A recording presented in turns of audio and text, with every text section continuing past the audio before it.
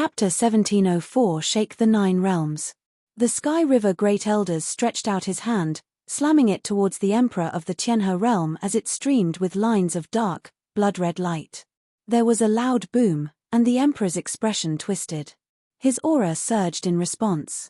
However, he found that the blood-red characters swirling around him had melded into his own will, and had begun to mold his body. His own aura was pulled out of him. The will of the great path of destruction destroyed his flesh and spirit. No, the Emperor's voice was shaking. Even though he was an upper-level Ren Huang, he was still filled with deep fear. It had been a long, difficult road to reach his current position as the lord of an entire realm. But now he had encountered his greatest difficulty. Your Highness. The other people in the hall watched this scene in shock. Fear spread through them, and their hearts trembled. Go! Someone shouted. Many figures tried to flee. The Sky River Great Elder had become a demon, a true demon. A terrible seal of demonic destruction had appeared on his forehead. Go! Where would they go? The vast palace was filled with the airflow from the great path of destruction. Blood-red light wrapped around everything. The endless red characters were full of destructive power. Everyone was covered as they fled. At that moment, the whole palace transformed into a blood-red furnace. Outside the palace, everyone trembled as they beheld this scene. They did not dare go back in to look. They simply turned and fled. The Sky River Great Elder had become a demon. After so many years of forbearance, suppressing his desire for vengeance deep within his heart, he had finally exploded, becoming a demon with a single thought. I have offended you, Elder. Please spare my life. The Emperor's face twisted. He could feel his aura growing weaker. His will had completely collapsed. He knelt on the ground, though he seemed to have difficulty doing so. Save your pleas for the souls of the dead. The Sky River Great Elder's voice seemed to come from the abyss. In the past, he had taught here in the Tianhe realm with no desire to conquer it. The palace had even sent the prince to Sky River Temple to cultivate. But in the end, the palace had sold them out, letting their 3,000 disciples die at the hands of the Shun clan. Almost all of them had died. Forgiveness. How could he forgive them? A blood debt could only be repaid by blood. At that moment, the Sky River Great Elder's blood-red eyes became even more demonic. His whole self seemed to be infected by negative emotions, making him violent and bloodthirsty. He could not control the overpowering divine item he had taken, which was the reason he had not used it before. Anyone who took it would bring disaster with them. But he had never thought he would be the one to use it. Boom! There was a loud noise as the people in the city looked back towards the palace. They saw a blood-red storm of destruction filling the palace. The destructive storm rose up into the clouds, dyeing the sky red. Its power rolled through the heavens. It began to spread out from its center point in the palace until the only thing in the sky above the city was destructive power. Had he broken through to the next level? He was refining the sky itself. Terrible dark cracks appeared all around the storm, ripping through the air. A beam of blood-red light shot up into the clouds, and the people seemed to be able to see a line of light shoot through it and disappear. Did he leave? Everyone's hearts were beating fiercely. The clouds of destruction were still rolling outward, though they gradually calmed down. The people in the city stopped fleeing. They stared up into the sky in shock. Had the Sky River Great Elder, the man who had once dominated and taught the Tianhe realm, and been admired by everyone, started on the path of vengeance? He's gone, someone whispered. Yes, he has probably gone to the higher heavens. Now that the palace had been destroyed, his next target for vengeance would probably be the Shun clan. They were all thinking that the all-powerful Sky River Great Elder, who had been patient for so many years, a man who had cultivated up to the peak of the Renhuang Plain, had been burdened with his humiliation for so many years due to the disaster he had faced. He had endured so much for so long. They could understand why he had become a demon. Anyone who had experienced so much over the years would probably go crazy. But he had not been crazy before. He had borne it patiently until today when he had erupted. He had repressed his emotions until his anger, his desire for vengeance, and his ferocity had erupted. Has he broken through to the next level? Of course. He is the Sky River Great Elder, and he should have done so earlier. The reason he didn't was just that the Shun clan had paralyzed him. Everyone was discussing what had just happened. But even if he did reach the next level, can he withstand the Shun clan? Many people doubted it. But they were not sure. At the very least, he had defeated a powerful figure from the Shun clan, forcing him to retreat in humiliation. Did this mean that now that the Sky River Great Elder was a demon, he had become even more powerful? This was fated to be an interesting day. The palace had been destroyed, the Sky River Great Elder had become a demon, and he had attacked the Central Emperor realm. On this day, corpses were piled up in the Shun clan's city, and countless people lost their lives. On this day, many of the branches of the Shun clan were destroyed. The Sky River Great Elder had been an in-law of the Shun clan at one time, so he was very familiar with them. On this day, many of the members of the Shun bloodline were killed. What was terrifying was that the Shun clan did not help them, because they were afraid that if they did, the Sky River Great Elder would attack them. And what they feared came true. The Sky River Great Elder attacked the Shun clan. Blood stained the ground all around the Shun clan as a huge battle broke out there. In the end, the Sky River Great Elder was wounded and fled, but in order to accomplish this, both the clan lord of the Shun clan and Shinji were wounded as well. In that battle, it was said that the heavens had collapsed, and the earth had split. The two great figures of the Shun clan had both had to resist the Sky River Great Elder and protect the other members of the Shun clan. Now that he had become a demon, the Sky River Great Elder did not show any mercy. The blood that flowed from his kills became a river. In the end, he had not stayed but had fled in pain. No one knew if he would be able to make a comeback. An oppressive atmosphere hung over the Shun clan. They would never have even dreamed that this disaster would come about due to something that had happened years ago. This battle was the most terrible battle that had taken place in the Central Imperial Realm in many years. One man had attacked the Shun clan. The battle shook the whole Central Imperial Realm. After all the top figures received news of this, their hearts were in turmoil. The Sky River Great Elder had become a demon and had attacked the Shun clan.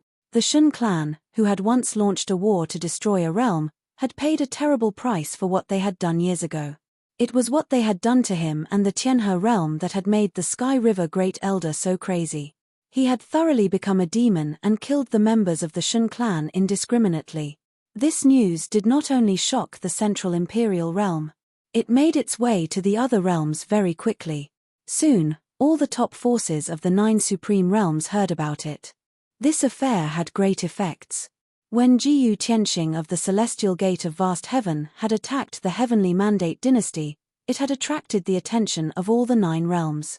Moreover, today's events had taken place in the Shun clan of the Central Imperial Realm. In addition, the Heavenly Mandate Academy, which had already attracted the attention of the 9 realms, was involved.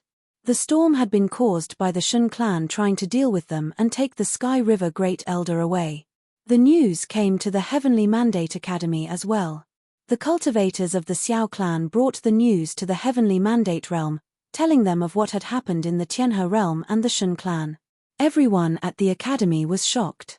Lord Taishen now understood the words that his old friend had said to him before he had left. After this, you won't know me. Apparently, he already knew what path he had started down, a road of vengeance with corpses piled high upon it. His old friend had seen through him too clearly. Now that he had become a demon, what would they do? All the people of the Heavenly Mandate Academy were gathered together as Lord Taishen had summoned them. Now, Lord Taishen had taken the Sky River Great Elder's place and become the headmaster of the academy instead of just an honored guest. Previously, he would not have done that. He liked peace and quiet and would rather spend his time calmly cultivating. But now his attitude had changed.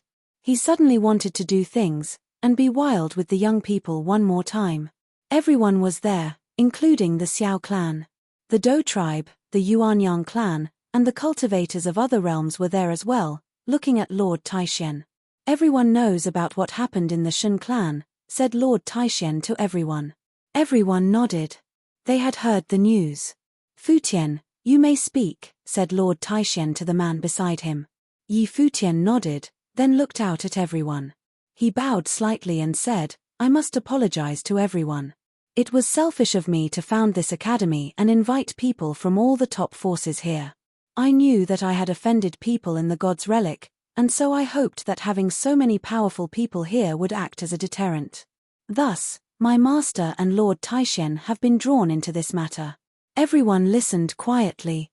They naturally knew this, but they had come here on their own free will. There was nothing for him to apologize for. Moreover, there is something that I have not told any of you. The Sky River Great Elder is my master, and he was taken away by the Shun clan for my sake, continued Yi Futian.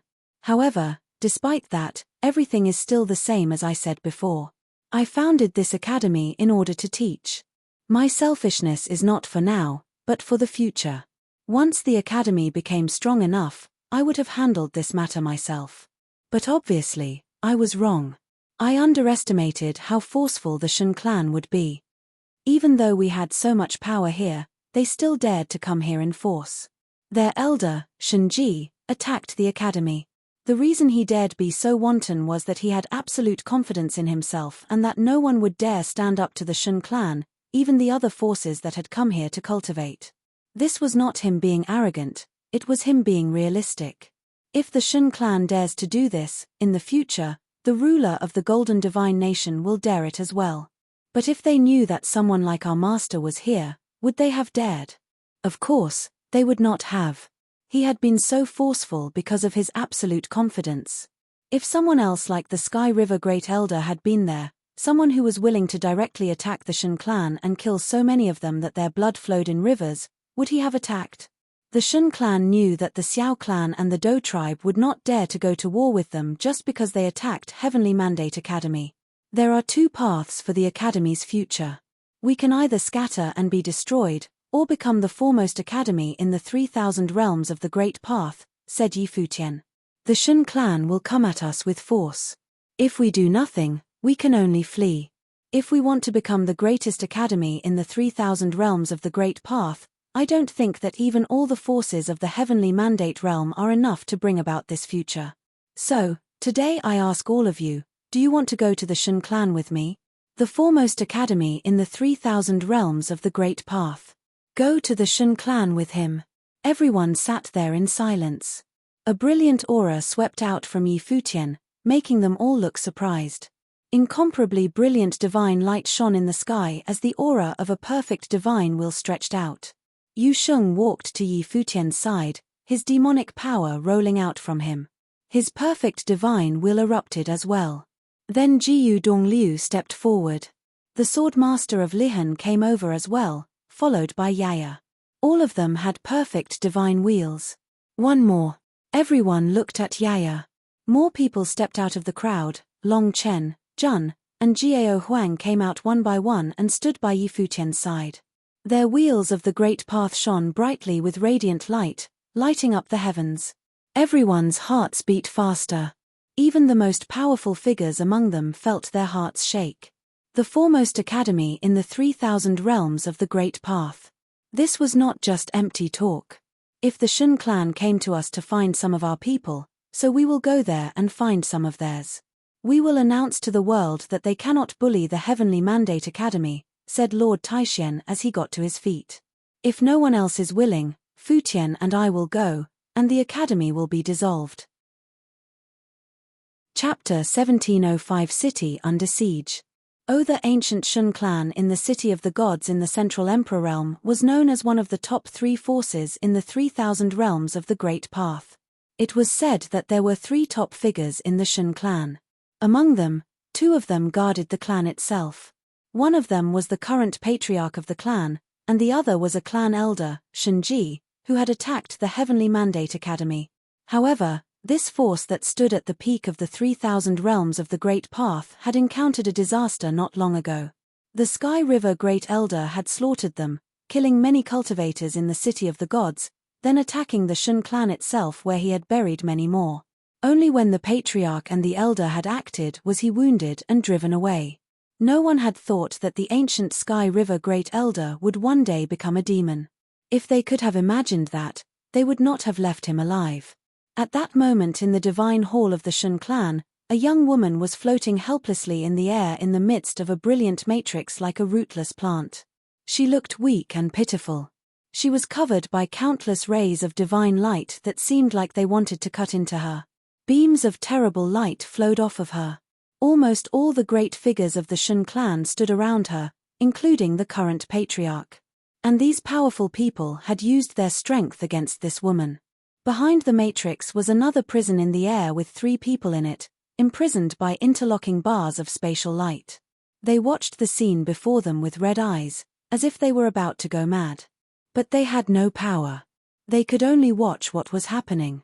These 3 were Qi Shengang, Yang Yuan, and Nan Zhai.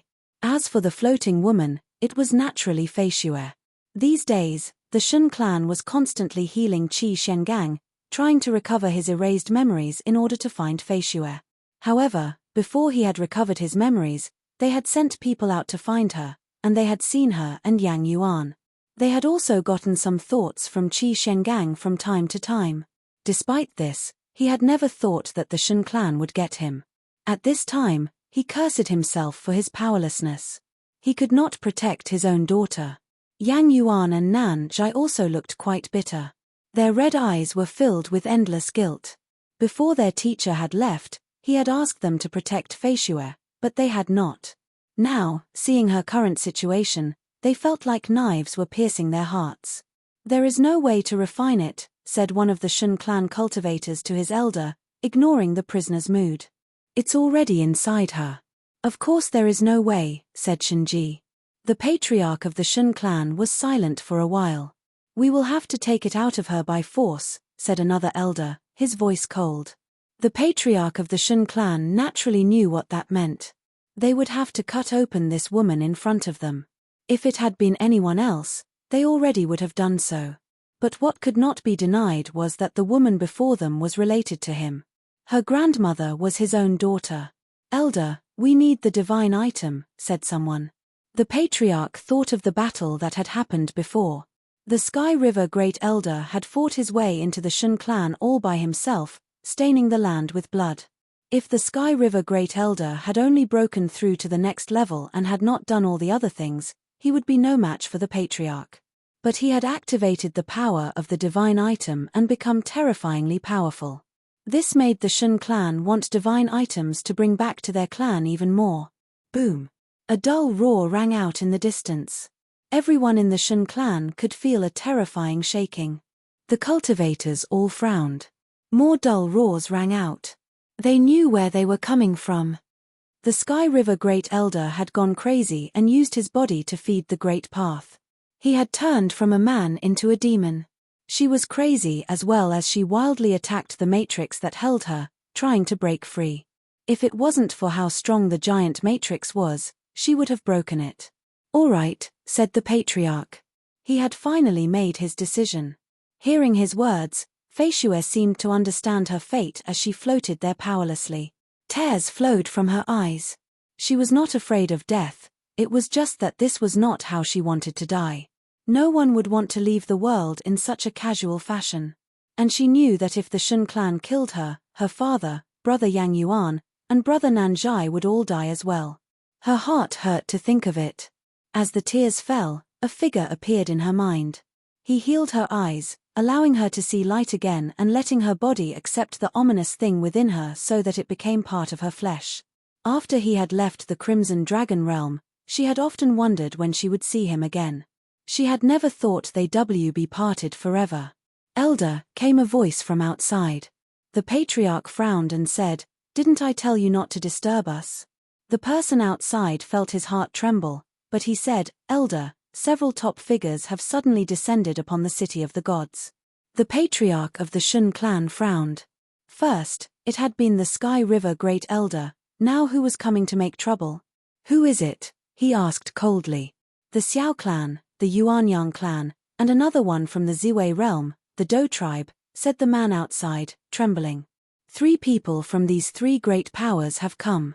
Their clan leaders have come personally. The patriarch of the Shun clan's expression finally changed. And he was not the only one. All of the great figures of the Shun clan looked shocked. If they had been outside, they would have sensed this, but they were busy with Fei Xue. The elders of 3 powerful forces had come. What did this mean? The Sky River Great Elder's attack had shaken the Shen clan. Had these people come to kick them while they were down?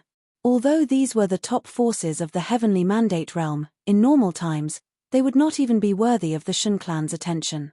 Each of them only had one top-level figure, and the Shen clan had 3. Even if one of them was gone, he and Shinji could still protect them.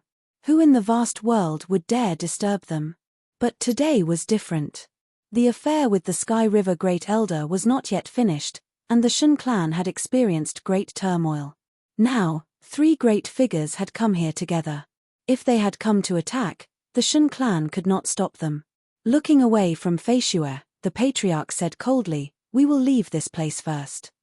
On saying so, he turned and walked out of the hall. A dark look came over the faces of the cultivators of the Shen clan as they followed him out. On the steps to the hall, the patriarch looked off into the distance.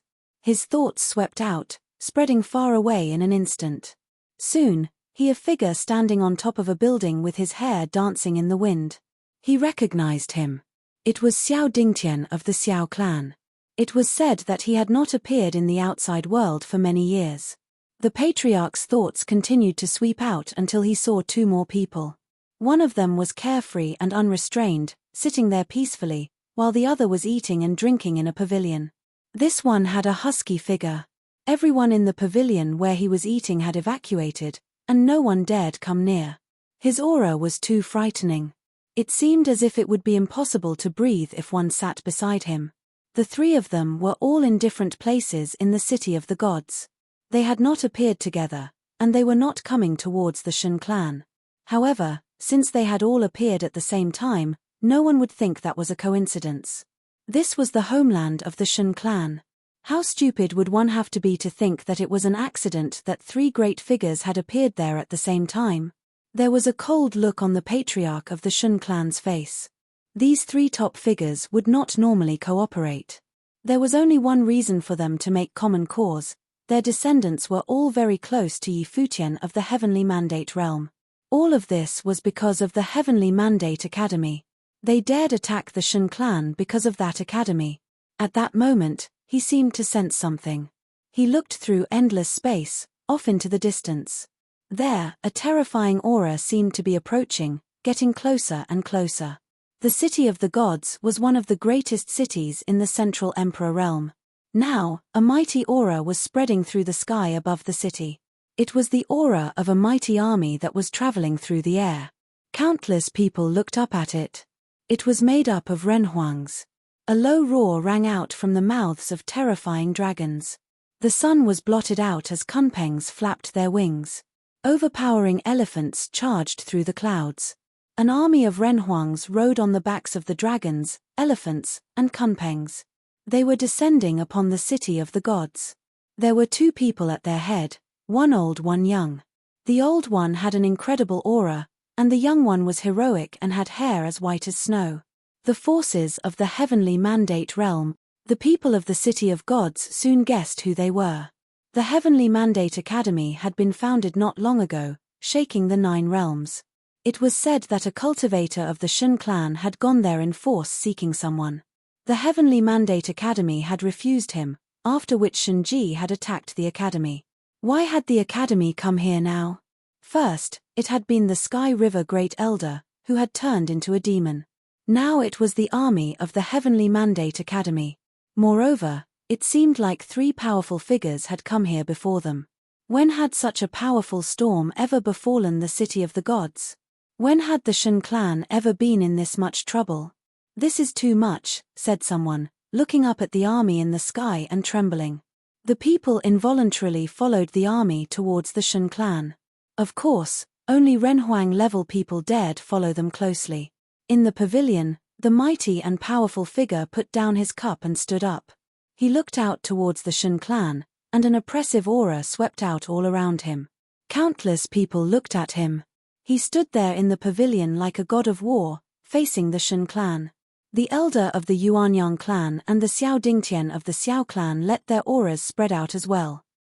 They stood atop buildings, and as they let their auras out, the people in the area around them began to tremble. These were top-level people. 3 powerful auras were descending upon the Shun clan at once. And at the same time, a powerful army had appeared as well. Chapter 1706 Greetings to the Master. The Shun clan was vast and boundless, its interior was akin to an ancient city, with an unknown number of cultivators. At this time, many figures levitated into the sky from the Shun clan. They focused on the outer sky, at the great army that had descended. There were still those who had no qualms about attacking the Shun clan. Last time it was the Sky River Great Elder, and this time, it was the Heavenly Mandate Academy. Lord Taishen levitated into the sky alone, heading toward the direction of Shun clan. He took a step into the void. Bang! Loud sounds were heard, and buildings inside the Shun clan collapsed and shattered. A terrible storm of sword chi blew through the Shun clan, and some from the Shun clan perished immediately under the sword. Shunji's body rose into the air. He opened his divine eyes, and the divine light reaching toward Lord Taishen. He said in a chilling tone, "Lord Taishen, do you know what you are doing?" Naturally, Lord Taishen responded, "When Shun clan slaughtered countless cultivators in the attack of Tianhe realm, have you ever thought that the Sky River Great Elder would one day come to avenge them? Likewise, when you forced your way into the Heavenly Mandate Academy, you never expected that one day the Heavenly Mandate Academy would dare to come to the Shun clan. Everything that was done by the Shun clan must be repaid." Lord Taishen stepped out again, and the sword will set off a terrifying storm, as many ancient temples of the Shun clan were flattened by the sword chi, just like what Shunji did to the Heavenly Mandate Academy. How could the Shun clan be so self-assured, thinking that the Heavenly Mandate Academy would not fight back? Just because the Shun clan was strong and powerful, Shunji was bold enough to be so aggressive as to uproot the newly established Heavenly Mandate Academy. However, at this moment, Lord Taishen was telling him that whatever Shun clan dared to do, they would also. The clan lord of Shun clan was still standing below, as his divine spirit swept toward the top figures in the other 3 directions. The 3 of them were at different locations outside the Shun clan and observing from afar. It was as if they were not here to fight, but merely to observe. "How about you guys?" asked the clan lord of Shun clan.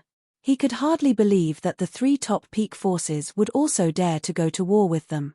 If they started a war, both sides would suffer. Those who were at the pinnacle of power perhaps would not perish, but their young ones would most certainly be decimated. Who could afford to pay such a price? It didn't seem that they were at the point where they need to all perish together. Xiao Muyu, the goddess of Xiao clan, and some of our youngsters had entered the Heavenly Mandate Academy to cultivate. When we heard that the Shun clan had come in force and slaughtered indiscriminately, completely ignoring their existence, our youngsters were quite incensed and demand an explanation. "That's why we are here today," said Xiao Dingtian, the clan lord of the Xiao clan. His tone was extremely calm, without any emotion, as if he was just stating a casual matter. Clearly, they would not perish together, nor do they really wish a full-blown war. It was a price that no one could afford. But it was true that the Shun clan was the instigator in this conflict, and it was hard for all the principalities here to act without prejudice. After all, who could overlook such blatant offense? By coincidence, Sky River Great Elder invaded the Shun clan, with Lord Taishen and Yi Futian following closely behind. Under such circumstances, they had no choice but to come along. Since the Shun clan thought that they didn't dare to go to war, they wanted to see if the Shun clan dared to start a war all by themselves. And now, they were inside the Shun clan. In this world, no one lacked courage, especially those who had cultivated to the level that they were in. By daring to come here with prominent figures of all top forces, Yi Futian displayed fearless courage. Lord Taishen and Yi Futian were right.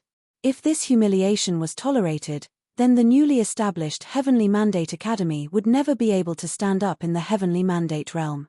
So here they were. The young ones couldn't let go such slight, so us old ones had to come over and keep an eye on them. Or else, it may be like last time in the Heavenly Mandate Academy, getting killed off by Chief Elder Shunji. The clan lord of Yuanyang clan piped up. His tone, though nonchalant, was clearly full of strong resentment. Today, all 3 great cultivators came to protect their young. They stood here and watched to see whether or not the Shun clan would dare to make a move. If the Shun clan did make a move, then they would have no choice but to oblige. The wager for today's gamble between both sides was the entire Shen clan. If the Shen clan dared to play the game, it could possibly be annihilated. 4 mighty figures plus the top forces from Heavenly Mandate Realm. No one had any doubts that they could very well destroy everyone except the 2 major figures of the Shen clan. Of course, this was not a step anyone wished to take. However, it would be impossible to spare the 2 major figures of the Shen clan, so this was a poison pill they had to take. Once, Shenji had wagered that the Heavenly Mandate Academy would not retaliate. Today they bet that Shen clan dared not make a move, which was also a strong response to the Shen clan. A divine dragon was moving forward, with Futian standing on top of it. Behind him, there were some who traveled with him, and they were very young. Every one of them was the top figure of their generation.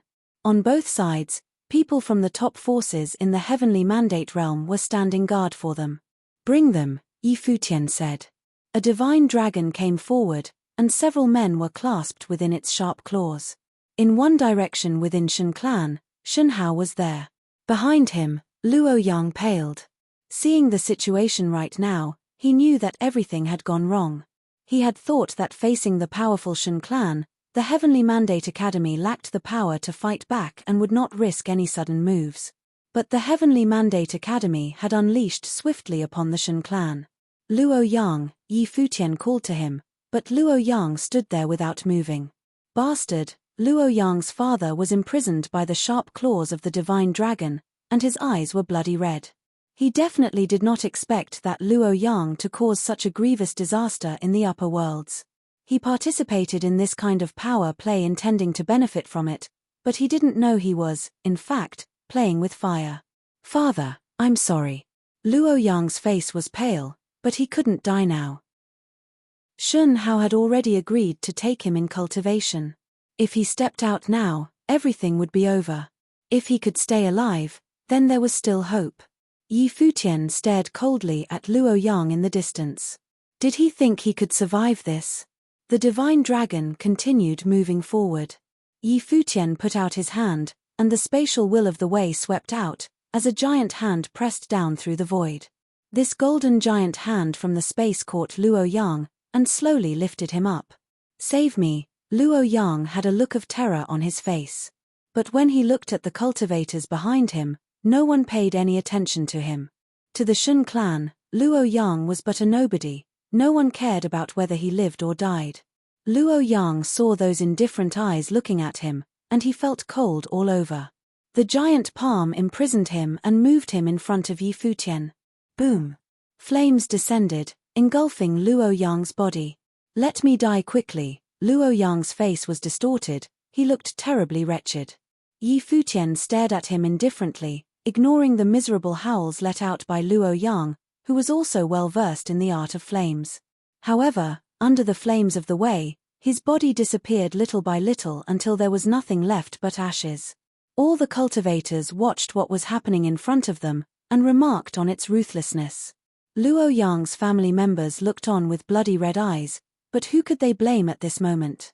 All of this was Luo Yang's own doing. People from Luo clan will never be allowed to leave Crimson Dragon City, or else the entire clan will be eradicated. "You may go back now," Futian said. Divine Dragon loosened its claws, and people of the Luo clan left with their lives, but their hearts were cold. They would not be allowed to leave Crimson Dragon City for as long as they were alive, never mind about Crimson Dragon Realm. This was how Futian forbade their clan to even contemplate revenge for generations to come. Crimson Dragon Emperor would be keeping close tabs on them. Luo Yang's death was just an aside. The fact was that not many people here cared much about whether Luo Yang lived or died. But if it weren't for Luo Yang, none of this mess would have happened. It was because of the news that Luo Yang gave to the Shen clan that started the chain of events. Even as Luo Yang was unimportant, Futian had to be killed. He looked in the direction of the Shen clan, and said loud and clear, "Futian from the Heavenly Mandate Academy, come to bring back my master Qi Shengang, senior brother, and Fei Xue." This voice rolled like thunder, resounding through heaven and earth, heard throughout the entire Shen clan. His master Qi Shengang had been trapped for many days. Now the senior brother and Fei Xue had also been brought here by the Shen clan. Today, he came to bring them home. Sky River Great Elder was not successful, so he could not fail today. In the distance, the clan lord of the Shun clan looked at Yi Futian from afar. This was the first time he saw this white-haired young man. Before this, he had only heard people below talking about him a few times. Qi Shuangang's own talent was not spectacular.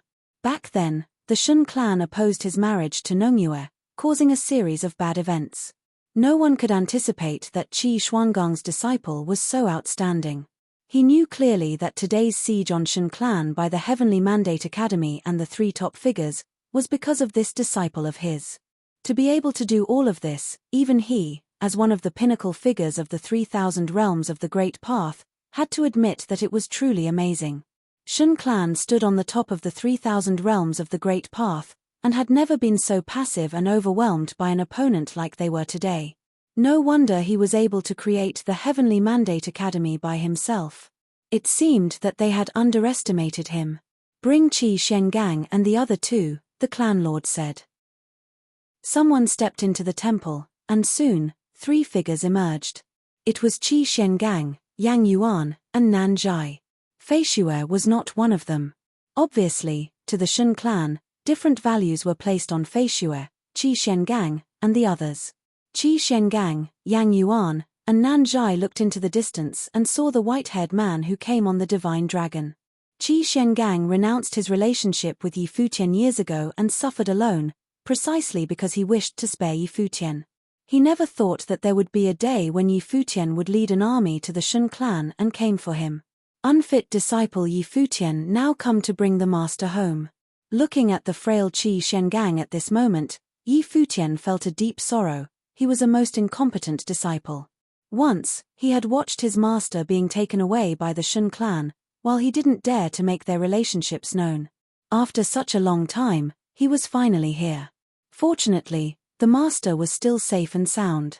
Do Jiao from the Do clan in Ziwei realm greets the master and 2 senior brothers. At this time, Do Jiao also took a step forward, bowing in the direction where Qi Shengang was. This was the first time he met his master since Yi Futian accepted him as his junior brother, and he had to pay his respect. Qi Shengang was taken aback, unaware since when was Do Jiao a disciple of his. Long Chen from the Dragon Gods in Heavenly Mandate Realm, greetings to the Grandmaster. Jun from the Sky Demon Court in Heavenly Mandate Realm, greetings to the Grandmaster. Gao Huang from the 10,000 Divine Mountain in Heavenly Mandate Realm Mountain, greetings to the Grandmaster. Xiao Muyu from the Xiao clan in the Imperial Realm, greetings to the Grandmaster. Many emerged, saluting Qi Shengang in the distance. At this moment, Qi Shengang was a little confused. Chapter 1707 The Gods Have Spoken. The clan lord of the Shun clan showed a look of surprise. Were all these people Qi Shuangang's disciples? Every one of them represented a mighty principality to be reckoned with. What a genius was this white-haired disciple of Qi Shuangang's master, my fellow junior brothers and Muyu have cultivated in the deed of thorough comprehension before breaking through the realm, as it was greatly helpful to prove the Renhuang realm. I taught them on behalf of the master, so they are now master's disciples, Yi Futian said, speaking loudly. My junior brothers and I have come to take the master home. Qi Shengang was silent. He knew this was Yi Futian's design to help set him free, accepting disciples on his behalf, all for today's showdown. How are you planning on bringing them home? The clan lord of the Shun clan spoke from the sky. Their rival had come in an alliance so that the Shun clan would not dare to act rashly. However, would these people really dare to start a war with the Shun clan? Were they not afraid of angering the Shun clan and causing mutual destruction? Put it bluntly, in this game, though they were in a passive position, it was still the resolve on both sides that were tested. Except this time, they did not have the upper hand. Yi Futian glanced into the distance. The massive body of the divine dragon moved forward, drove into the sky above the Shun clan. All his people were standing with him on both sides. Behind him, the great army moved forward, along with him. In the void, as well as the city of the gods, the 4 great figures shrouded the Shun clan with their spiritual will. It was as if the war of mutual destruction could explode at any moment. I came here today with no plan on retreating. If I can't get out of here alive, I will take down the entire Shen clan to be buried with me, or I will take my people back, Futian replied. The divine dragon continued moving forward, not fast, but with an extremely firm attitude. There was no mistaking the great determination in his calm voice. No one in the Shen clan doubted his determination. The moment Futian stepped into the Shen clan, he risked death at any moment, because he was facing the entire Shen clan plus 2 major figures. But still, he came with a great army. Now that they were here, clearly, he had prepared for all eventualities. They either fight and everyone dies, or the Shen clan releases their people to them. There was no third option. Inside the Shen clan, many cultivators rose into the sky, and within the vast Shen clan, a terrifying aura of renhuang swept toward that great army. Even the cultivators of the Shen clan could felt great pressure at this moment. This army was not just a single principality but was a conglomeration of all the elite powers from the heavenly mandate realm. But the fact was that as long as it had less renhuang at the peak level, then the heavenly mandate realm was still unlikely to compete against the Shen clan. This was also the reason why Shenji dared to move against the heavenly mandate academy with aggression. However, today, Futian only had 4 people at the peak level on his side. I'll give you a chance. At this time, the clan lord of the Shen clan outside the temple said to Futian and the others, "Since you want to take your master back, I will allow it. Anyone who is related to Qi Shengang, as long as someone could get to them, I will let you take that person with you. Only the lower renhuang of the Shen clan will defend." He could see that those who called Qi Shengang master were all of the lower renhuang realm. The realm of renhuang was divided into 9 order of the divine wheel, but, in fact, there were only 3 major realms. Therefore, it was appropriate that he would send the lower renhuang to battle. But even so, how many cultivators did Shen clan have? Many of them were at the top level of lower renhuang, so they were still at a great advantage. This was his compromise to give the other a way out. It was meaningless to keep Qi Shengang and the others any longer, but today's battle was about the dignity of the Shen clan. He couldn't just let them go. But it seemed difficult to not let them go either. Futian would not give up until he got what he came for. You feel it is justified for the few of them to fight against the entire lower renhuang of the Shen clan, said Xiao Dingtian in the distance. A bit of sarcasm could be detected in his indifferent tone. How brave was the Shen clan? Futian knew that the attitude of the Shen clan was not as aggressive as they were before with the Heavenly Mandate Academy. They did not dare to gamble. If the 2 sides clashed, the Shen clan would definitely be the first one to be destroyed, because this fight was on their territory. He smiled sarcastically while looking at the clan lord of the Shen clan from afar and said, "Although I will take my people home no matter what, I will take this opportunity to expose just how easily the Shen clan can be crushed. The profound heritage that you are so proud of is, in fact, nothing, and won't stand up to our strike." As his voice faded, he stepped forward and dismounted the divine dragon. Next to him, Yu Sheng, Yaya, the swordmaster of Lihan, Jiyu Dongliu, Xiao Muyu, and other powerful cultivators stepped out at the same time, standing shoulder to shoulder with Futian in the sky. Every single one of them was outstanding in their own way. This battle would be the first battle where all of Qi Shuangang's disciples fight together. After having proved the way, in this first battle, we will trample the Shen clan Renhuang, Futian said, and stepped forward. Do Zhao, descendant of the fighting god, will overpower the Shen clan today. Do Zhao let out a howl, feeling inexplicably emotional as blood boiled inside of him. Multiple marks of the fighting god appeared around his brow chakra. In an instant, his aura increased wildly by leaps and bounds. A giant towering shadow of the fighting god appeared, and the light of the divine will swept out. He clenched his fists as his hulking torso merged into the shadow of the fighting god. As soon as he took the first step, endless divine light penetrated his body. Its bright dazzle was incomparable. Will of the fighting god, opened 7 folds. With a loud roar, the fighting god walked across the sky, and when he saw the Shen clan cultivators ahead, he raised a fist and punched through the void. The aura of that Shen clan Renhuang swept out, but before he was fully ready, he saw Do Zhao's fist blasting through the air toward him. Bang! A golden divine light pierced through the space, and an explosive sound was heard. That Ren Huang from the Shun clan looked down at his own chest and abdomen. He saw that a gaping hole in the shape of a fist there, where it had punched through. This sudden and dominant display shook many to their core. Do Jiao of the Do clan, with his perfect divine wheel, had just executed a Ren Huang of the Shun clan, completely without mercy. Do Jiao didn't care so much about that. This was sanctioned by the clan lord of the Shun clan, so he didn't need to hold back. He had permission to kill. Perfect divine wheel, the cultivators of the Shun clan secretly remarked. Do Jiao of the Do clan in the Ziwei realm had cast the perfect divine wheel. The rest of the lower Ren Huang of the Shun clan finally came to and released an explosively tyrannical breath, not giving their opponent another chance to attack them at will. A mighty destructive force swept out. The cultivators of the Shun clan cultivators were many. Could these few really think that they could shake every one of the lower Ren Huang of the Shun clan? Somewhere else at this time, a Shun clan cultivator reached forward, and suddenly an incomparably radiant golden pattern bloomed, rotating between heaven and earth as the pattern was getting larger and larger. In front of the pattern, a golden spatial sword appeared. Hundreds and thousands of divine swords rotated, and a rain of golden swords in the sky slew toward Yi Futian and the others.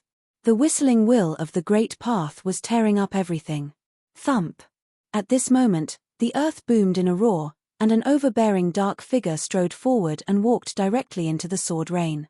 His hulking and dominant torso moved under the sword will, and the sword rain that was full of terrifying power to slaughter was unable to shake him.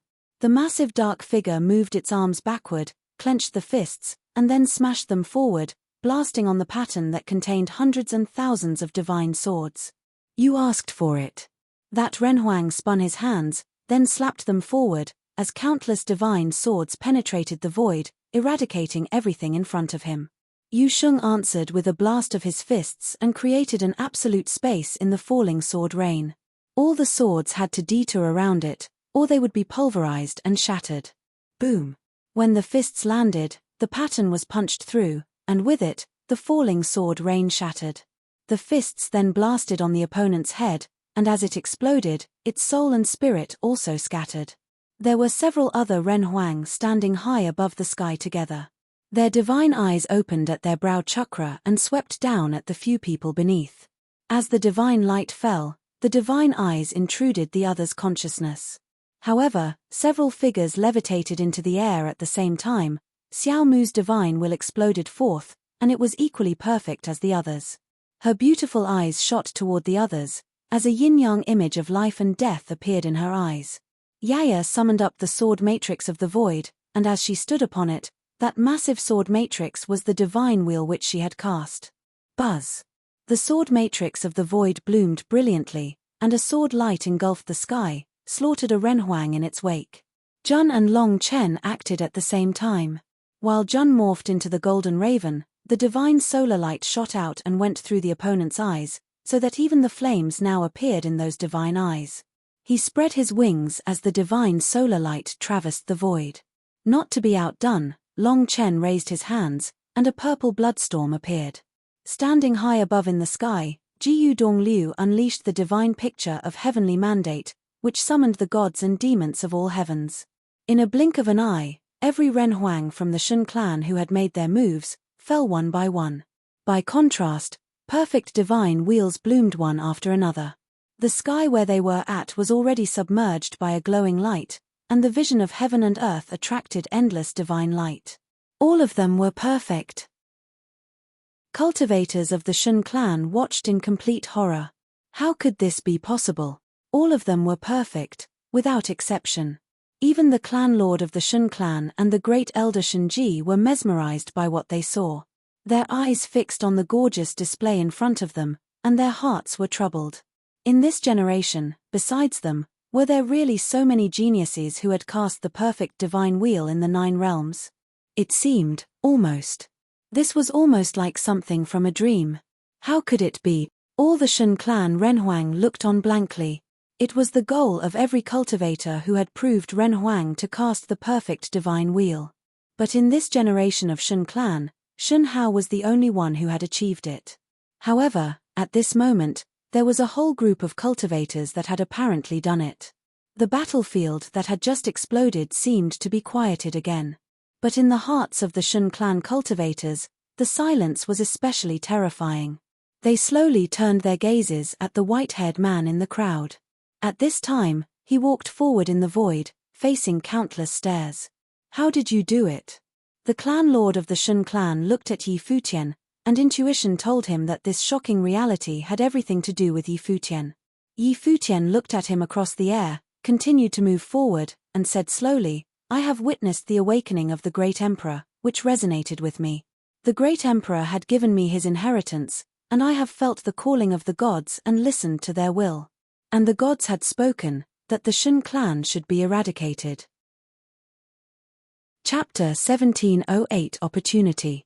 The deities had decreed that the Shun clan had to be eliminated. Right now, Yi Futian's white hair fluttered in the wind. Brilliant divine light appeared on his body. Divine signs appeared and reverberated with the great path. This scene caused other people to hallucinate. It was as though he was truly inheriting the will of the deities. Many people were familiar with this saying. Yi Futian had also said such words before in the god's relic when the other cultivators questioned him. It was just that back then, many people believed that he was joking and spouting nonsense. However, the halo over Yi Futian's body was glowing brighter and brighter. Was that truly a joke? He witnessed the awakening of the great emperor and heard the will of the deities.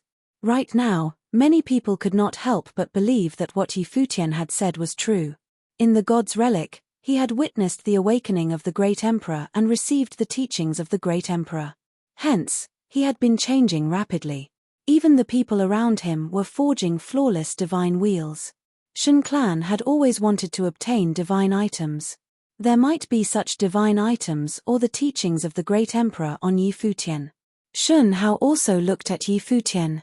He remembered the dazzling divine light that radiated at the last moment in the heavenly palace in the god's relic back then. The light was blinding and caused the crowd to be unable to open their eyes. They could not even release their will. At that time, had Yi Futian received the teachings of the great emperor? Did Yi Futian turn out to be the biggest winner of the god's relic? As for Yi Futian's last sentence, it was completely ignored by Shun clan. The deities did not know Shun clan and would not concern themselves with Shun clan. Shun clan had to be eliminated was just the arrogant nonsense spouted by Yi Futian. If Shun clan was eliminated, Yi Futian, the giant figures, as well as all the members at lower planes, would be buried here. However, the cultivators with flawless divine wheels still gave the cultivators of Shun clan a huge sense of astonishment. They roughly understood why the three top forces of Xiao clan, Yuanyang clan as well as Dou tribe had come over. It might be that they wanted to rely on Yi Futian to completely reshuffle the forces in the 3,000 realms of the Great Path. That way, they could completely surpass some forces that they could not surpass in the past. Such as their Shun clan. Today their battle with Shun clan would be a very significant battle for them. Coincidentally, Sky River Great Elder, who had slaughtered his way into Shun clan, had provided them with an opportunity. It was as though that was how things were playing out to be. So, you all want to step over Shun clan and rise in rank? The major figures of Shun clan thought to themselves. Before they attacked Heavenly Mandate Academy, they had never imagined that these people would dare try to step over their Shun clan to ascend. They did not say anything. It was not easy to reach the Renhuang plain. The Renhuangs of Shun clan might have underestimated their opponents before this. However, right now, seeing that all of them were possessors of flawless divine wheels, how could they not understand that this was going to be a truly vicious battle? When the clan leader ordered the lower-level Renhuangs of Shun clan to hold off these few Renhuangs, many members of Shun clan were full of disdain. In the end, they had paid the price for doing so with their blood. There were a number of Renhuangs who were instantly cut down when they exchanged blows with Heavenly Mandate Academy. The destructive power of the possessors of flawless divine wheels was extremely frightening. Right now, the Renhuangs who had advanced alone began to retreat. The Renhuangs in the distance also advanced forward to regroup with them. In a short while, the group of Renhuangs stood before the crowd. Might of Renhuang instantly burst forth from their bodies. The divine weas in their bodies burst forth with a brilliant glow. Even though their individual divine wheels were all different, the same scene played out on their glabellas. They all opened their divine eyes. This was the talent of their Shun clan. In the sky above, brilliant divine light suddenly shone. The power of the great path in the world actually resonated with their divine eyes. Yi Futian's group felt an unparalleled majestic pressure of the great path pressing down on them. They stopped in their tracks as the terrifying force stood before them. At that moment, there were many renhuangs of Shun clan joining forces, forming a large formation in this part of the space. It was as though the heavens were separated. Their movements seemed to have been slowed down. There was a frightening spatial great path flow that was everywhere. Around Yi Futian's group, illusions of deities appeared. When the divine eyes of Shun clan gazed at Yi Futian's group, they clearly felt as though they were being brought into an independent spatial world. In that world, deities appeared in the sky above as though they had been summoned. As one of the top clans in the 3,000 realms of the Great Path, the renhuangs of Shun clan naturally were not pushovers. Even against a group of possessors of flawless divine wheels, they still possessed an advantage in terms of plane and numbers. Yi Futian naturally also sensed the majestic force. When the cultivators of Shun clan released the same ability, it created a resonance. It was as though they had become the masters of this part of the world and completely controlled this space. In that instant, the cultivators of Shun clan had turned the tables to suppress them. "Kill them," an extremely solemn voice ordered. Their opponent had already tried to kill them. The renhuangs of Shun clan naturally would not be merciful. Regardless of the consequences, since their opponents dared to take them on, their Shun clan would also do the same. His order had just been issued when endless divine light directly ripped the space apart. This was Shun clan's grand massacre technique, Tiantian cleave. All of their opponents would be buried under this technique. Rumble. The auras of Yi Futian's group frenziedly exploded outwards. Their flawless divine wheels of the Great Path formed an independent space of the Great Path around them, blocking the Tiantian cleave technique. At the same time, they also felt a soul-cleaving power. Yi Futian raised his head. His eyes became very strange. In a loud voice, he asked, "Do you know what flawless divine wheels signify?" Pairs of divine eyes swept towards Yi Futian. At the exact same instance, Yi Futian's eyes also became extremely frightening. His eyes directly penetrated their gazes and imprisoned them in an eye sorcery zone. "It means that we have absolute control over Wei. In terms of the Great Path, we have absolute suppression." Yi Futian's figure gradually rose into the sky.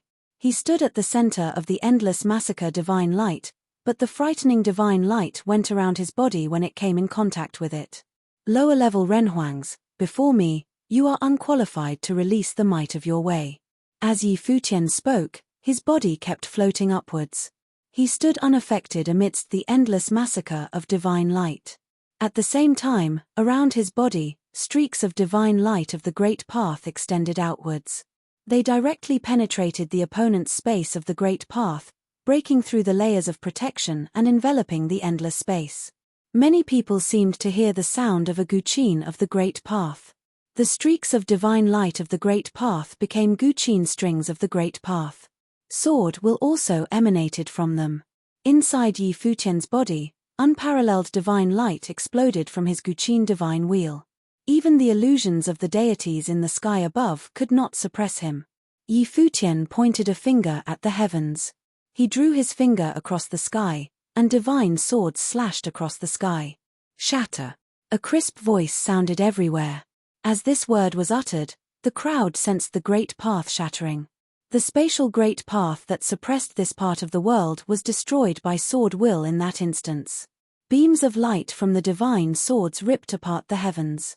In the end, they formed a stream of swords that shot directly over in the direction of the cultivators of Shun clan. With a huge rumble, divine light exploded, and the formation of the renhuangs of Shun clan instantly collapsed. Bang! The heavens shook. In the instant that their formation collapsed, the crowd saw two silhouettes appear at the same time. They seemed to be intrinsically linked. These two silhouettes were both overbearing and were full of endless power. One of them had illusions of demons behind him while the other had the illusion of the fighting god behind him. At that moment, the two war god-level figures seemed to be astonishingly in sync. They sent out a punch towards the Renhuangs at the same time. There was another intense vibration. A loud rumble could be heard in the sky. It was as though those two punches had shattered the space. As the punches traversed the space, countless after-images that contained unparalleled power also penetrated the space. The figures of the Renhuangs of Shun clan were sent flying outwards at the same time. Cracks appeared on some of their divine wheels. Some of them coughed up blood, while others had ruptured internal organs. In an instant, the attack had negated the terrifying formation that was set up by many Renhuangs from Shun clan. The cultivators in the sky could all see this battle. Their hearts began to waver. Even the top figures of Xiao clan, Yuanyang clan as well as Dou tribe could not keep calm. This was the perfection that cultivators sought. Although they had broken through to the shackles of their planes, one reality was clearly being displayed before them. Those who had flawed great paths could not become emperor. They could only be called false emperors. They also knew that true perfection was at the peak of the Renhuang plane. Even those who had broken through the shackles of the great path were no match against someone with a 9th-tier divine wheel. This was a flaw that they could never compensate for. Hence, when they knew that Yi Futian had a group of possessors of flawless divine wheels around him, they had decided to come out and stand with Heavenly Mandate Academy. Or rather, they came out to stand with Yi Futian against Shun clan. They also dreamt that one day, their descendants could obtain what they could not achieve. If there were such a day, they would have no regrets. It might be said that it was what the leader of Shun clan had imagined. Them standing against Shun clan today was a fate of circumstance. This battle would most likely be one for the history books. It would cause a huge shift in the hierarchy of the 3,000 realms of the Great Path in the future. They clearly knew that although they were all top forces, in reality, the hierarchy of the 3,000 realms of the Great Path was already set in stone, and it was extremely difficult to ascend. Ascending their ranks required the continuous effort of generations of people and needed the appearance of peerless monstrous figures who did not die in the process of advancing their cultivation. Wishing for change in this hierarchy was too difficult. Yi Futian's appearance might have been an opportunity for a complete reshuffle of the top forces in the 3,000 realms of the Great Path. However, they also understood that there would be powerful resistance to such a change. When they were standing here, they had already thought it through. Since such an opportunity had appeared before them, no matter what happened, they would fight for it at all cost. Chapter 1709 Battle Between Two. Amidst the cultivators of Shun clan, after Yi Futian's three-man team pushed back the Renhuangs, they continued advancing in the direction of the Sacred Hall. Yi Futian's group was not afraid of the top figures of Shun clan there. They did not fear those figures attacking them. Since they had come here, they had already thought things through clearly. It was either they perished and brought Shun clan down with them, or they succeeded in rescuing their target. Yi Futian believed that the dominant and powerful Shun clan would not dare to take such a risk when faced with the true danger of their clan being eradicated. Shun clan would rather preserve their own lives. Yi Futian's figure accelerated as he advanced. Dou Jiao and Yu Sheng cleared a path in front of him to his left and right. There were no fancy attacks. If they encountered any Renhuangs, they merely attacked them in close quarters directly. Dou Jiao immediately activated the will of the sevenfold fighting god. Based on his battle against Yu Sheng in the god's relic, Dou Jiao was not much weaker than Yu Sheng with his current condition. Hence, the cultivators of Shun clan merely saw the silhouettes of Renhuangs directly sent flying from their attacks. No one could stand against them. On Yi Futian's left and right, the swords of Yaya and the swordmaster of Lihan also opened a path across the space. High above and behind Yi Futian, Juetian diagram appeared on Jiyu Donglio's body. It was as though he had summoned deities and demons. Among Shun clan, no one at the lower-level Renhuang plane could stand against this assault. The lower-level Renhuangs of Shun clan in all directions began to retreat. They knew that facing such an attack was almost guaranteed to fail. They had no chance of winning at all.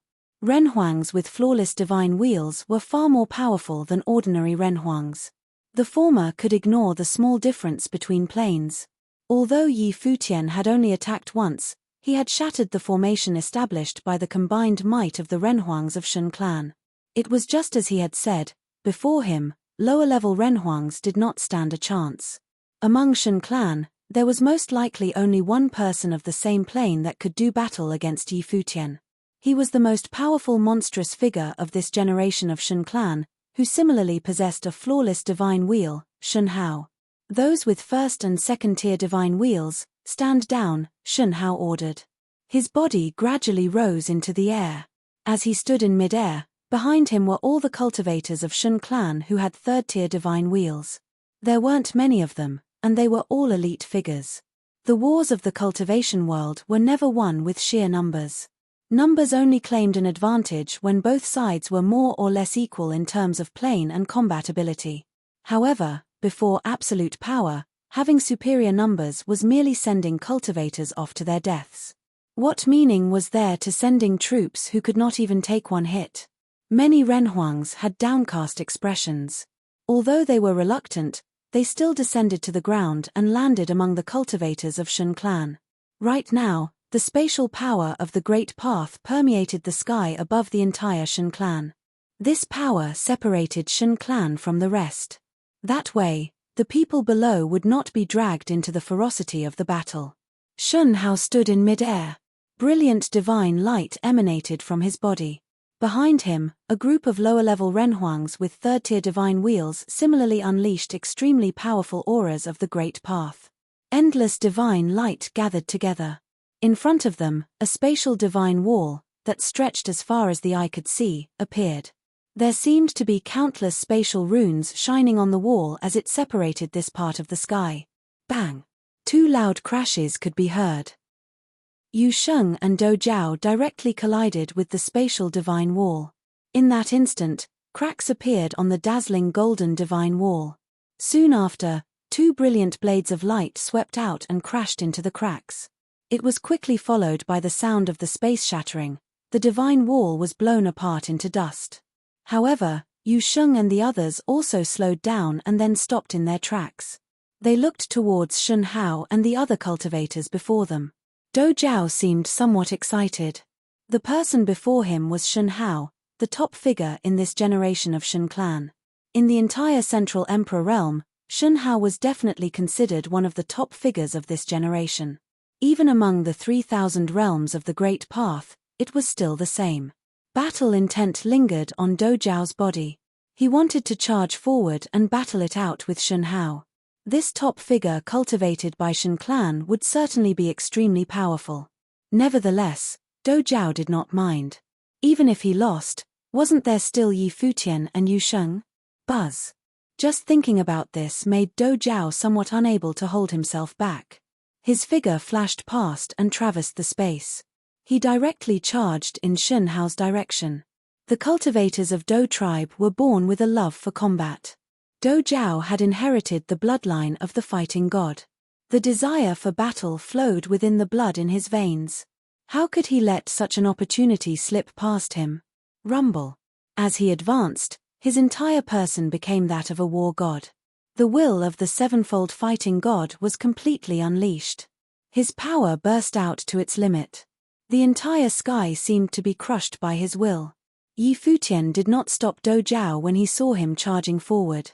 He naturally knew that Dou Jiao loved to fight. With Dou Jiao's ability, even if Shen Hao was extremely powerful, it would be impossible for him to instantly kill Dou Jiao. Even Yi Futian and Yu Sheng could not do so. Dou Jiao's resistance to take hits was also very high.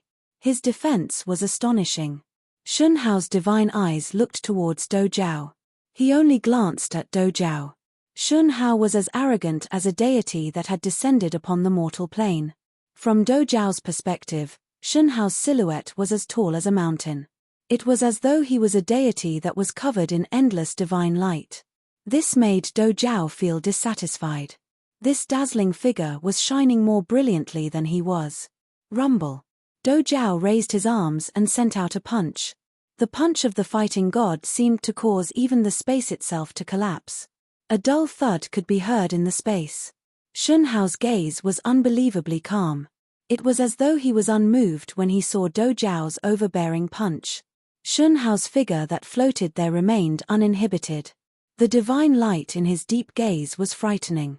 The aura from his flawless divine wheel of the great path burst forth from his body. He opened his arms and slowly rose up. In that instant, a spatial storm swept up in that vast and endless space. Countless spatial divine lights swept out. The spatial storm raged frenziedly, emitting a high-pitched sound. Although it was a storm, there was no wind. There was only destructive power that tore apart everything. In a mere instant, Do Zhao's lofty and domineering figure was swept into the countless divine lights. The spatial storm swallowed up the sky and buried him within itself. Within the storm, each beam of spatial divine light contained extremely potent power. When countless beams of divine light burst forth at the same time, its might was astonishing. Do Zhao's excited expression suddenly changed. It wasn't because Shun Hao was powerful, but rather than this type of ability was somewhat of a counter to him. Rumble. His war-god-like silhouette adorned dazzling golden armor. The fighting god sent a punch crashing out. It immediately penetrated the space, piercing through the storm. The storm that engulfed him ravaged his body. At the same time, it also surged into his mind and attacked his will. Sharp cracking sounds could be heard. The armor on Do Zhao's body was torn apart. The storm wanted to turn his entire person to dust. Do Zhao's body penetrated the storm and continued to crash towards Shun Hao's figure. However, he did look somewhat pathetic. His imposing manner had been knocked down a few notches. Shun Hao took a step forward and pushed his arms forward. The endless spatial storm circled in front of him and consumed Do Zhao's figure. Do Zhao did not retreat. He would not retreat. He merely advanced. Bang! Bang! Bang! The terrifying sound of collisions kept sounding. Do Zhao finally made it through the storm. Unfortunately, under the effects of the storm's frightening might, his body had also finally come to a halt. Streaks of blood appeared on his arms. His defense had been torn apart, and, in the end, he still could not reach Shun Hao. Shun Hao was proficient in using the way of space. He also had a flawless divine wheel of the great path like Do Zhao. It was very difficult for Do Zhao to have an advantage over him. This attack left Do Zhao somewhat dissatisfied. Shun Hao did not give Do Zhao the chance to take on him face-to-face at all. Shun Hao swept a glance at Do Zhao. His gaze then shifted and landed on Futian.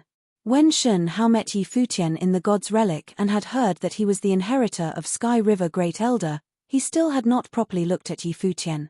At that time, Shun Hao's attitude was arrogant. What was an inheritor of Sky River Great Elder compared to himself? In fact, Futian could only be considered the grand disciple of Sky River Great Elder. However, now that Sky River Great Elder had slaughtered his way into Shun Clan alone and killed many cultivators of Shun Clan, Futian had descended on Shun Clan with cultivators from various forces. With the forces at Shun Clan's gates, they threatened the existence of Shun Clan. Futian's party even killed the Renhuangs of Shun Clan. All this felt like a dream. This youth, who was now renowned in the 9 realms, also established Heavenly Mandate Academy and helped the people at his side forge flawless divine wheels. Most likely, after today, Futian's fame would resound in the 9 realms and surpass that of their Shun Clan. Futian might even become the most brilliant existence of this generation in one fell swoop. Be it Shun Hao himself, Nan Luotian, or Jian Qingzhu, all of them had never caused such sensational events like Futian had. Futian was leading a large army to slaughter their way to Shun Clan. Shun Hao had to strike down Futian today and defeat him here. Otherwise, Futian would step over him and Shun Clan to become famous everywhere. Futian also looked at Shun Hao. Of course, he knew that Shun Hao had not considered him a threat at all back then. It was not just Shun Hao. None of the other cultivators of Shun Clan had ever looked at him properly.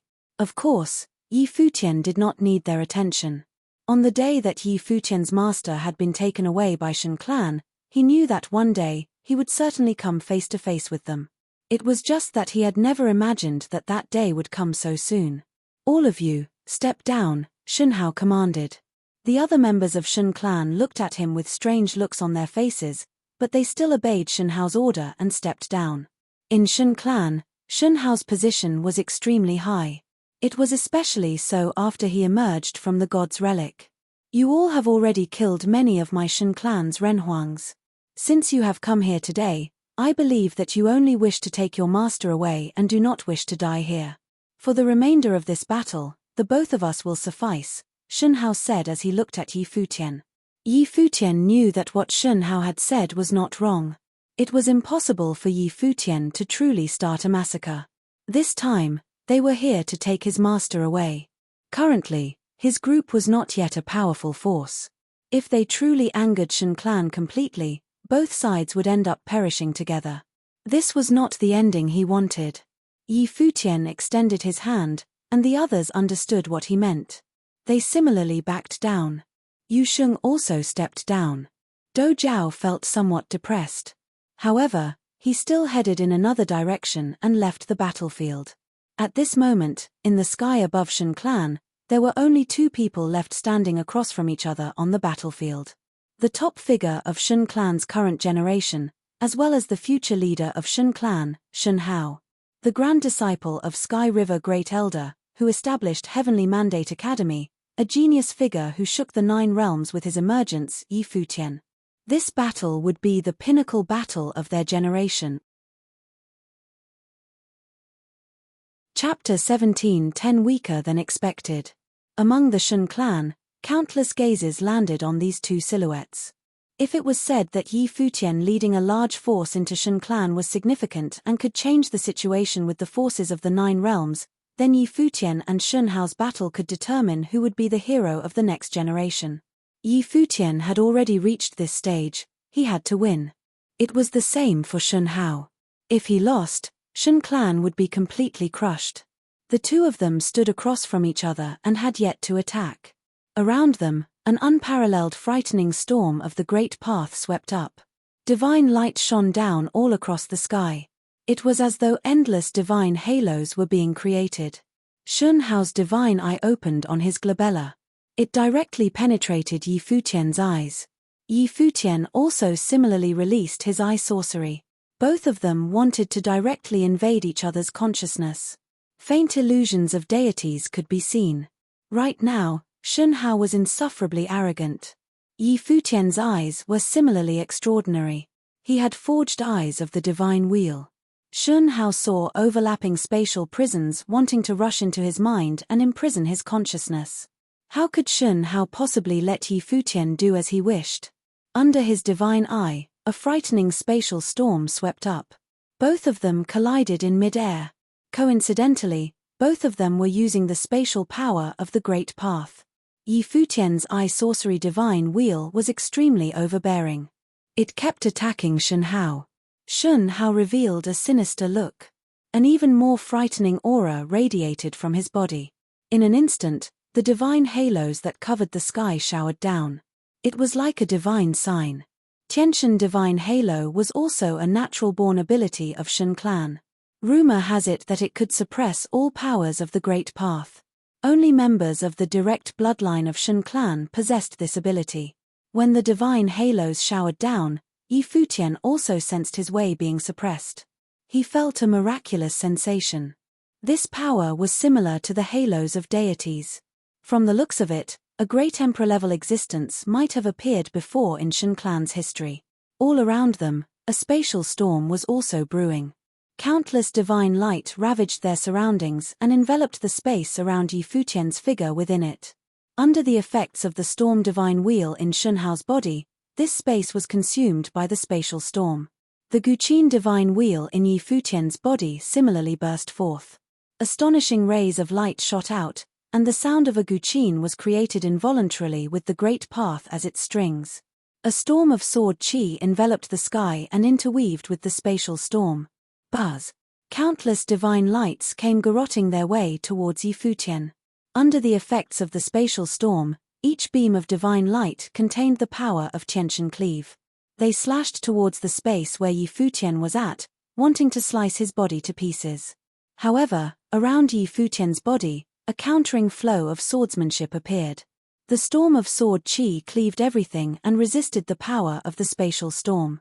An extremely high-pitched sound could be heard. Both of their figures remained motionless, both standing on their spots. It was just the confrontation of powers of the Great Path, but it was already extremely fierce and frightening. If either one of them were weaker than the other, they would most likely be vaporized under the will of the Great Path. The space where they were was already swallowed up by the raging storm of the Great Path. Both of them were within the endless destructive storm and appeared somewhat blurry. At this moment, the crowd was blinded by a bright light. Countless divine halos shone down on Shun Hao. It was like a pair of God's wings had appeared on his body. Illusions of deities appeared, as though they had been summoned from ancient times. Then, Shun Hao finally moved. He took a step forward. The next moment, his figure disappeared without a trace into the spatial storm. Yi Futian watched as Shun Hao's silhouette vanished. His expression remained the same. He immediately extended his arm and pointed a finger forwards. In that instant, a beam of brilliant divine light appeared where Yi Futian's finger pointed to. This beam of light was extremely sharp until it sliced the very fabric of space apart. A divine sword formed at the tip of his finger and became a divine sword that clashed with Shun Hao's attack. It caused a high-pitched sound to explode in the space. The light of the divine sword ripped apart the space as it kept advancing. However, that destructive power of Shun Hao also disappeared in an instant along with his body. Sizzle. Behind Yi Futian, another beam of extremely dazzling light radiated. This time, Yi Futian did not dodge it. Brilliant golden divine light instantly burst forth from his body and flooded the sky. A towering golden divine elephant appeared, and the divine elephant divine wheel in his body burst forth. A third divine wheel. The cultivators of Shun clan observing the battle were astonished. All of his divine wheels were flawless. Even Shun Hao had only forged 2 flawless divine wheels. Bang! The sound of a terrifying explosion reverberated in the space. The golden divine elephant trampled the sky. Divine halos became sharp blades that slashed at the body of the golden divine elephant, cleaving it apart. One could imagine how powerful the attack power of the blades was.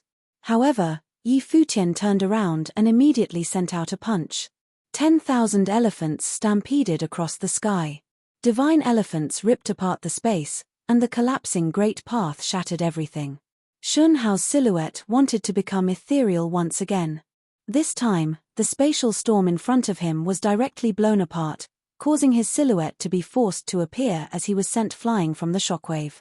Divine Elephant Void-Splitting Fist contained the power to split apart space itself and collapse the Great Path. It could shatter space and counter Shun Hao's powers. Yi Futian's gaze was locked on Shun Hao. He said, "Is that all that the top figure of this generation of Shun clan has to show?" Shun Hao's gaze was as sharp as daggers. He extended both of his arms, and tens of thousands of divine halos descended at the same time. In his body, another divine will burst forth. In the sky above, endless golden illusions of spatial divine spears appeared. The blood vessels in Shun Hao's body churned and roared. His divine blood was boiling. Right now, Shun Hao was bathed in endless divine halos and had become a true deity. The divine halos directly merged with his body. At the same time, a divine spear appeared from inside his body. It appeared amongst the divine halos that covered the sky. Shun Hao extended his hand and wielded the spear divine wheel in his hand. He pointed it towards Yi Futian. The divine halos showered down on where the divine spear was pointed to. Illusions of spears covered the sky and rained down on Yi Futian. Buzz! Shun Hao's figure moved again. This time, he charged straight towards Yi Futian like a deity descending upon the mortal plane. His divine spear stabbed out and was followed by the divine halos in the heavens above as well as the astonishing spatial storm. His attack immediately suppressed the Great Path in this part of the sky completely. It was as though only this spear existed within this space. Yi Futian discovered that Shun Hao's temperament had changed. Yi Futian stepped into the air. Divine elephants also followed suit, their trumpeting shaking the world around them. He sent the divine elephant void-splitting fist crashing out, shattering the spatial storm. Shun Hao's spear descended and penetrated the power of Yi Futian's fist. The spear landed directly on the body of the gigantic divine elephant. Catcher! A crisp crack sounded. Cracks appeared on the illusion of the elephant. The spear attempted to break the divine elephant into pieces. Bang! Yi Futian's body was pushed back due to the shockwave. Shun Hao stood high above in the sky. His divine spear was bathed in endless divine halos. The halos enveloped the sky, suppressing all the will of the Great Path.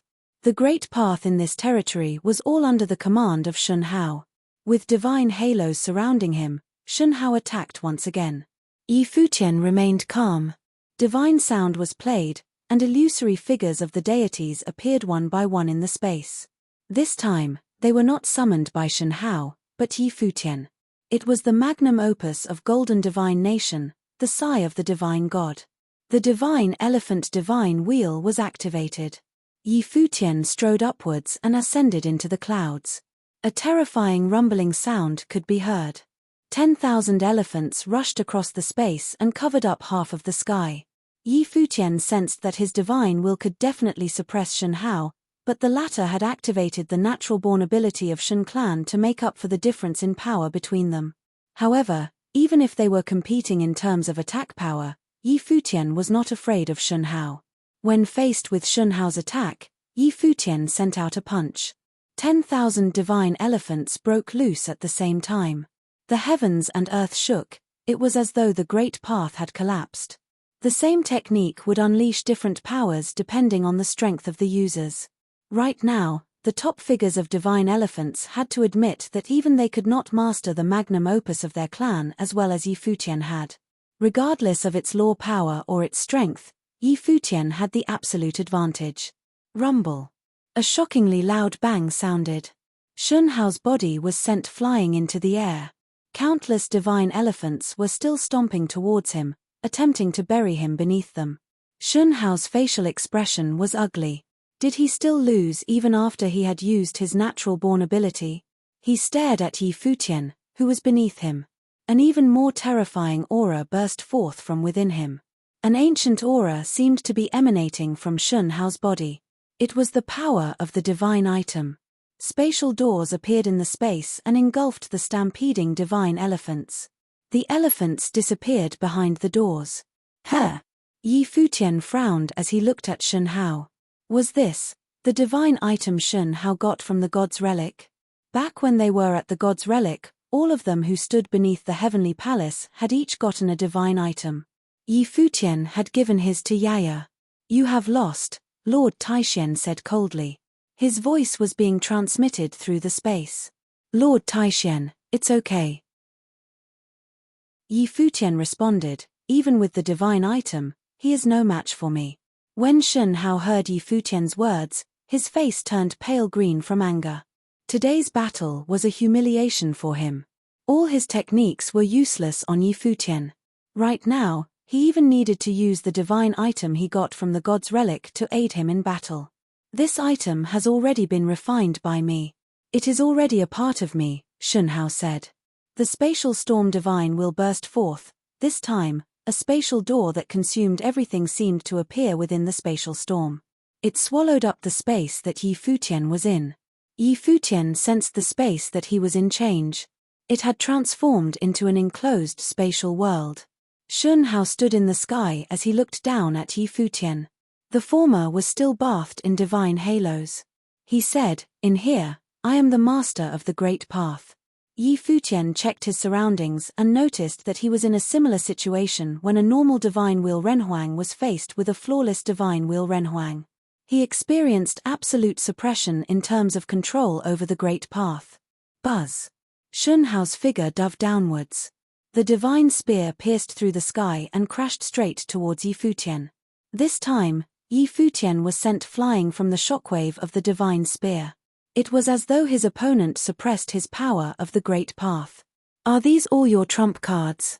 Yi Futian asked as he raised his head and looked towards Shun Hao. Shun Hao scowled. From the look in Yi Futian's eyes, it was as if Yi Futian believed that nobody on earth could beat him. It was as though he was still unconcerned about his current situation. Such a look made Shun Hao very unhappy. If Shun Hao wasn't already at his limit, why would he be relying on a divine item to fight? This naturally was his trump card. The number 1 proud son of heaven of Shun clan is much weaker than I expected, Yi Futian said softly. I thought I would at least be pressured a little. When Shun Hao heard Yi Futian's words, his expression turned ashen. Did Yi Futian mean to say that against him, Yi Futian did not feel pressured at all? Chapter 17:11 Let them go. Countless people were watching the battlefield at the Shun clan. The two figures there seemed to have disappeared as they were covered by the great path of space. Shun Hao and Yi Futian were gone. He used an item to engage the domain of the Wei. Lord Taixian and the others could naturally see that Shun Hao had used an incredibly powerful divine item. But Yi Futian had asked him not to intervene. Even so, Lord Taixian believed Yi Futian could deal with him. The fierce will of the great path of space raged as endless divine light descended from the sky and entered into everything. Within, Shun Hao's body shone with brilliant radiance as he stared at Yi Futian below him. Yi Futian was arrogant beyond words. He was even weaker than he had imagined. This is my world, he said to Yi Futian coldly. Your world? Yi Futian looked back at him, a hint of disdain in his eyes. We'll see. As he said this, the area changed yet again. The sun and the moon appeared in the sky, surrounded by stars. They seemed to be in another world. Divine flames descended from the sun, while the lonely moon seemed filled with cold will. Each of the stars that surrounded them contained majestic power. It was as if everything was acting on its own volition. The fourth divine wheel, thought Shun Hao, his heart trembling fiercely. Yi Futian was using his fourth divine wheel, and this wheel stood alone in the world in that it could open up a world of its own, like a miniature realm. He felt his power come under pressure. But how was this possible? He could only do this by using the divine item he had taken in the god's relic. Could it be that Yi Futian was just like him? This is my world, said Yi Futian coldly. Thousands of stars swirled around Shun Hao, moving faster and faster. There was a shrieking sound up in the sky as the whole area was covered in a suffocating force. Boom! The stars fell towards Shun Hao, each one seeming incomparably huge. Divine radiance bloomed from him, and beams of spatial light swept out, transforming into a terrible storm that swallowed up all the stars. But all the stars fell at once, pressing down on the spatial storm, shattering it and continuing on towards Shun Hao. Shun Hao lashed out with his spear, and endless after-images bloomed from it. They slammed into each of the oncoming stars. This showed just how much attacking power he had. But at that moment, there was a roar in the sky, and Shun Hao felt immense pressure. It was as if the air itself was about to collapse. He looked up and saw a godlike figure descending, possessed by the divine elephants, and holding a long staff. He was coming towards him. The staff was formed by thousands of elephants combined. A sky full of stars swirled around it. It could both defend against and slay gods. Shun Hao felt that his radiance had been suppressed. The long staff swept out, smashing into his spear, which cracked. Boom! There was a low roar, and Shun Hao was sent flying backward. His great path collapsed as he was swept away by the staff. Yi Futian continued forward, his eyes incredibly cold. The people outside their little world were still staring at that area. They could faintly hear terrible, fierce roars. Bang! There was a breaking sound, and they saw a figure swept away, flying powerlessly off into the distance and leaving a trail of blood behind him in the air. Shun Hao. The cultivators of the Shun clan looked gloomy. The one who had been swept away was Shun Hao. The foremost member of their clan in his generation, who had a perfect divine wheel, had been directly swept away. This was extremely embarrassing.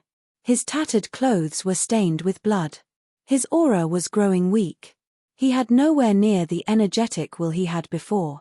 The people from the heavenly mandate realm did not get too strong a sensation from this, as if they had always known it would be like this. Everything that Yi Futian had done had given them absolute confidence in him.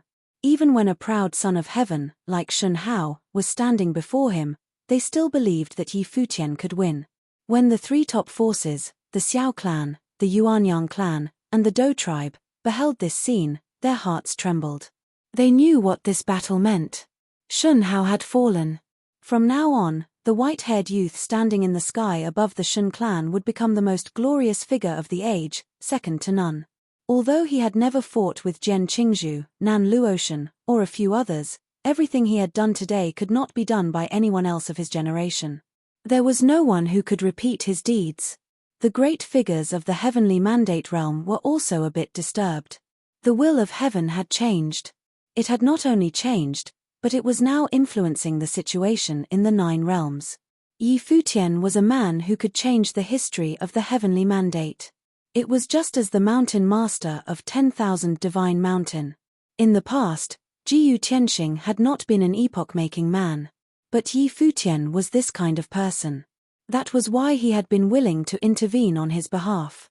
Yi Futian retracted his aura and took several steps forward. Yu Sheng and the others followed behind. They all stood in the air above the Shun clan, with countless cultivators of the Shun clan looking up at them. They strode to the highest part of the Shun clan, where the divine hall was. No one stopped them. Lower-level Renhuangs could not stop them. The cultivators of the Shun clan brought Shun Hao down. He watched Yi Futian pass over them, then spat up another mouthful of blood. He had clearly lost this battle. Yi Futian had crushed him, the Shun clan, and their reputation. Yi Futian strode to the front of the divine hall. A powerful figure of the Shun clan was standing there, watching him closely. At that moment, they had one move that could easily kill him. It would completely destroy this man with the perfect divine wheel. But if they did this, it would be meaningless. If they killed Yi Futian and the others, they would no longer threaten the Shun clan's future. This was because the Shun clan would disappear. But both sides understood that Yi Futian coming here still required great amounts of courage and daring. He was gambling his life against the survival of the Shun clan. "Teacher, brothers," said Yi Futian, looking at Qi Shengang, Yang Yuan, and Nan Zhai. Everything that had happened all those years ago played before his eyes. In the Crimson Dragon realm, his teacher had ignored his own safety. He had always said, as the heavens' movement is ever so vigorous, so must a wise man ceaselessly strive. Big Brother had accompanied him for a long way, facing the royal family of the Dali dynasty, finally sending him away from them. "Master, we have come to bring you back." Dou Jiao did not think this was the least bit strange, and he smiled as he spoke. They turned their gaze to the cultivators of the Shun clan behind Qi Shengang. "Let them go," they said, and stepped back in compliance with their agreement to let Yi Futian take Qi Shengang. "There is one more," said Yi Futian, looking at the cultivators of the Shun clan. Fei Xue was not there. He knew that Fei Xue was the Shun clan's target. She had the divine item that they wanted within her. "You have already got what you came for. We only promised to release 3 people," said the elder of the Shun clan. Those 3 were of no further use to them. Fei Xue had the divine item within her, so they could not let her go. "I will take them all," said Yi Futian coldly. The elder of the Shun clan swept his cold gaze over Yi Futian and said, "Fine, once we have taken our divine item out of her, you can have her." "It is not yours, it is my teacher's," said Qi Shengang coldly. "Don't forget who your sister is," the elder said, glancing at him. "I am going to take her away from here intact," said Yi Futian. The elder of the Shun clan did not look at Yi Futian but at Lord Taixian and the others. "You have all come here to the Shun clan together today, and we have been most accommodating. But if you give an inch," said the elder, looking to the sky, "it's war, then." Yi Futian was not the only bold one. Shun Ji had attacked the Heavenly Mandate Academy, so it was only natural that they would retaliate. But they had gambled that the Shun clan would not go to war over this. Were the great powers of the Heavenly Mandate realm prepared for that? All but the greatest figures of the great powers and Shun clan would probably die as soon as the war started. Who could bear that? A suffocating pressure descended upon the Shun clan. Lord Taixian and the 3 top figures' aura covered the area. For a time, the silence was frightening. The only thing that anyone could feel was tension. Boom! At that moment, a blood-red storm appeared in the air above the city of the gods. The elder of the Shun clan looked over there and saw the storm growing stronger and stronger. A terrible vortex appeared within the storm. It was as if someone had opened up the ancient road of space. Lord Taishen, Yi Futian, and the others all looked over there as well. The aura was terrifying, and the storm grew fiercer and fiercer, covering an endless area as it spread out towards the Shun clan. Red light fell from the sky like streaks of blood. "Everyone, go back down," said the elder coldly. Suddenly, all the cultivators of the Shun clan descended from the air. At that moment, he could clearly see the deep fear in their eyes. Yi Futian suddenly guessed who it was. Before they had come, the Sky River Great Elder had attacked the Shun clan by himself, killing many cultivators. Moreover, he had completely wiped the imperial palace away from the Tianhe realm. He did not know what his teacher had experienced to become so powerful. His aura was completely different from before. Of course, he did not blame his teacher for anything he had done. It was a monstrous blood feud. They could not live under the same sky as each other. It was hard to imagine that the normally peaceful Sky River Great Elder had so much strength within him and had been patient for so long. The vortex that seemed to have opened up from the ancient road of space within the storm spread out, and everyone could faintly see a dark figure within, like a god of blood. The Shun clan elder's gaze pierced through the storm. The Sky River Great Elder had been wounded in their battle. If there had not been 4 great enemies here, he would have directly gone into the storm to seek him out. But now, he did not dare. "Let them go." A voice pierced through the blood-red storm and came from the distance. A gloomy look came over the faces of the cultivators of the Shun clan. If there was someone who would dare to go to war no matter the consequences, that person was without a doubt the Sky River Great Elder. He had become a demon. Chapter 17:12 The Shun clan compromises. The sky turned into a blood-red storm. Within this powerful vortex, destructive red light fell from the sky, descending upon the Shun clan. At that moment, all the cultivators of the Shun clan looked up and stared into the sky. It was oppressive. So oppressive. The Sky River Great Elder had entered the situation, and things had changed. A madman had been added to the equation. He had slaughtered the cultivators of the Shun clan when he had attacked them all by himself. There was nothing that he would not do. The Shun clan needed to consider the possibility that if they did not let the people go, the Sky River Great Elder would attack them. If he did, would the other 4 top figures take part or just sit and watch? If they got involved, it would be a huge battle. If this battle broke out, the Shun clan would be at a massive disadvantage. What would happen then? No one knew. They could only imagine. The elder of the Shun clan was silent for a time, as were all of the top figures. Ever since the divine prefecture had been conquered, the Shun clan had not experienced a situation like this. They were a force that stood at the top of the 3,000 realms of the Great Path. Now a single man had attacked them, they were being interrogated, and they were being forced to release their prisoners. Whoosh! The blood-red storm descended from the sky towards the Shun clan. Shinji stepped out, standing beneath the storm. Endless spatial light bloomed from him, pressing against the oncoming storm. But on the other side of the storm, an overpowering demonic image stepped forth, seeming like it could reach them at any time.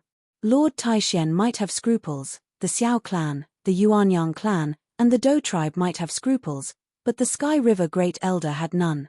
He had experienced terrible war in the past. Perhaps he wanted to bring another such war to life. Would he even care? When he had named Yi Futian his heir, he seemed to have used that to lull the Shun clan into a false sense of security.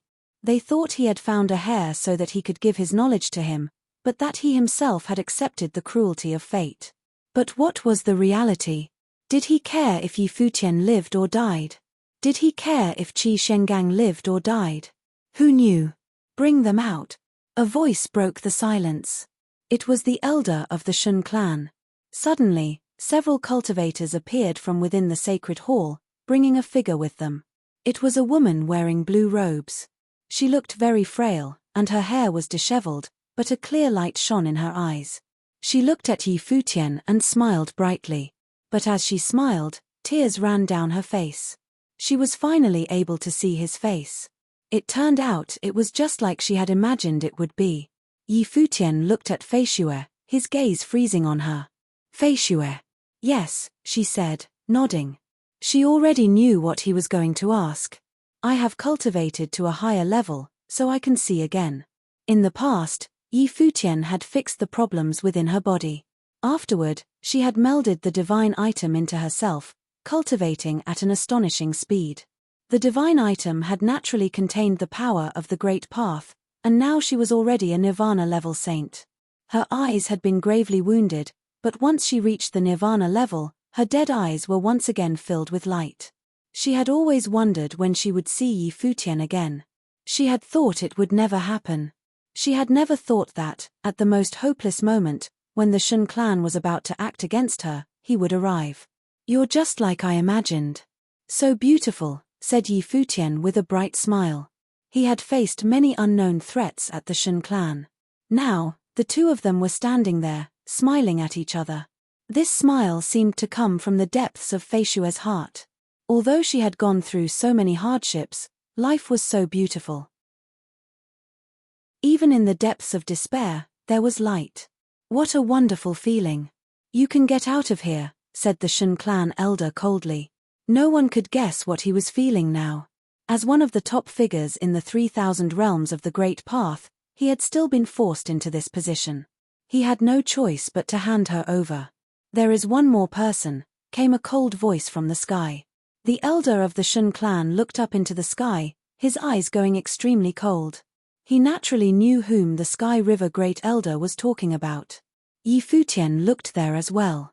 He had not thought of it before, but the Sky River Great Elder and him were different. He naturally wanted to save his wife. The heroic and powerful daughter of the Shun clan was Yi Futian's master's wife.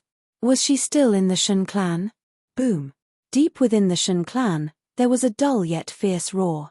Yi Futian and the others looked over there. Terrible divine light was blooming from there. It was as if someone was attacking. An attack on the innermost part of the Shun clan. At that moment, everyone guessed what was happening. You have everything you want, and you still won't go. The elder of the Shun clan swept his gaze over Yi Futian and Lord Taishen. The one who was imprisoned within the Shun clan was his daughter. She was a member of the Shun clan. There is one more person, said Lord Taishen. Obviously, he had decided to aid the Sky River Great Elder. If they left now, the Sky River Great Elder would not be able to save his wife on his own. This is a family affair. The elder of the Shun clan looked coldly at Lord Taishen. Do the three of you want to get involved? Let her go, said Yi Futian, looking at the elder of the Shun clan. The one who was imprisoned was the Sky River Great Elder's wife, his master's masteress, and Xuefei's grandmother. Since things had already reached this point, where they had already offended the Shun clan as much as possible, he did not care if they went a bit further. A dark look came over the elder of the Shun clan's face.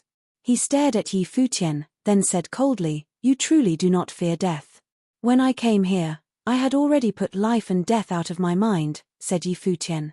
The elder of the Shun clan could destroy him just by lifting his hand, but he still stood there in front of him.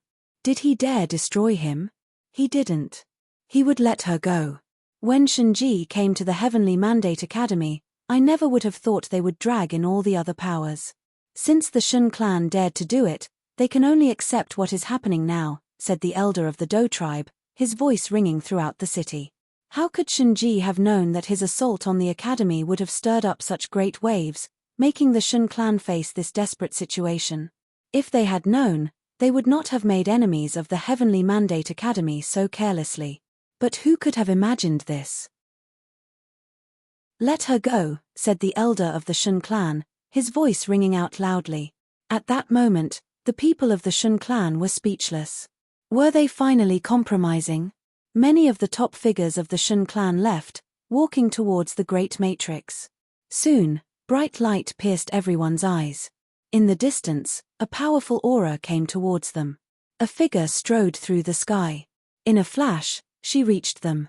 Even for many of the members, this was their first time seeing her. After all, those events had happened many years ago.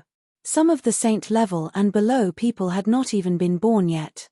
They just knew that the head of the clan had a daughter and that she was imprisoned.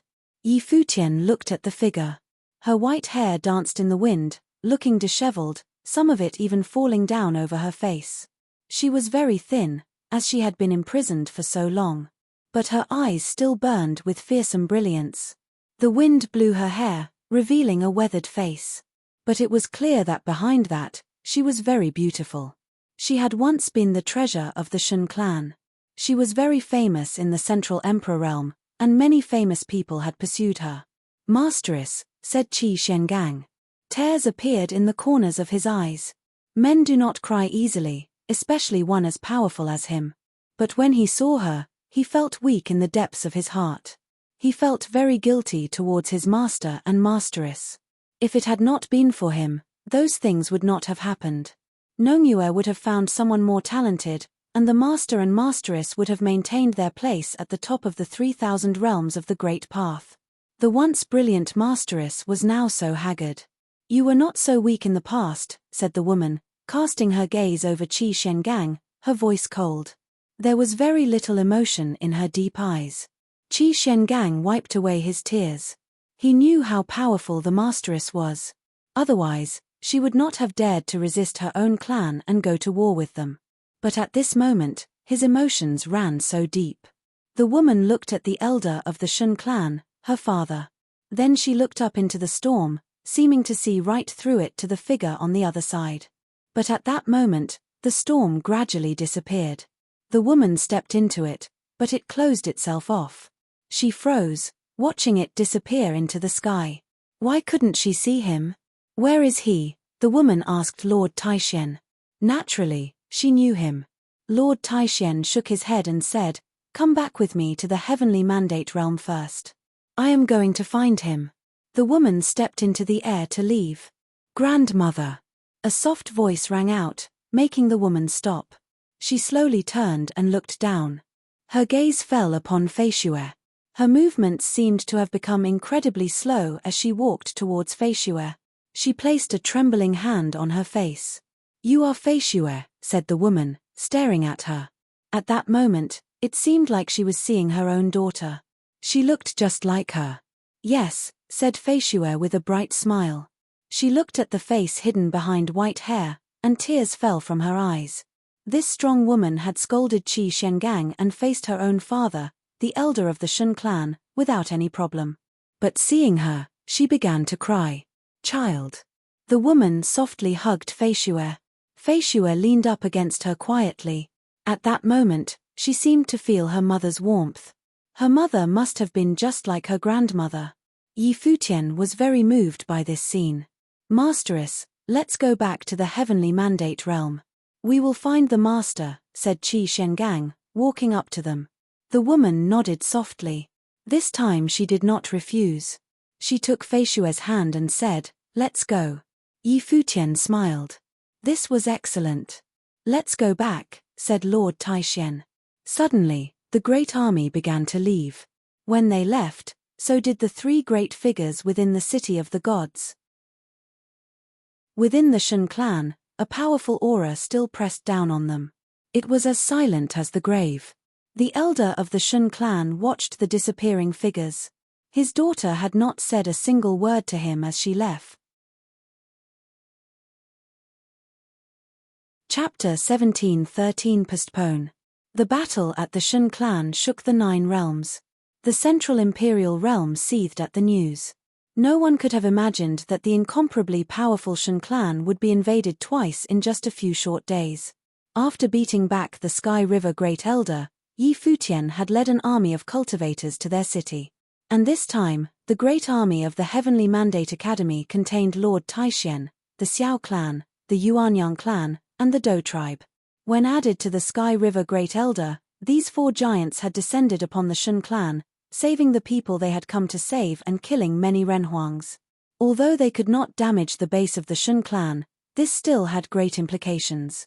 How much of an effect would it have on the rest of the world for the Shun clan, one of the top forces in the 3,000 realms of the Great Path, to be invaded?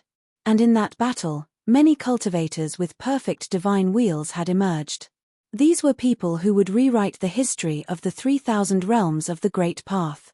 Yi Futian had defeated Shun Hao in single combat. There were too many things to talk about in that battle, and the news spread at a frightening speed. Even the greatest forces of the Central Imperial Realm trembled when they heard the news. Many of them even gathered their top figures to discuss the matter. This would probably affect the war for the future of the 3,000 realms of the Great Path. They could not ignore it. However, none of that had anything to do with Yi Futian. Once they had freed the captives, they returned to the Heavenly Mandate Academy. When they arrived, the news had naturally not reached the academy yet. The people of Heavenly Mandate City thought it was a bit strange. The army of the academy had gone out and then returned. Where had they gone? Now that they were back, it probably meant that a battle had broken out someplace. Many people guessed that. However, none of them were bold enough to think that the battle had taken place at the Shun clan in the Central Emperor realm. They did not dare imagine it. After all, the Shun clan was a true top power. Shunji had come alone and shaken the entire Heavenly Mandate Academy. Even with Lord Taishen there, the Heavenly Mandate Academy was nowhere near powerful enough to face him. But if they had not gone to the Shun clan, then where? Many cultivators had gathered together in a large restaurant in Heavenly Mandate City. One of them said, "The Heavenly Mandate Academy's army is back. I wonder who they fought. They did not suffer great losses. It's like they didn't run into too much trouble." "Is the Heavenly Mandate Academy still accepting disciples?" asked a young man. "Yes," nodded the man beside him. "Are you planning to go and try to join?" "Wait a little bit. Given the current situation, it's not safe to enter the academy," said a beautiful, white-robed woman sitting at their table. There was something about her that made her look very powerful. "That's right. Otherwise, there would have been no trouble for you to join them, and you would already be a core disciple," said the young man with a smile. "Right now, not many people are joining the academy. Although most of the places were taken up by people who joined the academy on the first day, since then, there has been little competitions. It is not difficult to become a core disciple now," chuckled the man beside them. "Saint Lan is a woman of great influence in the Heavenly Mandate City. I say that the academy should invite her personally to show their sincerity." Everyone around them smiled, but these were words of high praise. Although the Heavenly Mandate Academy had run into trouble and no one was joining them now, they were still a place for teaching the way. If someone was not incredibly talented, there was basically no way that the academy would personally invite them to come and train. At that moment, a group of figures entered the restaurant, looking around at the crowd. "There is news from the academy," said one of the ones who had come. "They are temporarily not accepting disciples. The selection process is postponed for a month." As he said this, a look of surprise came over everyone's face. What did this mean? The Heavenly Mandate Academy had already said that they would be accepting disciples for 3 months. Now they had announced that they were stopping for a month. Could it be that they were facing a great threat? Everyone in the restaurant was whispering to each other, guessing what had happened and why the academy had announced this. This restaurant epitomized what was going on all over Heavenly Mandate City. Everyone was confused and discussing this matter. What had happened? Was the Heavenly Mandate Academy really in such dire straits? But at that moment, some disciples who had already been accepted into the academy rushed back to their families with great excitement. Not long before, Yi Futian and the others had returned, and the people at the academy had received some shocking news. Many of the disciples of the Heavenly Mandate Academy were from families in Heavenly Mandate City. They rushed to their families to tell them the news, for no other reason than that they were so shocked by it. Soon, the news had spread throughout the city. Yi Futian and Lord Taishen had led an army, allied with 3 other great figures, and descended upon the Shun clan, taking back Yi Futian's master and the Sky River Great Elder's wife. This simple news had implications that were simply astonishing. In the restaurant, the host personally came forward and looked at the people discussing this, then took a deep breath and said, "I have news for everyone." The army of the Heavenly Mandate Academy went to the Shun clan and rescued some people there, including Yi Futian's master and the Sky River Great Elder's wife. Boom! This voice seemed to resonate in everyone's minds. Many of them stood up, their hearts trembling fiercely. They looked at the host and said, "Is this true? How could the Heavenly Mandate Academy attack the Shen clan?" Someone asked. "It was simply impossible. It's completely true." The news came from the academy itself, from the disciples.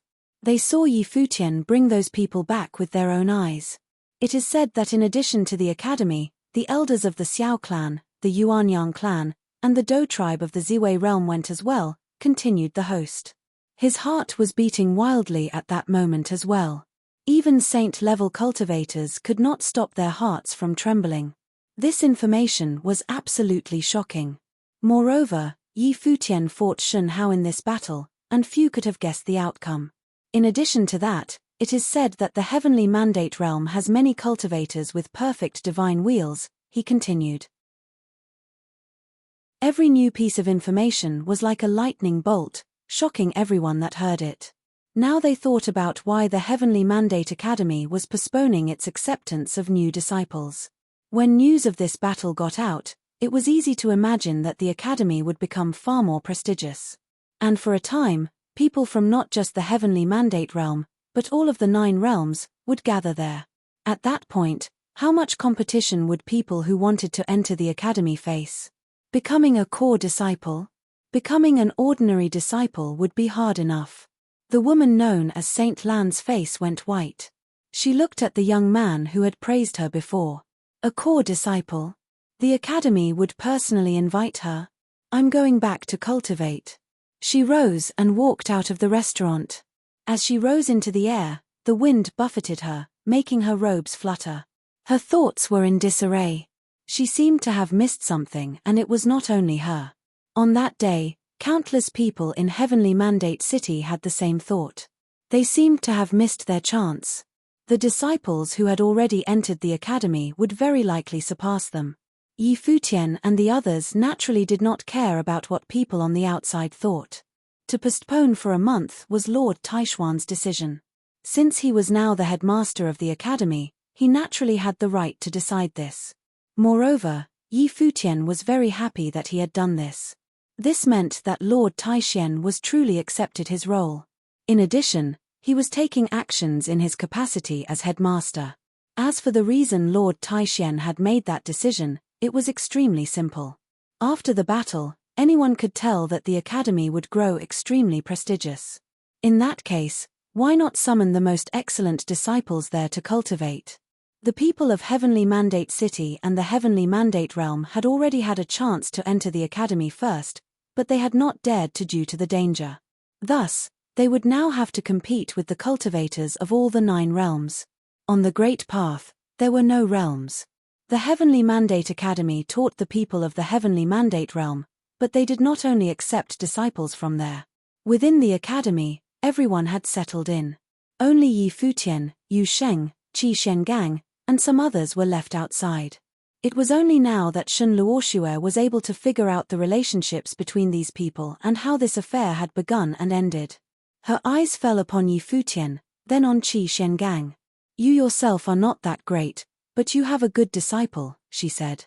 Qi Shengang smiled, not the least bit angry at her comment. This was the first time Yi Futian had seen this side of his master.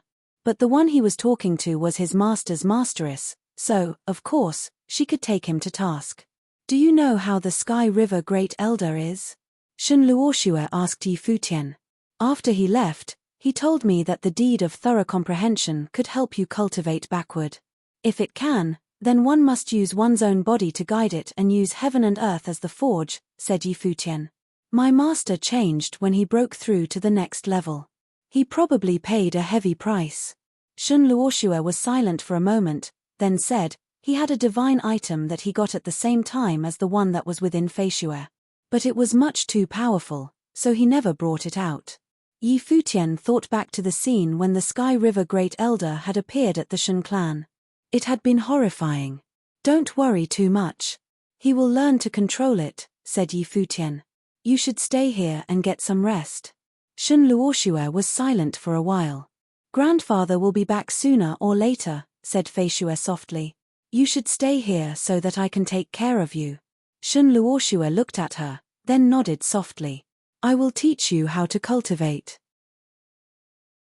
On saying this, she turned to the others and said, "You may all leave." "All right," said Yi Futian, nodding. The Sky River Great Elder's wife must have been just as powerful as her husband in the past. Although she had been imprisoned for many years, she had probably not stopped cultivating. "Xuefei, take care of your grandmother while she rests," said Qi Shengang.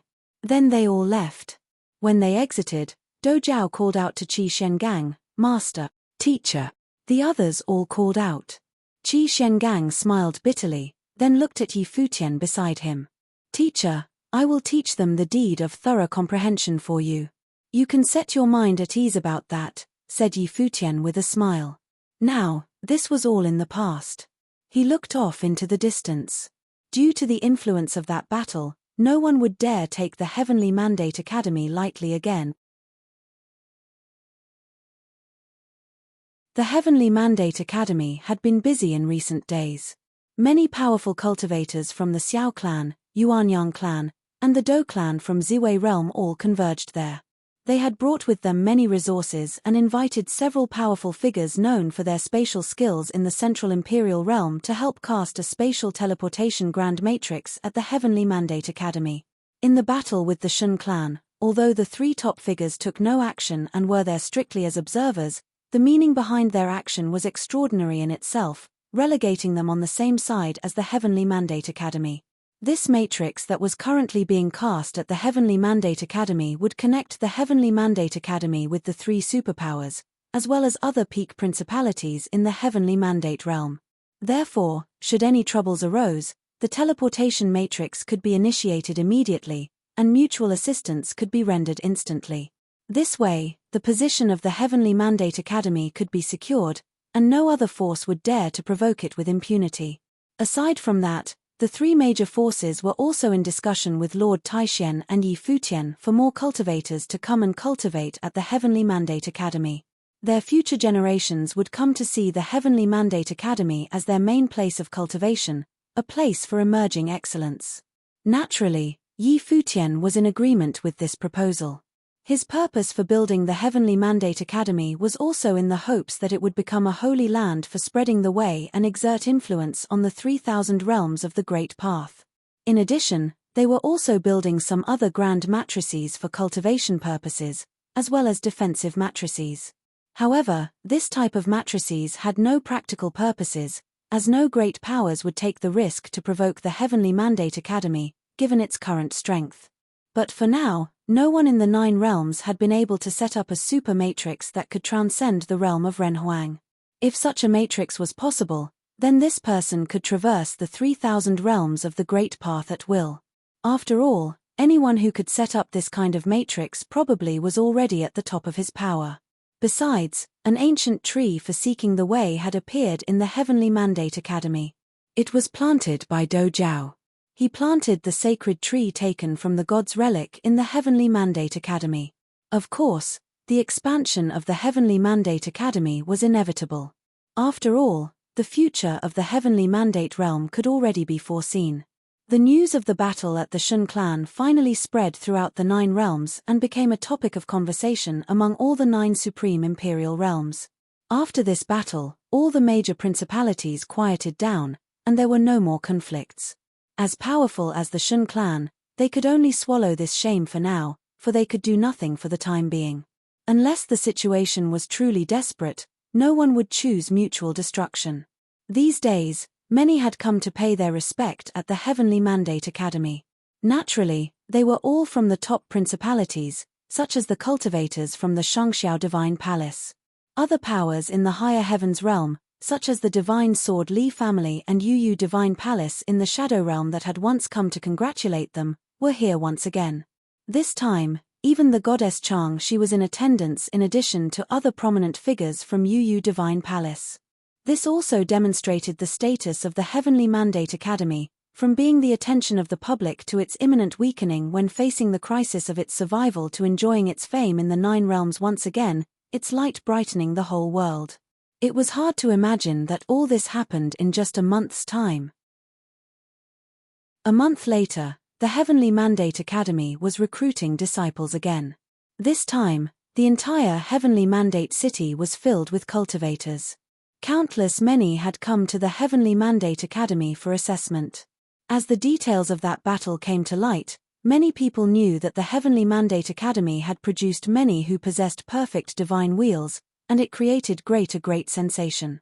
At this time, Lord Taishen, Yi Futian, and many other prominent figures of the Heavenly Mandate Academy stood in a great hall at the Academy, looking at the mighty figures in front of them, a grand occasion. There, countless people looked up at Yi Futian. This unique and outstanding commander who had led the Heavenly Mandate Academy into the Shun clan, with several Renhuang in possession of the perfect divine wheels, decimated the lower Renhuang of the Shun clan, while he himself had crushed Shun Hao. Today, many people proclaimed that within the 3,000 realms of the Great Path, Yi Futian was the number one among his generation. His fame had surpassed that of Jian Qingzhu and Nan Luotian of the Nantian Divine Kingdom. He became the idol of countless young people. A legendary figure who came into his own without relying on familial influences, and created a prosperous dynasty based solely on his own power. Since the unification of the world by the twin great emperors, Yi Futian was the only other person who had done so. To name him as the most dazzling talent after the unification of the divine prefecture would not be an overstatement. In the time of little over 300 years, there had not been many genius talents. After all, the time was too short, and many of them had already achieved fame from before. In terms of influence, it was true that no one had quite achieved it to the level as Yi Futian had. The appraisal of the disciples was done by others at the Heavenly Mandate Academy, and it was no something for Yi Futian to worry about. But now, many of the cultivators from other forces in the Heavenly Mandate realm had also come to offer their help. At this moment, a bright divine light descended from the void, and many looked up at the sky and saw a group of people appearing in the sky above. Everyone beneath the sky was astounded. The cultivators from the Golden Divine Nation and the Shun clan had arrived, and everything that had happened afterward made many people a little afraid. It wouldn't be people from these two forces again, would it? Yi Futian looked up at the sky above, and when he saw those who were coming, he revealed a look of surprise. Greetings to the divine priests. Yi Futian bowed slightly and saluted the guests. No need for formality, Emperor Yi. We didn't come to congratulate you on the opening of the Heavenly Mandate Academy last time, so we are coming to take a look this time. The old man in the lead said with a smile. This group of people actually came from empty Imperial Palace. Yi Futian had seen them outside the God's Relic. Thank you, divine priests, this way, please. Yi Futian extended his hand and pointed the way. The figure in the void nodded, and the group descended upon the hall where Yi Futian and the others were. Lord Taishen and the people of other major powers were disquieted in their hearts. As a general rule, the empty Imperial Palace did not participate in outside affairs, and it was even rarer to appear at the location of other principalities. But now, they had descended upon the Heavenly Mandate Academy.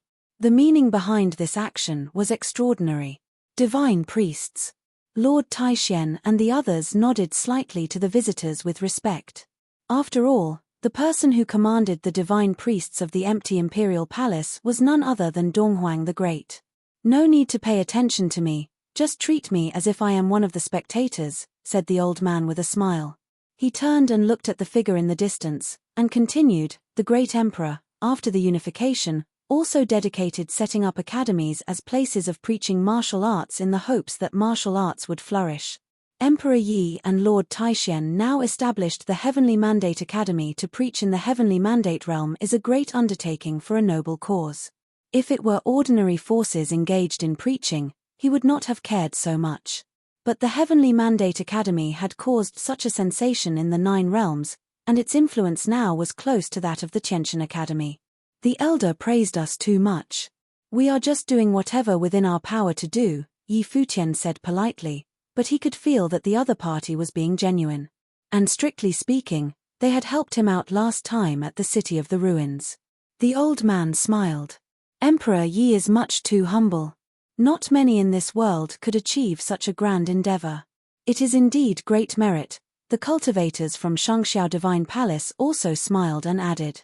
Shangxiao Divine Palace held the same philosophy about preaching to the world. Yi Futian smiled and didn't say anything more, he couldn't very well agree with them in complimenting himself. "You have traveled a long way. Allow me to prepare a banquet so we can drink and celebrate," said Yi Futian. "Emperor, ye need not trouble, we'll be leaving as soon as we have a chance to check everything out."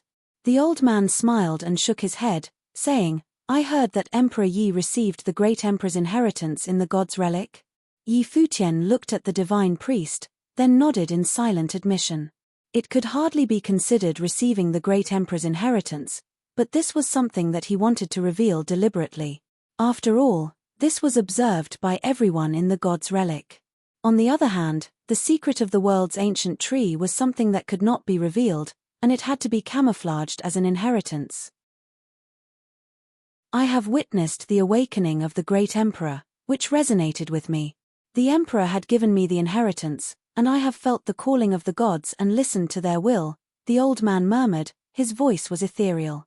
He smiled and said, "Emperor Yi's talent and courage deserve our admiration. If you can accomplish such a great feat at your age, your future achievements are immeasurable. The praise of the elder makes me speechless." Yi Futian smiled in resignation. "Well, I'm just here to take a look at the situation in the Heavenly Mandate Academy. Now, I shall take my leave," the old man replied.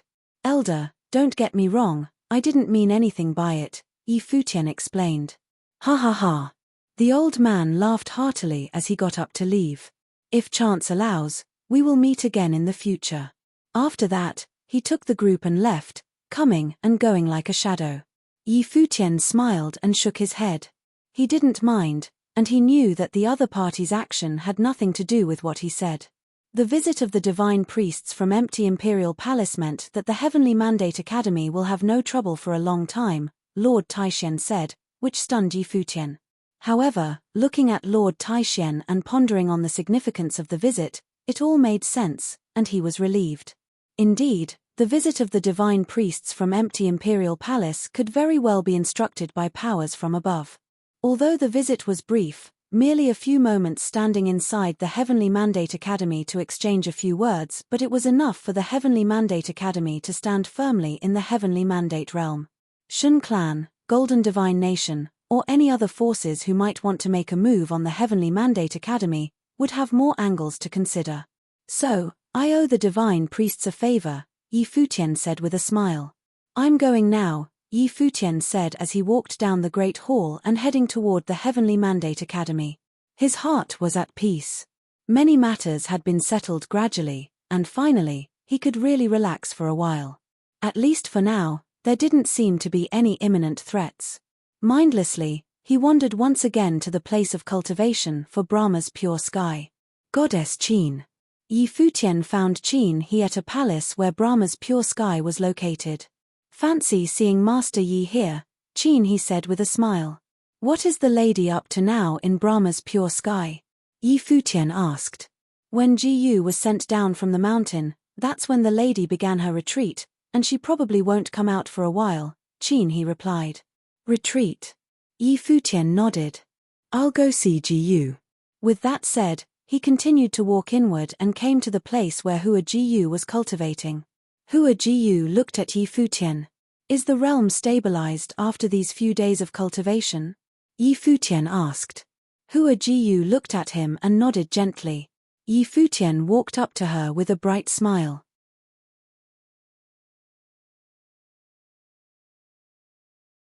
Chapter 17-15 Unreal. The Heavenly Mandate Academy was a picture of great prosperity. Cultivators from the 9 supreme imperial realms were still arriving at the Heavenly Mandate realm just to enter the Heavenly Mandate Academy to cultivate. What happened at the Shun clan made them realize that Yi Futian's original intention of creating the Heavenly Mandate Academy was to preach. His intention was not selfish, and he would hold nothing back, or else there wouldn't be over a dozen of cultivators who possessed the perfect divine wheels. This could only mean that Yi Futian did not mind helping others to create the perfect divine wheels. Of course, the premise was that one had to be able to get in touch with him and with a strong enough talent of one's own. Therefore, the only way was to enter the Heavenly Mandate Academy and become a core disciple. However, currently, it was extremely difficult to become a core disciple because there were not many spaces left. Countless people in the Heavenly Mandate realm regretted that they had missed their best opportunity. Just as the Heavenly Mandate Academy was immersed in its prosperity, Futian and his group left quietly one by one, without alerting too many people or causing too much attention. Only a few key members of the Academy were aware because all eyes of the 9 supreme imperial realms were now focused on him. He must be careful while traveling, especially if he was to go to the lower worlds on this trip. If he were followed by those who meant him harm, it would put him in danger. Though the Shun clan and the Golden Divine Nation dared not attack him outright, if they were to learn of the roots of his departure, it was not above them to plot a secret assassination. A few days later, at Crimson Dragon Realm in Emperor Xia's realm. In Emperor Xia's palace, Emperor Xia was reprimanding several princes, and the eldest prince, Xia Rong, was among them. Xia Rong is about to attain nirvana. How much faster can he speed up his cultivation? Next to him, Queen Xiao smiled and interceded. Since Emperor Xia returned from the Supreme Region, his personality had changed. He was more severe in his attitude, and none of his heirs were able to please him. Queen Xiao knew that Emperor Xia wanted to pass on his throne as soon as possible so that he could be free to either travel wherever he pleased or go to the Supreme Region. However, his several heirs were still too far away from achieving Renhuang realm.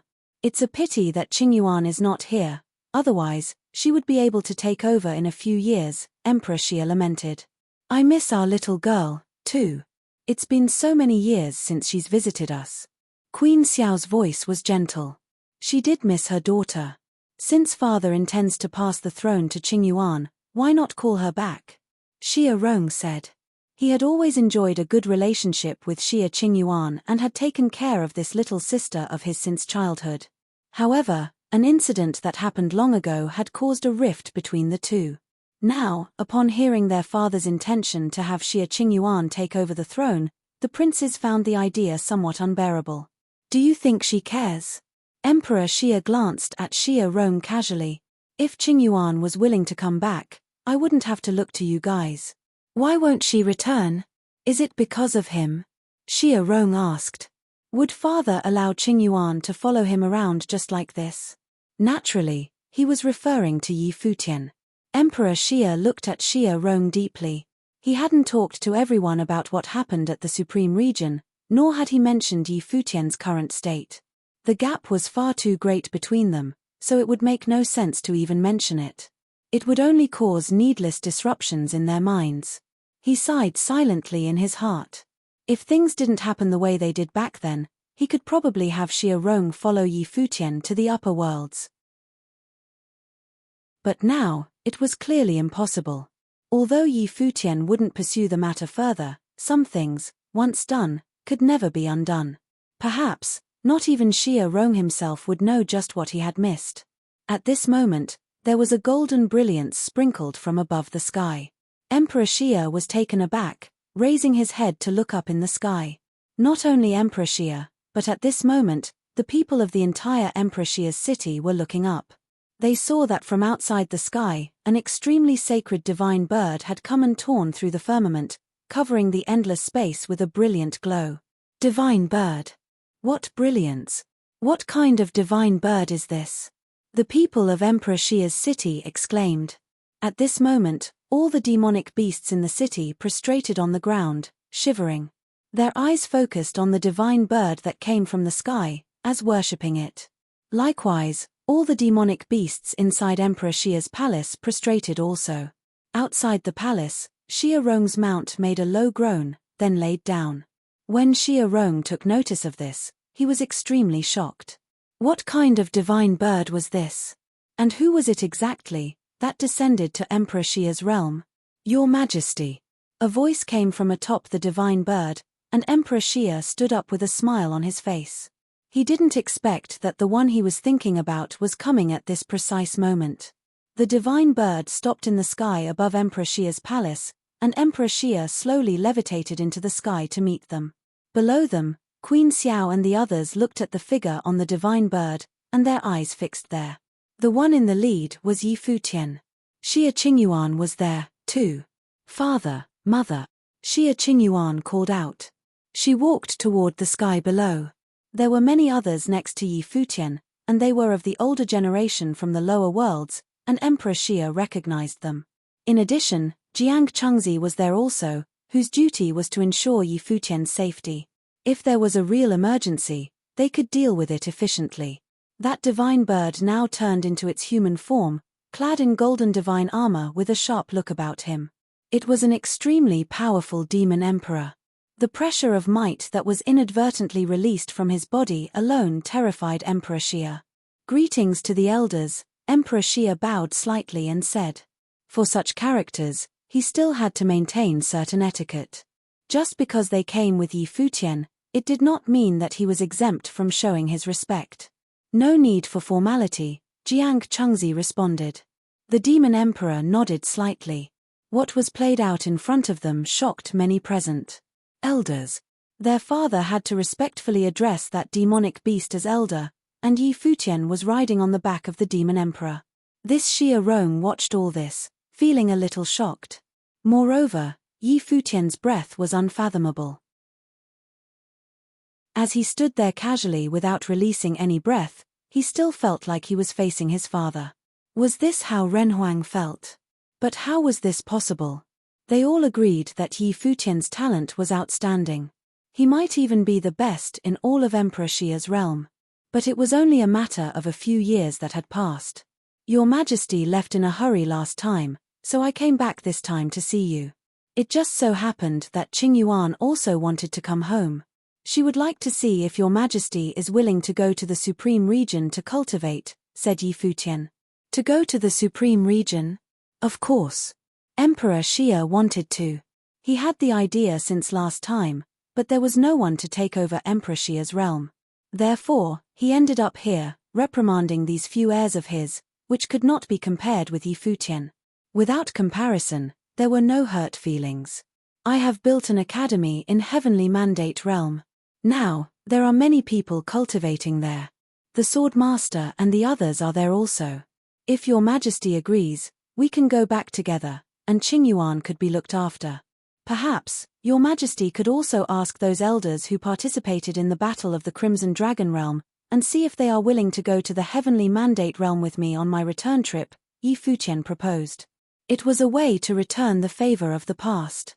In the Battle of the Crimson Dragon Realm, in addition to the Swordmaster of Lihan, many people, including the Great Shaman, had all participated. You mean to siphon from my realm, Emperor Xia said. Your Majesty understands my meaning, Yi Futian said with a smile. It all depended on personal desires. One would be hard-pressed for the opportunity to rise by staying in Emperor Xia's realm, but one could grow firm roots here. Venturing to the Heavenly Mandate Realm was taking a risk that could end up with them realizing just how big the world truly was. Depending on the choice that was made, he would not force the issue. Even if they chose not to go, he would leave something here for everyone. Father, the Heavenly Mandate Academy he founded is now recruiting disciples, and it will become a symbolic place in the 3,000 realms of the Great Path. In it, there are top figures acting as deans, and there are also many upper Renhuang. You should tell them and let them make their own decisions, Xia Qingyuan added. She was worried that her father and the others would not understand what Yi Futian's invitation meant and would miss out on something valuable. Emperor Xia's heart palpitated. He had witnessed a war of the top figures at the God's Relic, which started because of Yi Futian. This man, in a blink of an eye, had created another terrifying turn of events again. I understand, Emperor Xia nodded. Then, Your Majesty, I will go to the 9 states first, and come for Your Majesty on my way back. Yi Futian smiled and asked, Qingyuan, you are staying here, right? Xia Qingyuan had not come back for a while. Xia Qingyuan looked at Yi Futian, then at Hua Jiyu behind him, and nodded gently. Emperor Xia also took notice. He looked at Yi Futian and asked, Are you leaving? I have to come back on my way back anyway. So I'll let Qingyuan spend some time with Your Majesty and the Queen without further disturbance, Yi Futian said with a smile. Your Majesty, I'll take my leave now. With that, the divine bird shapeshifted as Yi Futian stepped onto it, and the group departed. He's not going to use the palace matrix? Queen Xiao asked in a low voice. Emperor Xia glanced at her and whispered, The old man next to him is an upper Renhuang. That divine bird demon emperor is probably also an upper demon emperor. At this level, they can reach the 9 states in just a few moments, probably faster than using the matrix. Queen Xiao was speechless when she heard what Emperor Xia had told her. What realm is Yi Futian? Ren Huang. He's much stronger than I am. Even Lihan no longer heeds me much. Just now, I saw Yu Sheng and the others in the void, and they also seem. Emperor Xia trailed off while looking toward Xia Qingyuan. They are all emperors now. Xia Qingyuan nodded. Queen Xiao was stunned, feeling a little unreal. It took just one to bring up the others, remarked Emperor Xia. Now, do you understand why I reprimanded them? Yi Futian may become the one we all have to reckon with in the 3,000 realms of the Great Path, and they are nowhere near Renhuang realm. Not long ago, he launched a battle in the Central Imperial Realm, which established the position of the Heavenly Mandate Academy. Now, he is known throughout the 9 realms, Xia Qingyuan whispered beside him. Emperor Xia blinked, not knowing what else to say. Qingyuan, the woman behind him, Emperor Xia asked suddenly. Yeah. Xia Qingyuan's eyes darkened a little, and then she nodded gently. His wife. Emperor Xia looked at Xia Qingyuan's eyes and sighed secretly in his heart. Could she really be alive still? Initially, they had thought there was only a glimmer of hope. Xia Rong and the others looked on all this quietly, feeling a little numb inside. Ren Huang. Yi Futian. Since the moment he arrived, Yi Futian didn't even bother looking at him. When the subject was breached on taking various people to the upper worlds to cultivate, he made no mention of Emperor Xia's heirs. Wasn't this obvious? Yi Futian respected his father and was willing to help his father, but it had nothing to do with him. 3,000 realms of the Great Path. The pinnacle. Why did this all feel like a dream? Chapter 1716 Investigating Background. Before Yi Futian arrived in Emperor Xia's realm, a group of cultivators had arrived before him. However, they had not alerted Emperor Xia's palace. This was because they had found useful information among the memories of commoners in Emperor Xia's city. They naturally did not need to disturb Emperor Xia anymore and draw attention to themselves. After Yi Futian and his army descended upon the Shun clan, the Heavenly Mandate Academy became known throughout the 9 realms, and they began to accept disciples. However, the Shun clan had come up with another plan. They decided to investigate Yi Futian's background and origins. Although, currently, they could not do anything to Yi Futian, they might accidentally stumble upon something by doing so. In the future, when they truly went to war against Yi Futian, they might have some trump cards up their sleeve. Hence, this time, they did not plan to alert Yi Futian. They decided to carry out all of this in secret. Otherwise, they would cause Yi Futian to be cautious. Only by acting in absolute secrecy and clearly investigating Yi Futian's background could they use the information during a critical moment in the future. Being the proud Shun clan, they initially weren't bothered to do things in such a manner. However, the Shun clan's battle with Yi Futian was the first time they felt such a sense of danger. Out of curiosity about Yi Futian's background, as well as in preparation for the future, the Shun clan decided to descend to this realm. As they continued descending past Emperor Xia's realm, they arrived at the lowest level of the 3,000 realms of the Great Path, the mortal world of the 9 states. Here, figures at the Saint Plane were already legendary figures that stood at the top. By surpassing the mortal planes, one would become a saint. All planes below that of the Saint Plane were considered mortal planes. From the perspective of the Shun clan, a place like the 9 states was weak and pathetic. Yi Futian had emerged from such a place. However, they were not too surprised. After all, rumor has it that the twin great emperors had also trained in the mortal world. There were even rumors that the homelands of Donghuang the Great and Emperor Yi Qing were in the lower worlds. Such rumors were usually unreliable and were just embellishments to their legends in some places. Members of ordinary forces might not be aware of such rumors. However, the Shun clan was a force that stood at the top of the 3,000 realms of the Great Path. They knew far more than most people did. The life of Donghuang the Great was extraordinary. Donghuang the Great had descended upon the lower worlds, but only to experience the cruel reality of the world. After all, back in that era, Donghuang the Great had yet to unite the divine prefectures. Compared to the current day, the 3,000 realms of the Great Path back then were still in a state of long periods of turmoil. The Shun clan was only afraid of one thing. Was Yi Futian also such an existence? If Yi Futian were such an existence, that would spell trouble for the Shun clan. However, amongst the various memories that they had investigated up until now, it was highly likely that Yi Futian was truly born and raised in the 9 states. It seemed that he had been here since he was very young and very weak.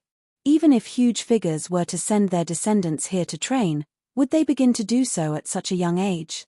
In the barren state of the 9 states, in the Zhongzhou city region's Crouching Dragon Mountain, the Zhuge family was extremely lively. Today, it was the birthday celebration feast of the Crouching Dragon Mountain master and the head of the Zhuge family, Zhuge Qingfeng. Members from all 9 states had come to celebrate and congratulate him. Ever since many Saint Plain figures appeared in the barren state, the position of the barren state could not be compared to what it once was before. Multiple large holy lands appeared in the barren state. Crouching Dragon Mountain was one of them. Also, due to the relationship between Zhuge Qingfeng and Yi Futian, who in the 9 states would not show him some respect. Even the most powerful Saint Xia from Summer State would regularly mingle around with the various saints in the barren state. Before, this would have been impossible. However, the saints of the barren state were now held in high esteem because of their relationship with Yi Futian. There was the Dozhan of Sage Hall, Yi Futian's master, as well as Zhuge Qingfeng, Yi Futian's uncle, his second elder sister's father. There was also Yu Kai of Alchemy City, Yi Futian's older brother's father-in-law, and Yuan Hong from Taihang Mountain, who was a sworn brother of Yi Futian. Each and every one of their backgrounds was extraordinary.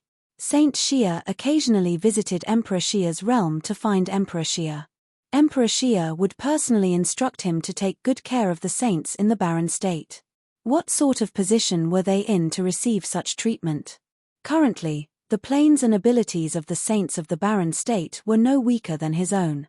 There was still very strong competition between the younger generation of the 9 states.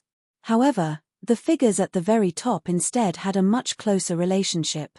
The major figures of the 9 states had all arrived for Zhuge Qingfeng's birthday feast. Crouching Dragon Mountain was a lively place. Many people were reminiscing about the good old days, laughing and chatting away. Occasionally, they would bring up Yi Futian and the others, wondering how their cultivation was now. The city at the foot of Crouching Dragon Mountain was also very lively. Many people had come to join in the fun. In an inn, many people were discussing Zhuge Qingfeng's birthday feast.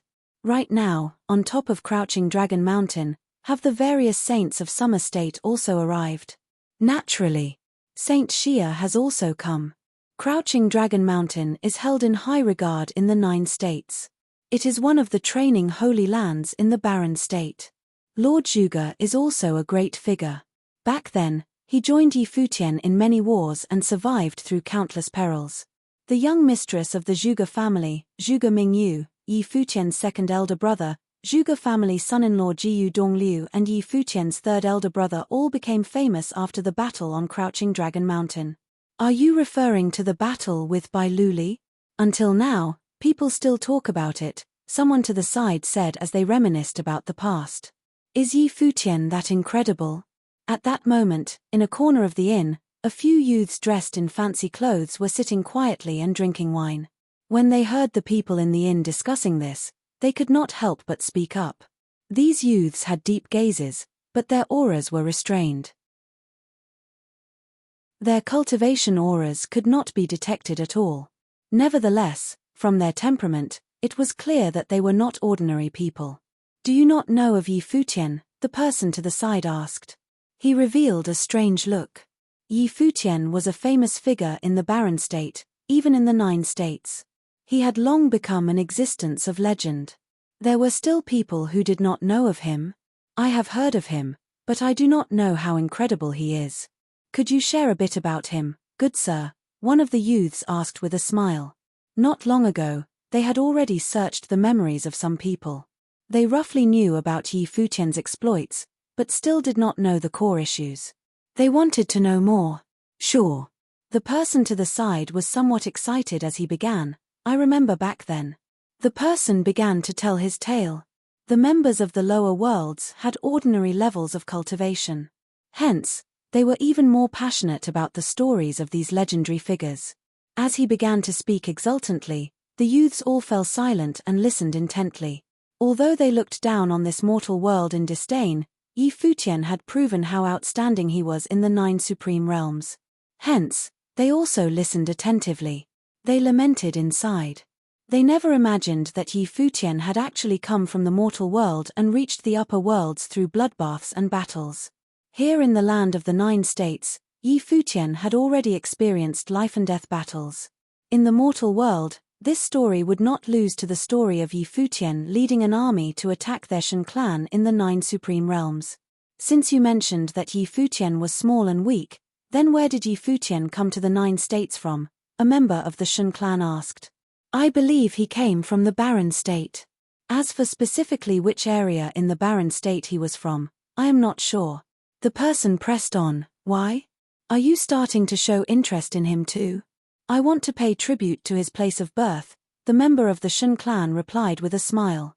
I am wondering, did he manage to achieve his current achievements because he was someone with an extraordinary background, to begin with?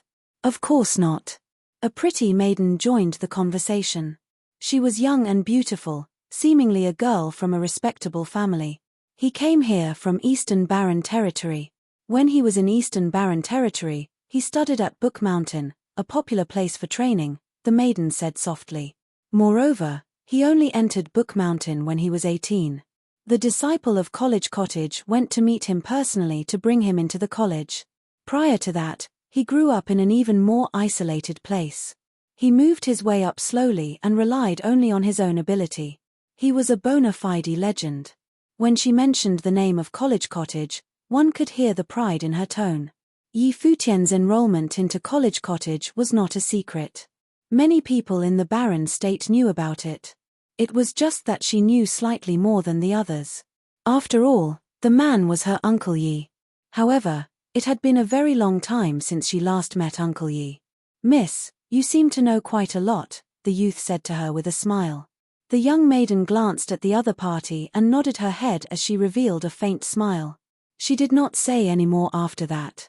After all, she was not familiar with them and would not talk too much with them. Everyone was up on Crouching Dragon Mountain. She got bored staying up there, so she came down the mountain. By chance, she encountered people discussing Uncle Yi in the inn, so she couldn't help but comment. Eastern Barren Territory, the youth muttered under his breath. Miss, you said Futian went to study in Eastern Barren Territory from an even more isolated place. Where is that place? Is it Futian's birthplace? The young maiden wanted to reply, but the elder beside her cast a glance at her. Then, she said nothing and just smiled. Young mistress, let's head back, the elder beside the maiden urged gently. He sensed that the few youths were not simple. Their temperament was too extraordinary, their gazes were not that of youths as well. It was as though they could pierce through the others with just their gazes. Miss, can we talk to you in private? One of the youth asked. They could get the information they needed by searching this maiden's memory. After that, they would have no more business with her. Sir, our young mistress still has matters to attend to. Farewell, the elder said as he dragged her off. The young maiden also got up and prepared to leave. However, they realized that they were surrounded by a golden divine halo. They couldn't move as they wished. What's happening? The people in the inn were shocked. The few youths were still sipping their wine without a care in the world. Then, they put down their glasses and made a grab in the air, leaving the inn with the maiden. The maiden was seized by them even though they were not touching her. She was forced to move with them. She couldn't resist them at all. So powerful. The crowd was astonished. What plane were they at? Were they at the high-level sage plane? They directly stepped out of the inn with a single step. They saw a tall, burly silhouette already standing in the air ahead of them. The silhouette walked over towards them and shouted, presumptuous. His voice was as loud as thunder. Powerful Saint Plane aura descended upon the youths. The elder was actually a figure at the Saint Plane. It was the city lord of Alchemy City. The surrounding people were astonished when they saw the silhouette that had appeared in mid-air. It was the city lord of Alchemy City, Yukai. Yukai's expression was sullen.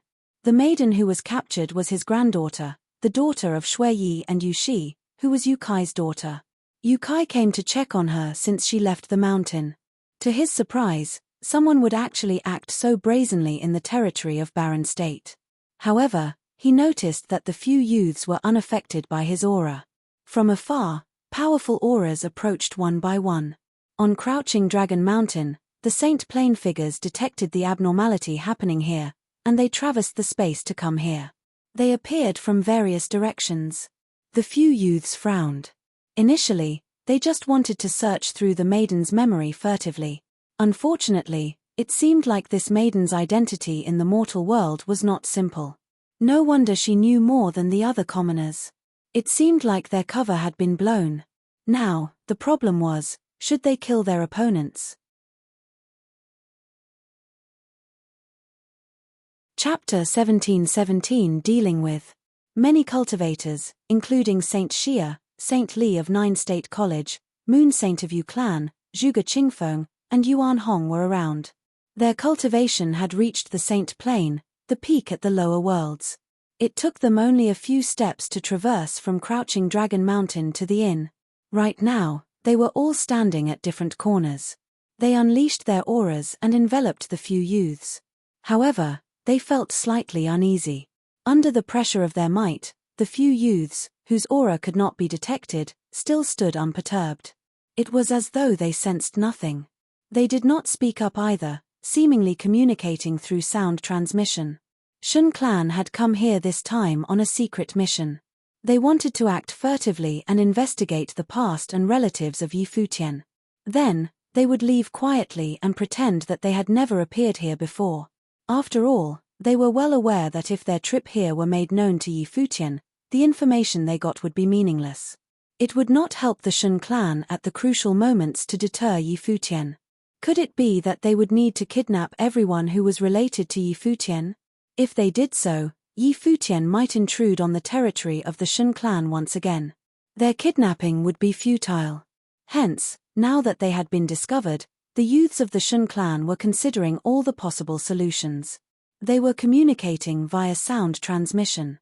We will not get into a fight with them, we just have to intimidate them. Then, we can proceed with our original plan. This is the mortal world. It is possible that they have lost contact with Yi Futian.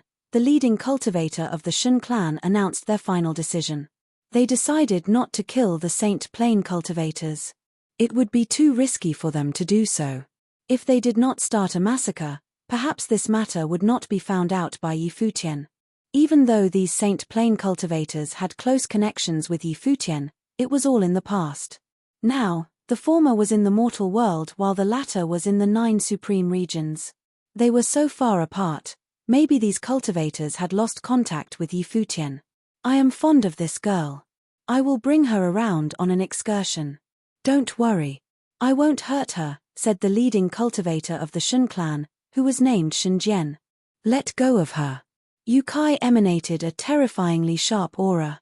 His gaze was fixed on Shenjian.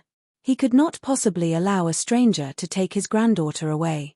Shenjian swept an indifferent look towards Yukai then, a vast might of Renhuang suddenly burst forth from his body. In an instant, a suffocating pressure enveloped the entire city, including Crouching Dragon Mountain within it. Shenjian's figure suddenly appeared mightier.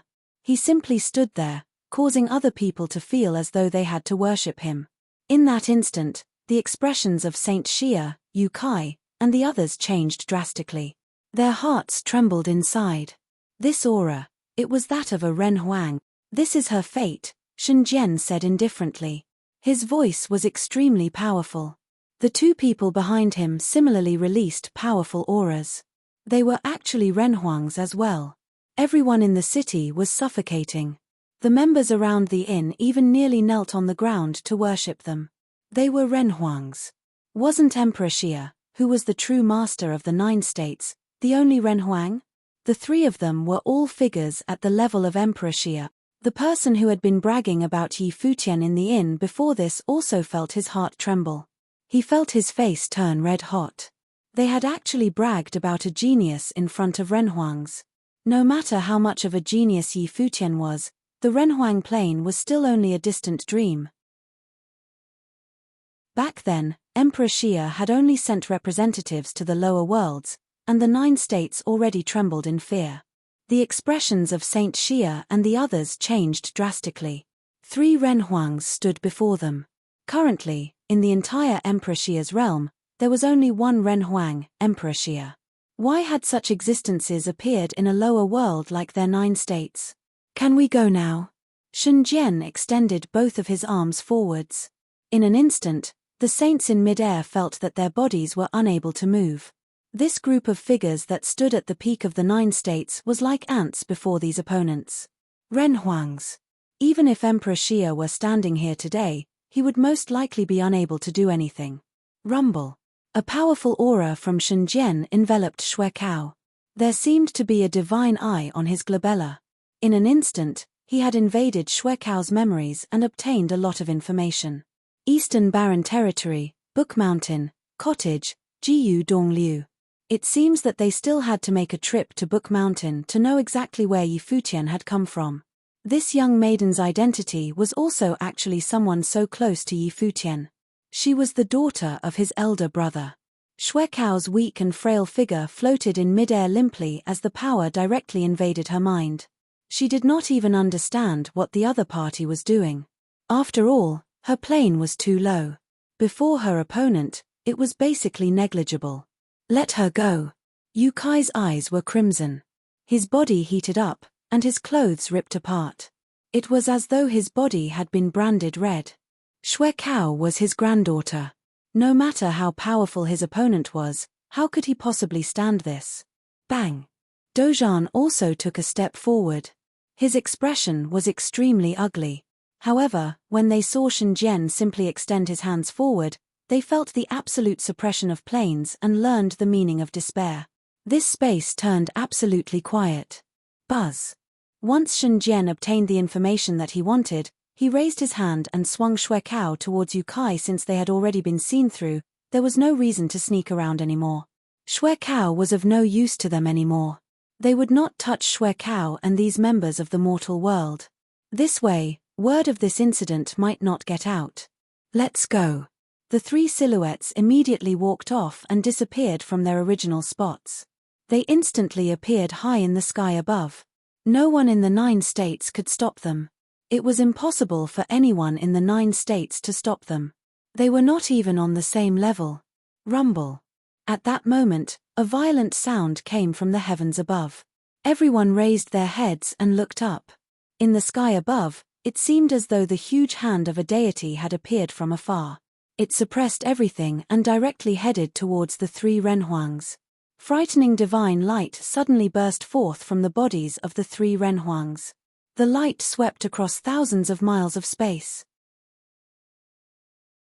At that moment, the people below truly felt the might of Renhuangs.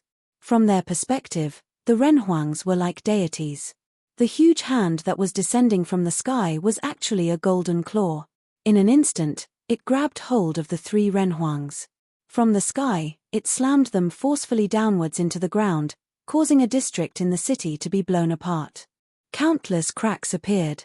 A huge, endless claw immediately subdued the 3 Renhuangs on the ground below, imprisoning them below the claw. Countless people in the city felt that this scene was like a dream. The 3 Renhuangs were directly knocked out of the sky by a claw that came from afar without showing any signs of resistance. They were Renhuangs, existences at the same level as Emperor Xia that loomed high above the rest of them. Buzz. Brilliant golden divine light shone down from above like the authority of heaven. It was a divine bird, the golden-winged giant pengbird. He spread its wings and blocked out the sky and the sun. His golden divine wings seemed to be sharper than all divine arms. No one dared to look into his indifferent monstrous eyes. This golden-winged giant pengbird was a mighty existence in the pengbird clan.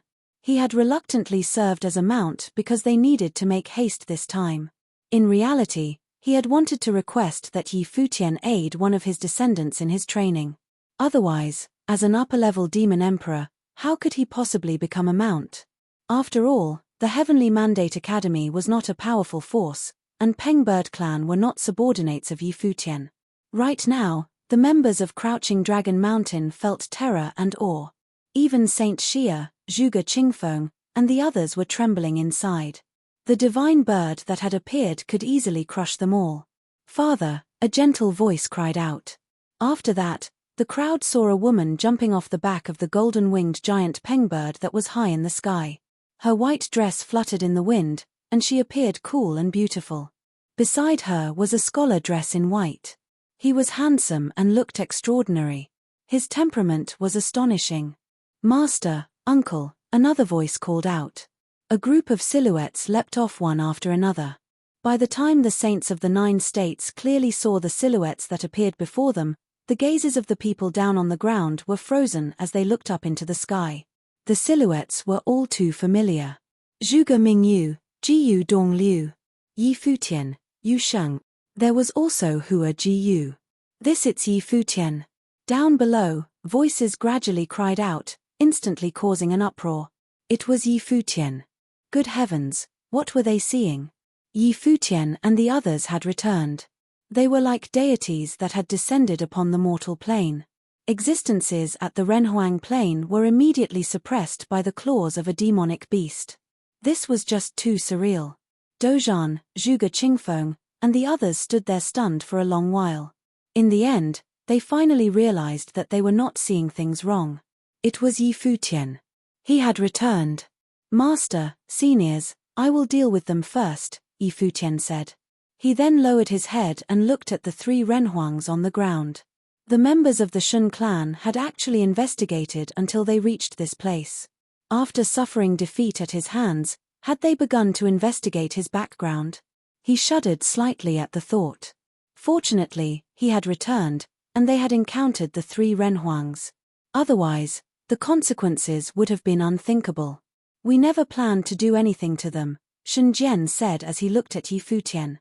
He was also extremely shocked. Wasn't the Heavenly Mandate Academy busy accepting disciples? Yi Futian had actually come over to the lower worlds, and they had coincidentally encountered each other. "Senior, could I trouble you to deal with them?"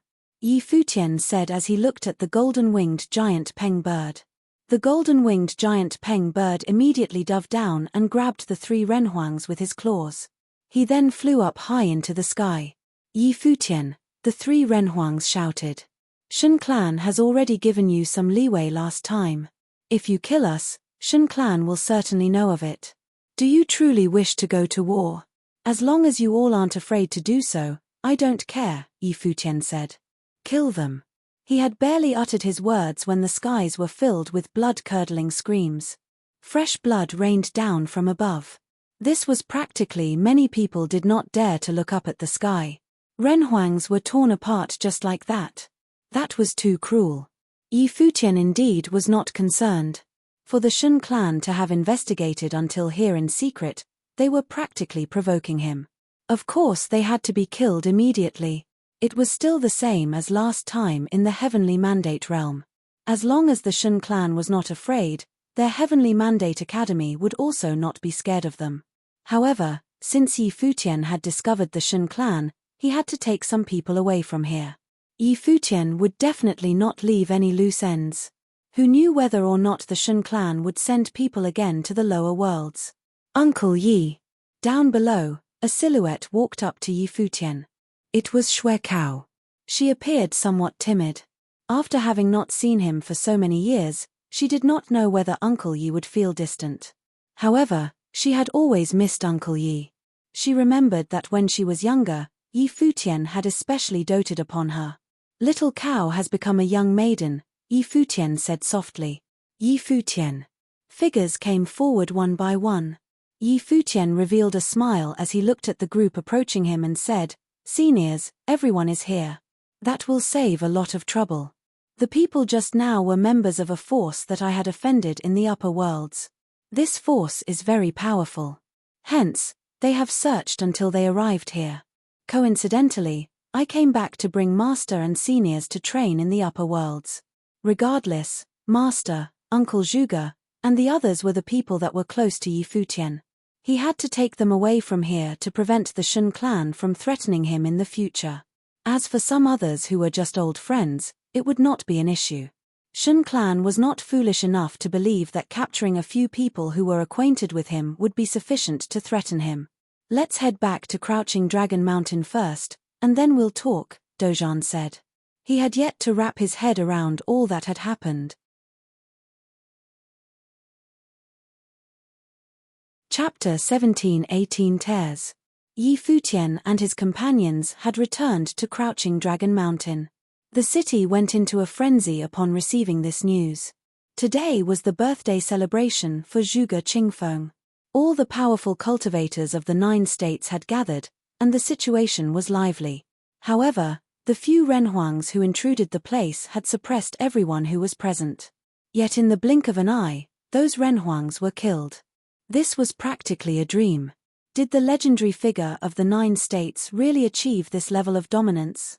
What plane was Yi Futian at currently? According to those who witnessed the happenings, when they saw Yi Futian, they felt as though they were gazing at a deity. It was highly possible that Yi Futian was a renhuang now. Renhuangs were existences that most residents of the 9 states had never encountered before. It was difficult for them to meet a saint plane figure, let alone a renhuang. On top of Crouching Dragon Mountain, the return of Yi Futian, Zhuge Mingyu, and the rest livened up the gathering even more. Yi Futian briefly explained his encounters and invited the saints of the 9 states to come with him to the upper worlds. Many of the saints were tempted to accept the invitation. In reality, with their age and plane, nothing in the 9 states could excite them anymore. Now, everyone in the 9 states was at peace with each other. It was too mundane for the saints. If they went to the upper worlds, especially to the 9 supreme regions, they might have a chance to advance further in their cultivation. However, some of them were worried about their juniors. Yi Futian assured them by saying that Emperor Xia would take care of everything here. Besides that, he would push for the establishment of a pathway between the upper worlds and the 9 states, so that renhuangs from the upper worlds could occasionally descend to teach the way in the 9 states. It would further prosper the development of martial arts in the 9 states. All the saints said they would need a few days to consider the offer. Yi Futian dismissed the gathering. Then, he went to the Holy Ji Palace, gathering all the disciples for a lecture. The disciples of the Holy Ji Palace were thrilled when they found out that their palace lord, Yi Futian, had broken through to the renhuang plane. Even though Yi Futian had left for many years, he was still an iconic leader for the Holy Ji Palace. He was the emblem of the Holy Ji Palace. In the past, the old palace lord used his own death to establish the succession of young Yi Futian as the next palace lord of the Holy Ji Palace. After that, Yi Futian led the Holy Ji Palace through terrifying battle after terrifying battle. Finally, they secured their spot at the peak. Up until now, this tale was still deeply engraved in the hearts of many disciples. At the palace on the cliff, Yi Futian taught the way. When the elders of the Holy Ji Palace saw the unparalleled figure, they were so touched that they teared up. Yi Futian brought many top cultivation manuscripts from the upper worlds and left behind many items. He then left the palace. Lapis Lazuli Holy Temple in the Eastern State was previously disbanded back in the day. However, several years ago, the Lady of Lapis Lazuli Holy Temple, Glass Saint, had returned and rebuilt it. The disciples of Lapis Lazuli Holy Temple that had left gradually returned. They had tears in their eyes. They had finally waited for the lady to return and rebuild the Holy Temple. This had been the dream of the disciples of Lapis Lazuli Holy Temple for many years. After hoping for so many years, Glass Saint had finally returned. After Lapis Lazuli Holy Temple was rebuilt, it had remained very quiet and rarely caused any commotion in the outside world. It had merely quietly passed on teachings and trained disciples. However, many people in the Eastern State discovered that the female disciples that occasionally emerged from Lapis Lazuli Holy Temple had abilities that were astonishingly powerful. This caused countless young women in the Eastern State to join the Holy Temple and train. In the years after, Lapis Lazuli Holy Temple's fame grew, and its influence spread throughout the eastern state. There were rumors that after returning from her travels, Glass Saint's current plane was already without equal in the 9 states. However, she herself kept an extremely low profile and did not contend for anything. She merely quietly passed on teachings. Ever since she re-established Lapis Lazuli Holy Temple, Glass Saint had never left Lapis Lazuli Mountain. No one from outside of Lapis Lazuli Holy Temple had seen this legendary woman. This aroused the curiosity of countless people towards Glass Saint. Previously, the grudge between Glass Saint and Great Jew Sacred King from Great Jew Sacred Dynasty had ended with the demise of the Great Jew Sacred Dynasty. Now, had the once top beauty in the Eastern State already desired nothing in this world? Let alone the people in the Eastern State, even the disciples of Lapis Lazuli Holy Temple were very curious about Glass Saint. Right now, at the bottom of the steps leading to the main temple of Lapis Lazuli Holy Temple, a few silhouettes were walking down. Their temperaments were all extraordinary, and their appearances were all stunning, each with their own unique features. However, right now, they wore worried expressions in the faces. Master was in a daze again, one of the women said softly. These past few years, she has always been like this. I feel sad just watching her like this. I wonder what Master is thinking of.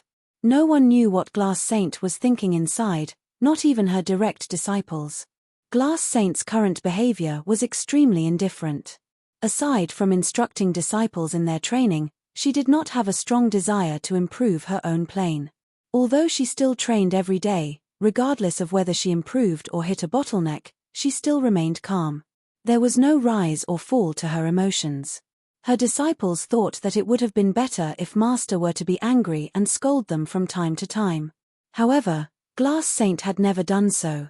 She showed no emotions to anyone. Even if their training had gone off course, she would still calmly instruct them. I know, right? Watching Master being in a daze on her own makes my heart ache. I feel that Master is too lonely and has no friends. She doesn't even have anyone to talk to. She has also never come in contact with the other saints of the 9 states. The saints of the 9 states would regularly send people to invite Glass Saint to join them. However, Glass Saint had always declined their invitation. At that moment, the sound of footsteps came from the stairs below. Their gazes shifted downwards, and they saw a white-haired youth walking up the stairs. Although his hair was white, he seemed very young, and his temperament was otherworldly. He appeared amazing in their eyes. It was as though they could not take their eyes off him once they saw him. Who are you? A maiden asked. Senior, we couldn't stop him, a female disciple who was at the bottom of the stairs reported. I am Yi Futian. The youth smiled gently while saying, I'm here to meet your master. Yi Futian, the few girls whispered. The next moment, their pupils constricted as they pointed at Yi Futian. Which Yi Futian? Clearly, they had realized the identity of the person standing in front of them. He was the legendary figure of the 9 states. Both Great Jew Sacred Dynasty and Shihua Sacred Mountain were annihilated by him. Rumor had it that in the past, Glass Saint had traveled with him. He was the Yi Futian. Now, he was here to look for Master. Could it be that Yi Futian looked at them with a smile? The few girls felt slightly nervous and excited. His tender smile seemed to be affirming them that he was indeed the Yi Futian that they were thinking of. I will tell Master that you're here, said one of the girls. I'm sure your master will not want to see me. I will leave after I have a look, Yi Futian said while smiling. Then, with a step, he disappeared right in front of them. The few girls looked at each other, shocked. This they gazed at the top of the temple. Yi Futian reached the top of Lapis Lazuli Holy Temple. A stunningly beautiful figure was leaning against the railing quietly. She was gazing into the distance. Her silhouette looked like an outcast when matched with the background. She seemed so lonely as she stood there. A breeze came, and her hair fluttered in the wind. Her beauty did not fade as time passed. Not only did the once top beauty in the Eastern State maintain her beauty, but her temperament had also become more extraordinary as she aged. The loneliness accentuated her beauty. Seemingly sensing something, she turned around and saw a white-haired youth standing there. A hint of fluster flashed past Glass Saint's eyes the moment she saw the youth. However, she regained her calmness in the blink of an eye. Then, she turned and stared at the clouds again, as though she had not seen him. Futian moved forward and walked up to her side. He leaned against the railing and stared at her side profile, asking, "Why did you leave without saying goodbye?" When they were in the valley of the demon realm of the heavenly mandate realm, Glass Saint left and did not return. To Futian's surprise, she had actually returned to the 9 states. Glass Saint did not answer him. She stood there in silence. Futian did not mind her silence either, saying, "This time, I am back to visit a few old friends in the 9 states. I am bringing them to the heavenly mandate realm to train there. I heard that you were back, so I dropped by to pay you a visit. Do you want to follow us back? What happens after I go there?" Glass Saint spoke for the first time since Futian arrived. She stared at Futian with her enchanting eyes. Futian was momentarily stunned, then he replied with a smile, "Of course, you will train there. Right now, all the top figures of the Heavenly Mandate realm have established the Heavenly Mandate Academy together. If you train there, you can become a Renhuang one day." Training. Becoming a Renhuang, Glass Saint murmured. She continued to gaze into the distance, whispering, "What happens after I become a Renhuang? After you become a Renhuang, your beauty will last for an eternity while your lifespan will never come to an end. Isn't this what every cultivator dreams of?" Futian revealed a perplexed look. "Then, what happens next?" Glass Saint asked again. Futian was speechless.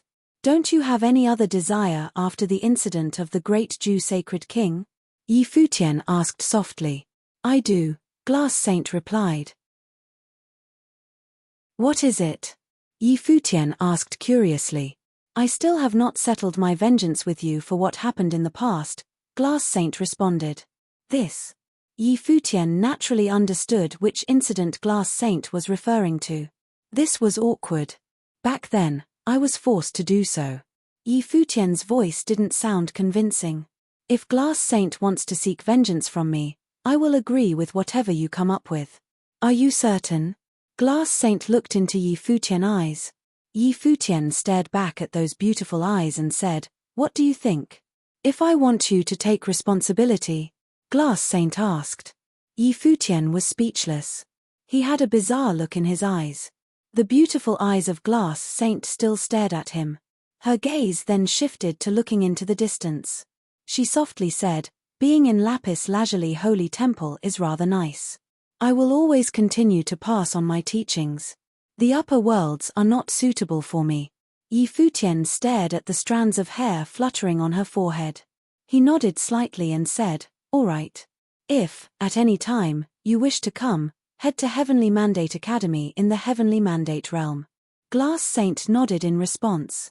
Seeing that Glass Saint had no intention to continue the conversation, Futian left quietly. His figure disappeared in an instant. After he left, Glass Saint still stood at her original spot and gazed into the distance. A few figures walked up to her carefully, calling, "Master." Did Futian leave just like that? What did he say to Master? Glass Saint did not respond to their call and remained standing in silence. "Master," the girls called once again. Then, only did Glass Saint turn around slowly. When the few disciples saw Glass Saint's face, they felt their hearts skip a beat. They stared at Glass Saint, their master, with dumbfounded gazes. Right now, on that gorgeous face there were actually tears.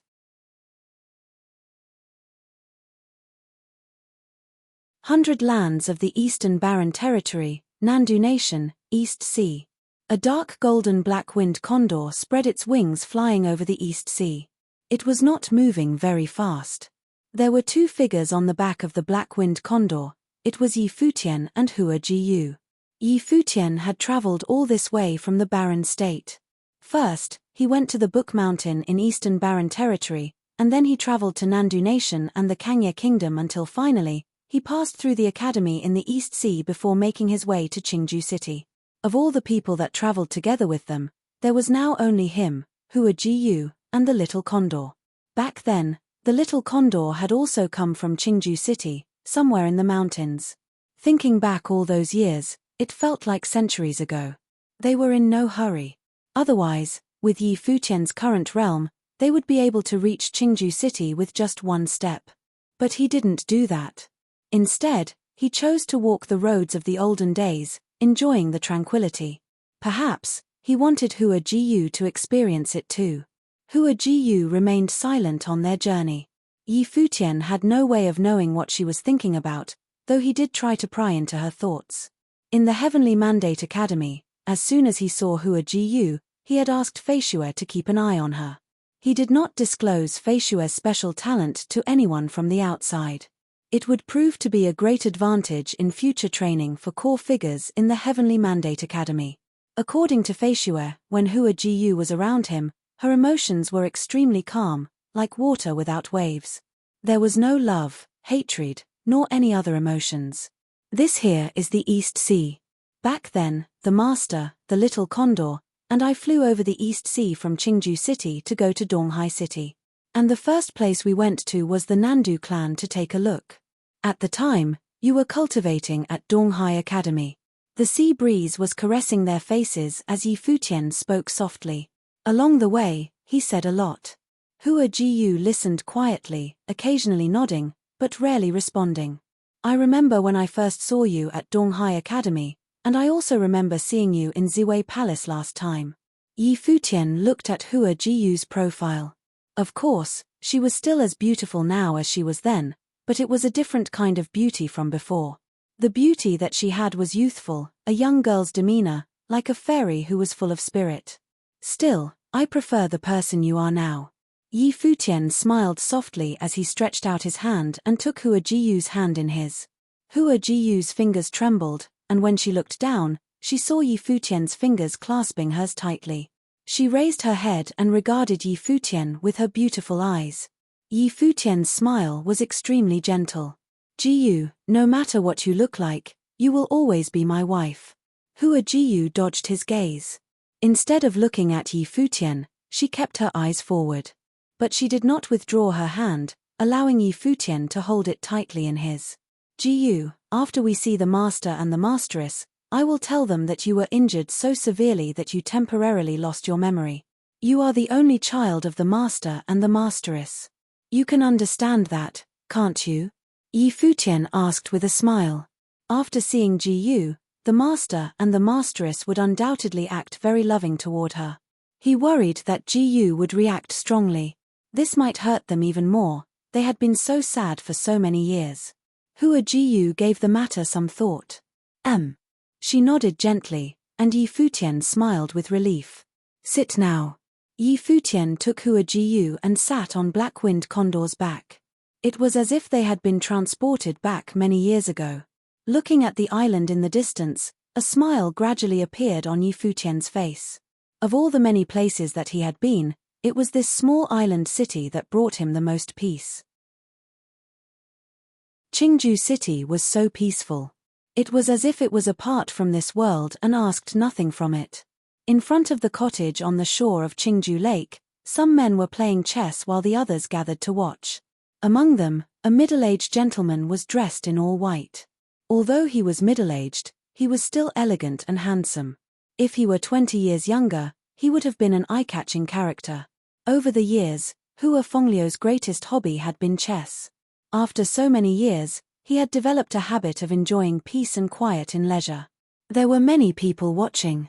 At this moment, two people walked behind the crowd and watched quietly, not disturbing anyone. However, the temperament of the two newcomers was so outstanding that the people around them couldn't help but look back at the two, thinking that they were a beautiful couple. Moreover, the man looked so young but had a head of silver hair. And the woman, upon closer look, also appeared quite familiar. Young lad, you know something about chess? Asked an old man next to him. Those who watched chess were usually long in the tooth. A little. Yi Futian smiled and nodded. How is that guy's chess skill? The old man asked, pointing at Hua Fengliu. Not very good, Yi Futian said with a smile. Wow, you sound very confident. The old man smiled. Then, you should go in later and challenge him. No one had been able to beat this man in chess in the vicinity, and he didn't know if this young man was bragging or not. However, For once, he would be happy to see someone beat that guy. I have something else to attend to. Let's call it a day with this game, the person opposite Hua Fengliu said, then begin mixing up the chess pieces. Everyone around them laughed because they knew this guy had lost. Lad, give it a try. The old man next to him turned his head and looked at Yi Futian, who was behind the crowd. Sure. Yi Futian smiled and nodded. It's just that I dare not beat him.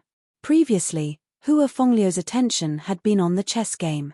Over the years, he hadn't cared much about the world, he had even lost interest in cultivating, so he was a lot less vigilant much than he was before, and he rarely kept watch over his surroundings.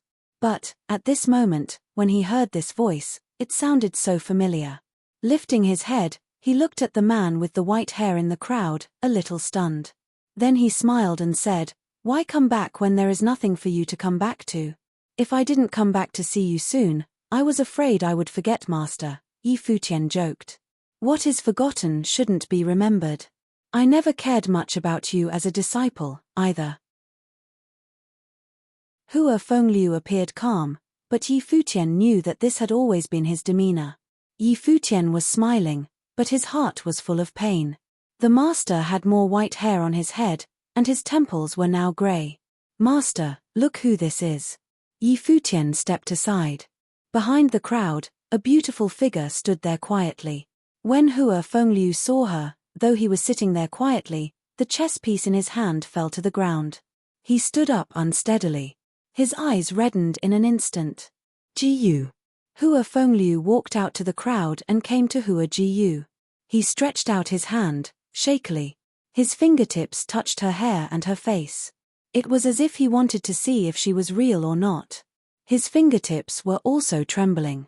Yi Futian felt even sadder when he saw this.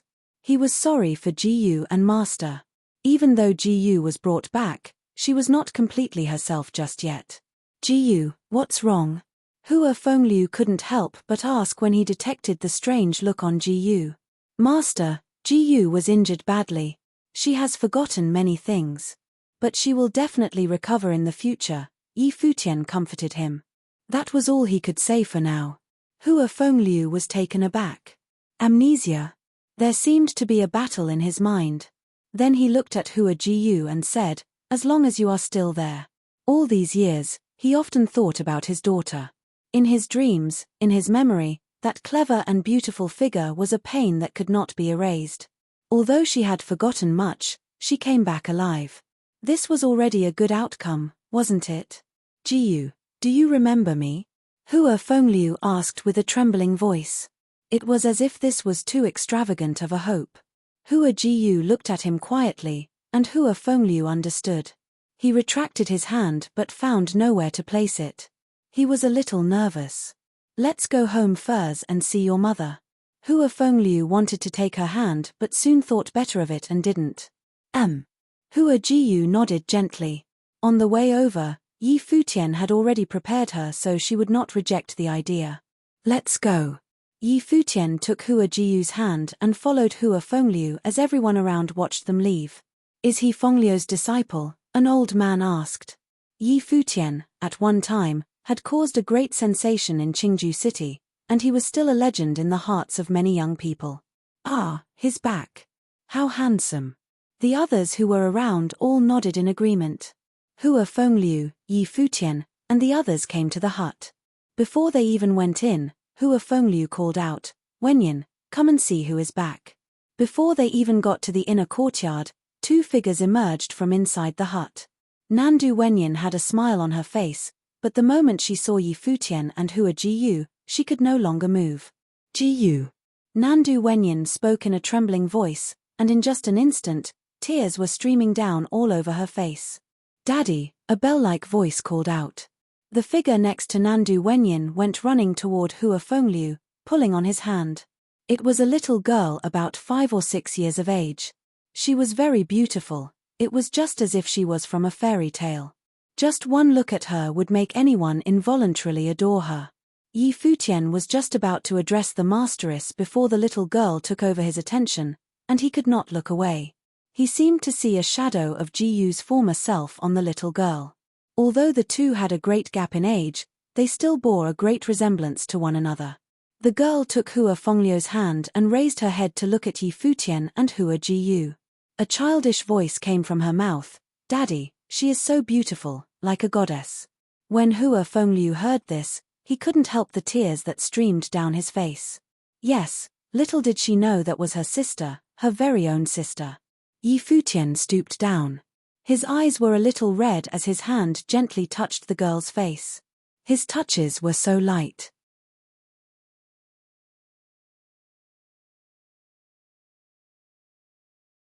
Chapter 17:20 Smiles.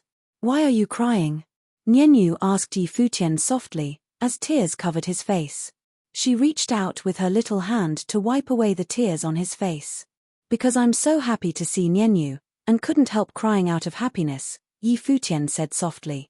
Nianyu nodded innocently, just like a porcelain doll. Her big eyes looked at Hua Jiyu.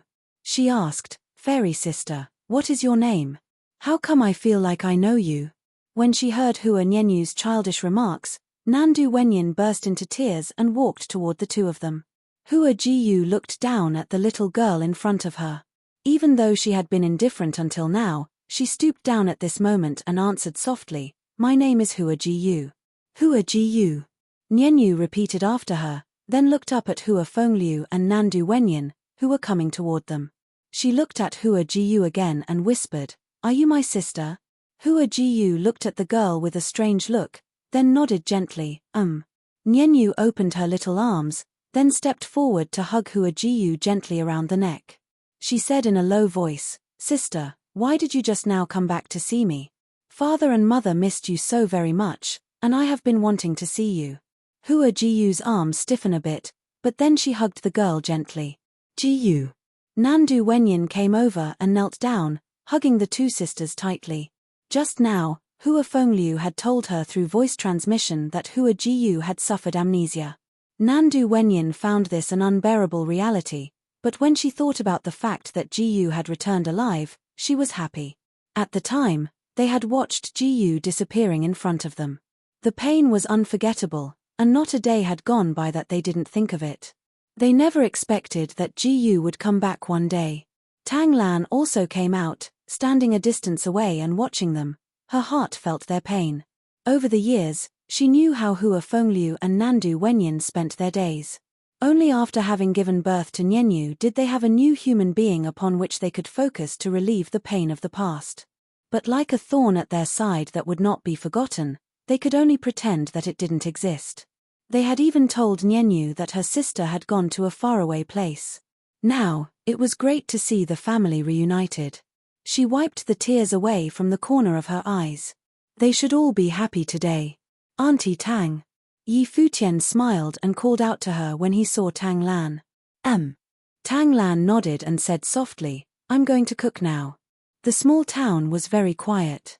As Yi Futian settled down in Qingju City, many who learned of his return would come over and watch him from afar from time to time.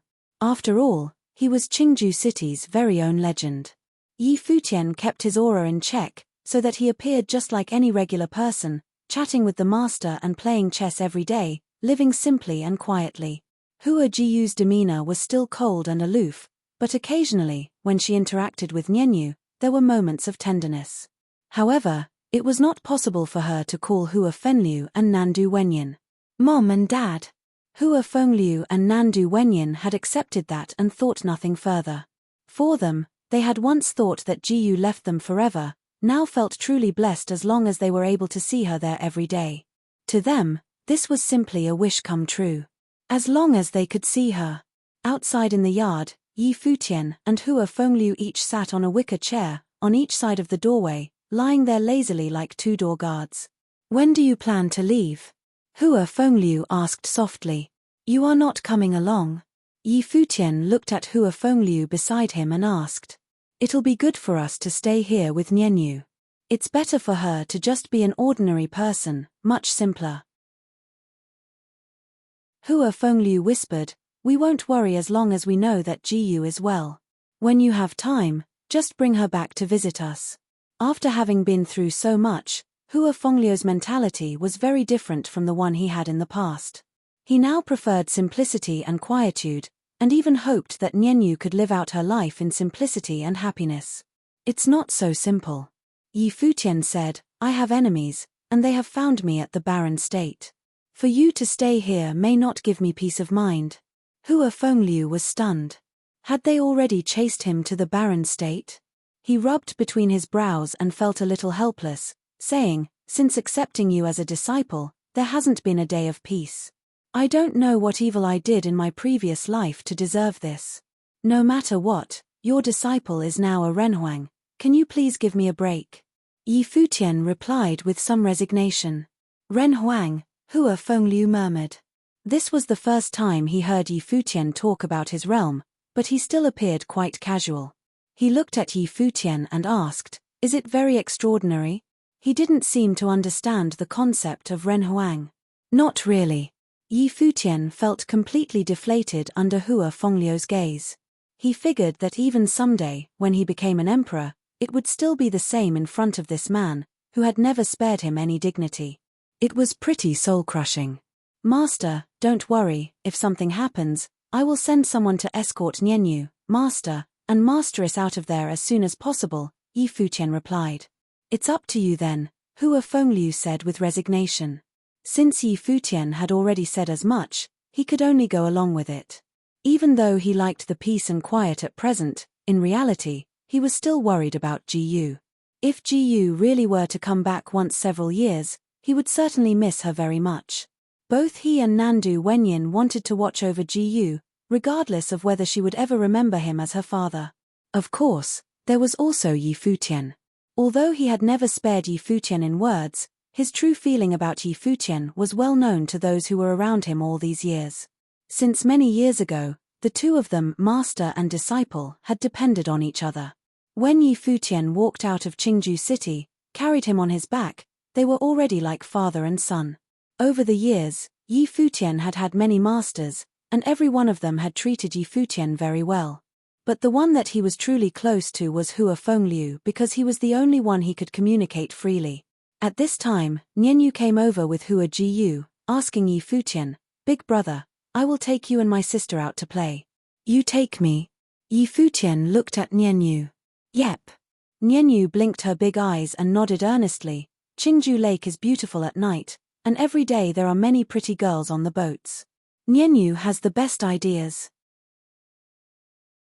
Yi Futian squeezed Nianyu's face and nodded with a smile. However, you should call me brother-in-law. Nianyu likes to call you big brother, Nianyu said with a chuckle. Fine, whatever you like. Yi Futian got up and picked up Nianyu, saying, let's go. Hua Fengliu looked at the three of them leaving. Yi Futian, carrying one in his arm and holding hands with the other. A smile radiated from his slightly aged face. Eyes closed, he was enjoying the sunshine quietly, with a smile on his face. For this quiet little town, Qingju Lake was quite lively. The temperament of Yi Futian and Hua Jiyu easily attracted attention, not to mention there was a girl next to them who looked like a porcelain doll. What a handsome pair and what a beautiful child. Many people exclaimed silently, and they smiled when they walked by Yi Futian. Such a beautiful picture lightened up the mood of many. This must be a very happy family. Look at how clean and nice other children are, and then look at you. Someone behind them reprimanded a little boy who was 6 or 7 years old, dirty, and obviously naughty. Why don't you look at that big brother and sister? It's obviously hereditary, what can I do? The little boy retorted. Yi Futian smiled warmly when he heard the voice behind him. Clearly, many people had mistaken Nianyu as his and Jiyu's child. Of course, there were resemblances. Hua Jiyu felt strange when she heard this. Yi Futian looked at her, and realized he kind of wanted a child. At this instant, he somewhat understood what the master was feeling. After experiencing so much in the outside world, sometimes this kind of simple happiness was really wonderful. The shore of Qingju Lake was a familiar place with familiar scenery. Yi Futian put Nianyu down, holding her with one hand and Hua Jiyu with the other, and said softly, Jiyu, this is where we held hands for the first time. With nightfall approaching, there were more and more boats. Looking at all this, Hua Jiyu, too, felt that it was a very beautiful sight. Big brother, Shall we go on a boat? Nienyu looked up at Yi Futian. Yi Futian stooped down and said to Nienyu, Nienyu, would you like Big Brother to play Guqin for you? Sure, my dad likes to play Guqin too. Nienyu nodded happily. Let's go then. Yi Futian took Nienyu's hand and walked to the shore of the lake. They found a place to sit on the ground, and a Guqin appeared in front of him. It was the famous Guqin that once belonged to the String Emperor at Taishan Mountain. Nienyu sat quietly next to Yi Futian, holding her little head in her hands, extremely adorable. Everyone around them was looking at them. At this time, the sound of the music moved slowly. The moment the note started, the crowd quieted down involuntarily. This was a very beautiful tune. With the beating of each note, brilliant lights flashed around Yi Futian, surrounding him. What beautiful music! On Qingju Lake, many people on the boats looked toward the lake's shore. The white-haired young man, a girl that could only be from a fairy tale, and behind them, a goddess-like beauty. Of course, there were those who recognized Yi Futian, and while they were excited inside, they didn't go up to disturb him, they just listened quietly. The sound of Guqin gradually became louder, like a phoenix singing, with an even more brilliant light now surrounded Yi Futian. Under the night sky, a radiant divine bird slowly took shape. Look, it's a phoenix, someone exclaimed, and all eyes were on Yi Futian. The sound of Guqin sounded like phoenix singing, and around Yi Futian, a pair of phoenix flew around him, a rather dreamlike sight. At this moment, many women on the ships could not help but look intently. How beautiful! Nienyu also stood up. She came to Yi Futian and watched the phoenix flying around him, a bright and innocent smile on her face.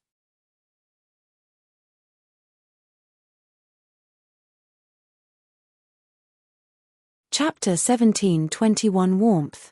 After staying in Qingju City for a couple of days, Yi Futian left with Hua Fengliu and his family. When the black-winged condor spread its wings to depart, many from Qingju City watched them leave. Although many already knew who Yi Futian was, no one disturbed him except for an occasional stare from a distance. No one expected that he would leave after only 2 days, so this caught many by surprise. There was a woman standing in front of the house, watching them as they were leaving. She stood there for quite a long time afterward. With the kind of cultivation that Yi Futian possessed, a single sweep of his divine spirit was enough to see through everyone in Qingju City. However, this time he just stayed there quietly for 2 days without causing any excitement. Just as the master preferred peace and quiet nowadays, although his cultivation was superior, he had not interfered with other people's lives. He could easily change people's destiny, but in doing so, their course of life would change accordingly. Who knew what the future would bring? Qingju City was a paradise in his heart. But what Yi Futian didn't know was that after he left, the island city upon the East Sea was gradually being swallowed up by heavy fog and became ever more elusive. Upon the East Sea, immediately outside the island city, under the shocked observation of those ships that were traveling in the vicinity, the island became increasingly blurry until it had completely disappeared from their field of vision. All they could see was a cloud of mist. In the following month, there were those who left Qingju City, entered into the mist, and were never seen again. Gradually, except those who had families in Qingju City, no one dared to venture into the mist. A few months later, the mist dissipated, but Qingju City had completely disappeared.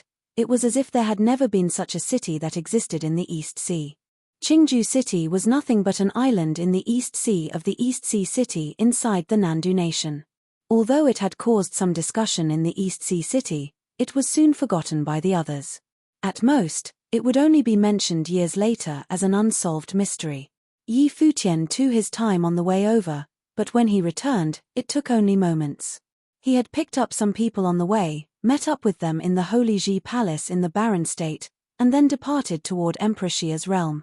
After that, from Emperor Xia's realm to Crimson Dragon Realm, he took advantage of Crimson Dragon Realm's teleportation Grand Matrix to return to Heavenly Mandate Realm. It took very little time for him to get back. So that by the time they got back, the assessment at Heavenly Mandate Academy had not yet concluded, and countless cultivators from the 9 realms were still converged inside Heavenly Mandate City. In the Heavenly Mandate Realm, outside the Heavenly Mandate Academy, a divine bird, the roc, morphed back into its original form. The wings of 1,000 meters were spreading out, covering the sky and the sun, and a mighty group rode on its back. There were not many of them when they departed to the lower worlds, but now there were many on the return trip. They were all families and friends from the lower worlds of the 9 states. Were it not for the cultivators of the Shun clan, Yi Futian might not have brought so many people back. But, since what had happened, he must now guard against the Shun clan. At the very least, those who were close to him could not be left behind in the lower worlds for fear that their safety might be threatened by the Shun clan. On the back of the rock, those from the 9 states looked down at the vast crowd below. They also saw the people taking part in the assessment outside the Heavenly Mandate Academy and felt an incomparably powerful breath of the Saint Plane bloomed and filled the space.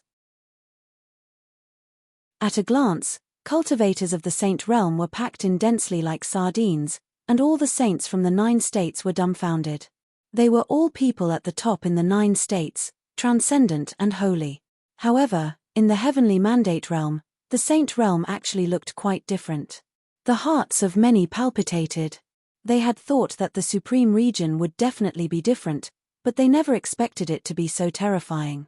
Dongliu, is Saint Plane the general level cultivation of the Heavenly Mandate Realm? Zhuge Qingfeng asked Jiyu Dongliu, who was beside him. Jiyu Dongliu and Zhuge Mingyu both stood next to him. No. Jiyu Dongliu shook his head and said, actually, people above the Saint Plane were in the minority.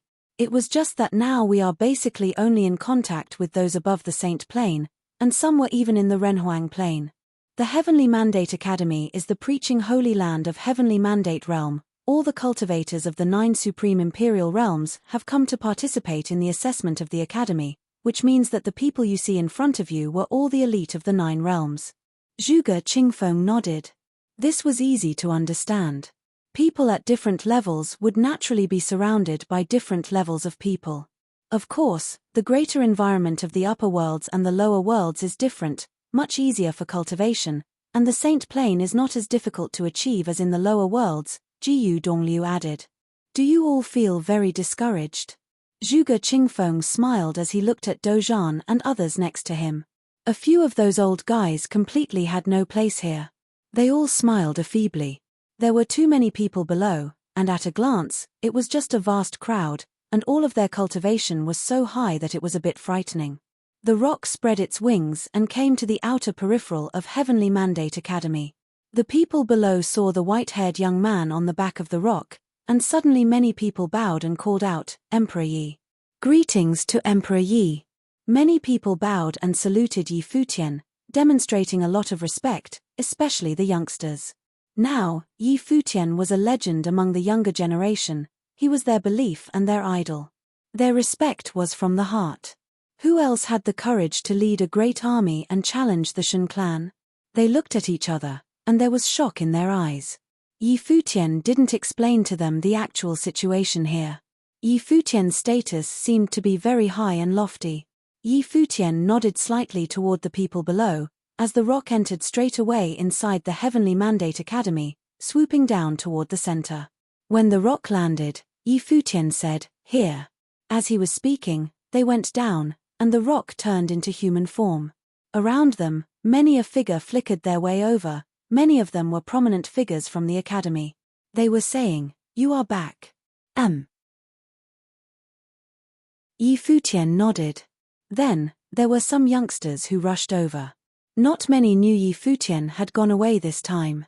After he returned with so many people in tow, inevitably, it would attract a lot of curiosity. The saints from the 9 states felt the aura from those people, and they couldn't help but feel a little nervous. The strongest person they had ever seen before was Emperor Xia, but from Emperor Xia's realm to the Crimson Dragon realm, and then to Heavenly Mandate realm, they all understood that Emperor Xia was simply no comparison with the older generation of cultivators here because they were simply not on the same level. Those people who stood there felt unfathomable. Just how strong were they? Only heaven knew. They had never come into contact with such strong people. Although Hua Fengliu had feigned disdain when he was in Qingju City, he certainly understood that Yi Futian was a true power now, and he had reached an unattainable height. Of course, Hua Fengliu was not too surprised. He was one of the few people who knew Yi Futian's greatest secret. Back then, in front of Emperor Yi Qing's statue, he was the one who protected Yi Futian with his own life, when this guy claimed to be a natural-born emperor as a teenager. It was just that he had no concept of what an extensive impact it would have at the time. Big brother. Hua Nianyu walked next to Yi Futian, took his hand, and looked up at him timidly. After all, Hua Nianyu, who grew up in Qingju City, was only a 5-year-old girl. She was a little scared because she had never seen anything like it. Yi Futian bowed slightly and picked her up in his arms, and said softly, "Don't be afraid. From now on, everyone here will be your grandpas, uncles, and aunties. You can call them whatever you want, and they will all like you." Nianyu nodded gently, still holding onto Yi Futian's neck tightly. A 5-year-old child was very sensitive to the sentiments of those around her. Yi Futian's was so gentle and indulgent toward her so that even though she couldn't quite understand it, she was very close to Yi Futian. Even her own sister, Hua Jiyu, was not so close to her. After all, although Hua Jiyu was very good to her, she rarely smiled. What a cute little thing. Many people showed a kind look when they saw Nianyu. This little thing was way too adorable. She's pretty. Xiao Muyu stepped forward and pinched Nianyu's cheek. She then smiled and said, "Let me give you a hug. Big sister, you are so beautiful."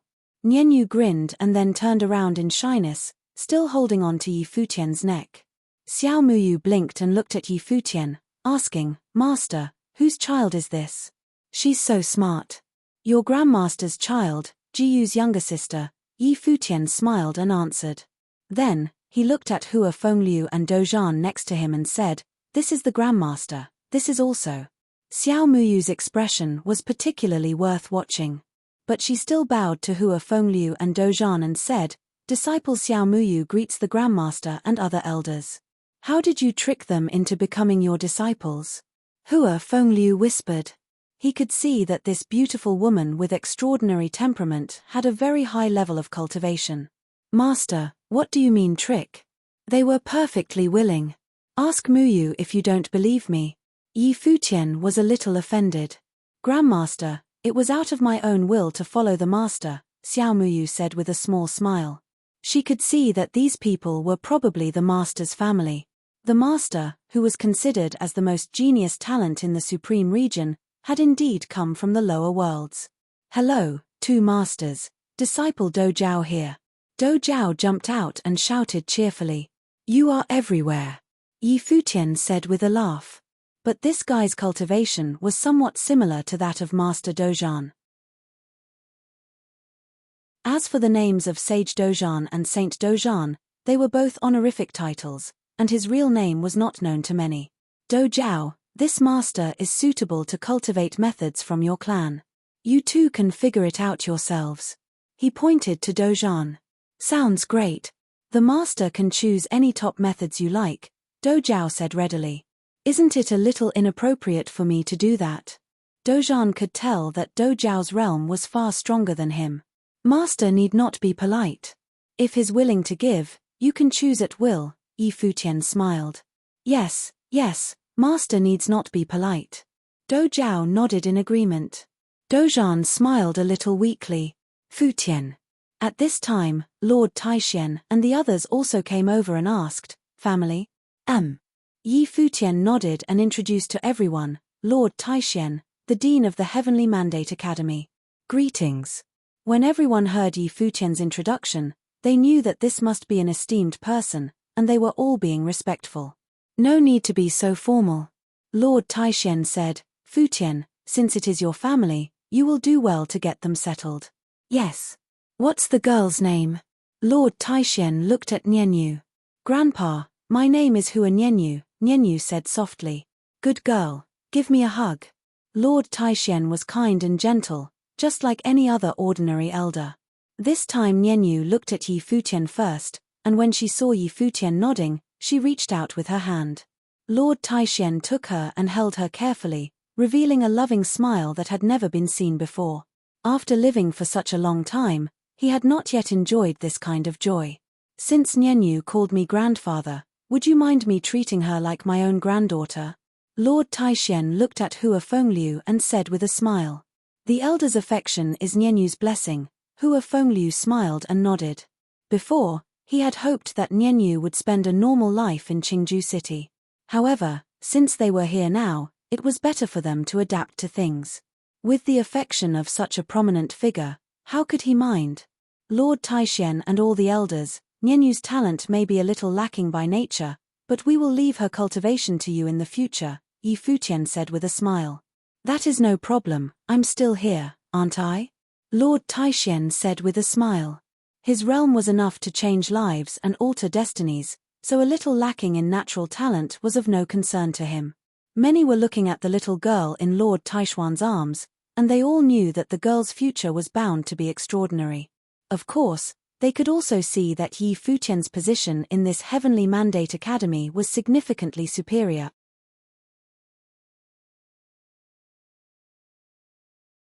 Chapter 17:22 Thoughts. The people from the 9 states stayed in the Heavenly Mandate Academy. The academy looked like a city after expansion and had enough rooms to accommodate the large group of people from the 9 states. After that, Yi Futian introduced the guests one by one and asked some people of the Heavenly Mandate Academy to help the guests from the 9 states to cultivate. Zhuge Qingfeng and other members of the Zhuge family obtained the thunder methods after defeating the 9 Cloud Palace, which was well known for the thunder methods back in the days. The Zhuge family also occupied some thunder god relics of the 9 Cloud Palace. Therefore, Yi Futian invited people who pursued the thunder methods to cultivate at the relics. In the meantime, the celestial gate of vast heaven would help the Zhuge family cultivate.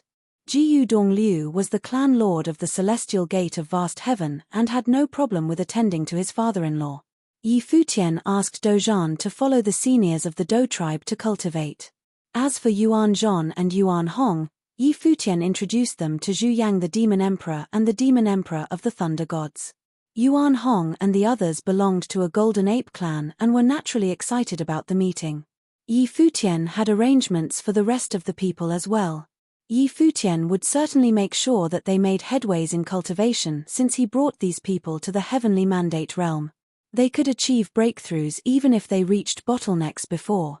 Yi Futian wasn't worried about Nyenyu's cultivation progress at all. He had confidence in Nyenyu, as much as he did in Feishue. Feishue had her grandmother as her mentor while Nyenyu had Lord Taishen and many other masters in the Heavenly Mandate Academy. She could learn anything she wanted in the future. Yi Futian had been busy taking care of these matters recently. The Heavenly Mandate Academy also wrapped up the disciples' selection. Some people were eliminated, yet some were ecstatic to be the first class of disciples of the Heavenly Mandate Academy. The small group of cultivators who became the core disciples were especially thrilled. Maybe they would have a chance to develop the super divine wheel when they attempted the Renhuang plane if they could be lucky enough to receive some help from Yi Futian in the future. The people from the 9 states eventually dispersed, and the Heavenly Mandate Academy returned to normal. However, it was still bustling and lively because of the new disciples. Besides, the population of Heavenly Mandate City grew as well. Even though many left, there were still plenty of people who chose to stay and cultivate in Heavenly Mandate City. Yi Futian finally had some free time after having his hands full for many days straight. Nyenyu became more at ease in the Heavenly Mandate Academy. She often pestered Lord Taishen and occasionally went to bother Hua Jiyu. Although Hua Jiyu spent most of her time cultivating, she would still set cultivation aside to indulge Nyenyu whenever she saw her. At the moment, Yi Futian was watching the conversation between Hua Jiyu and Nyenyu at where Hua Jiyu cultivated. Of course, Nyenyu was the one talking most of the time, while Hua Jiyu responded every now and then. Looking at the pleasant and delightful scene, Yi Futian cracked a gentle smile.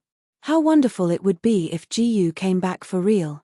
She must be very happy to see Nyenyu. However, Yi Futian started to suspect Hua Jiyu's real identity more and more. He previously speculated that Hua Jiyu might be possessed by the Brahma's pure sky empress. But why would someone like the empress be interrupted by a little girl in the middle of her cultivation? She probably wouldn't bother to talk to Nyenyu at all. Besides, the feelers he put out before, like holding her hands, were eventually accepted by Hua Jiyu in spite of her initial resistance. It made him believe that Hua Jiyu was not controlled by the Empress. She seemed more like a blank piece of paper in Yi Futian's eyes, as she was not interested in anything else but cultivation. But maybe she was drawn to Hua Nianyu by nature. Just now, a person walked toward Yi Futian. Yi Futian focused his eyes on the incoming woman. Her face was beautiful and ethereal. "How can I help, goddess?" Yi Futian asked with a smile. The woman was the Shentian goddess. "This girl is disrupting her cultivation by coming here frequently," answered the Shentian goddess. She was ordered by the Empress before she came here that Hua Jiyu's cultivation was more important than anything else in the Heavenly Mandate Academy. "It's not necessary for you to interfere if she doesn't think so herself," Yi Futian answered, smiling. The Shentian goddess frowned slightly. It seemed that Hua Jiyu didn't stop Nianyu from coming to play indeed. She came to the Heavenly Mandate Academy to cultivate. "I hope you can keep a tight rein on her," said the Shentian goddess. Yi Futian gazed at Nianyu and smiled softly. "That is your purpose, not mine."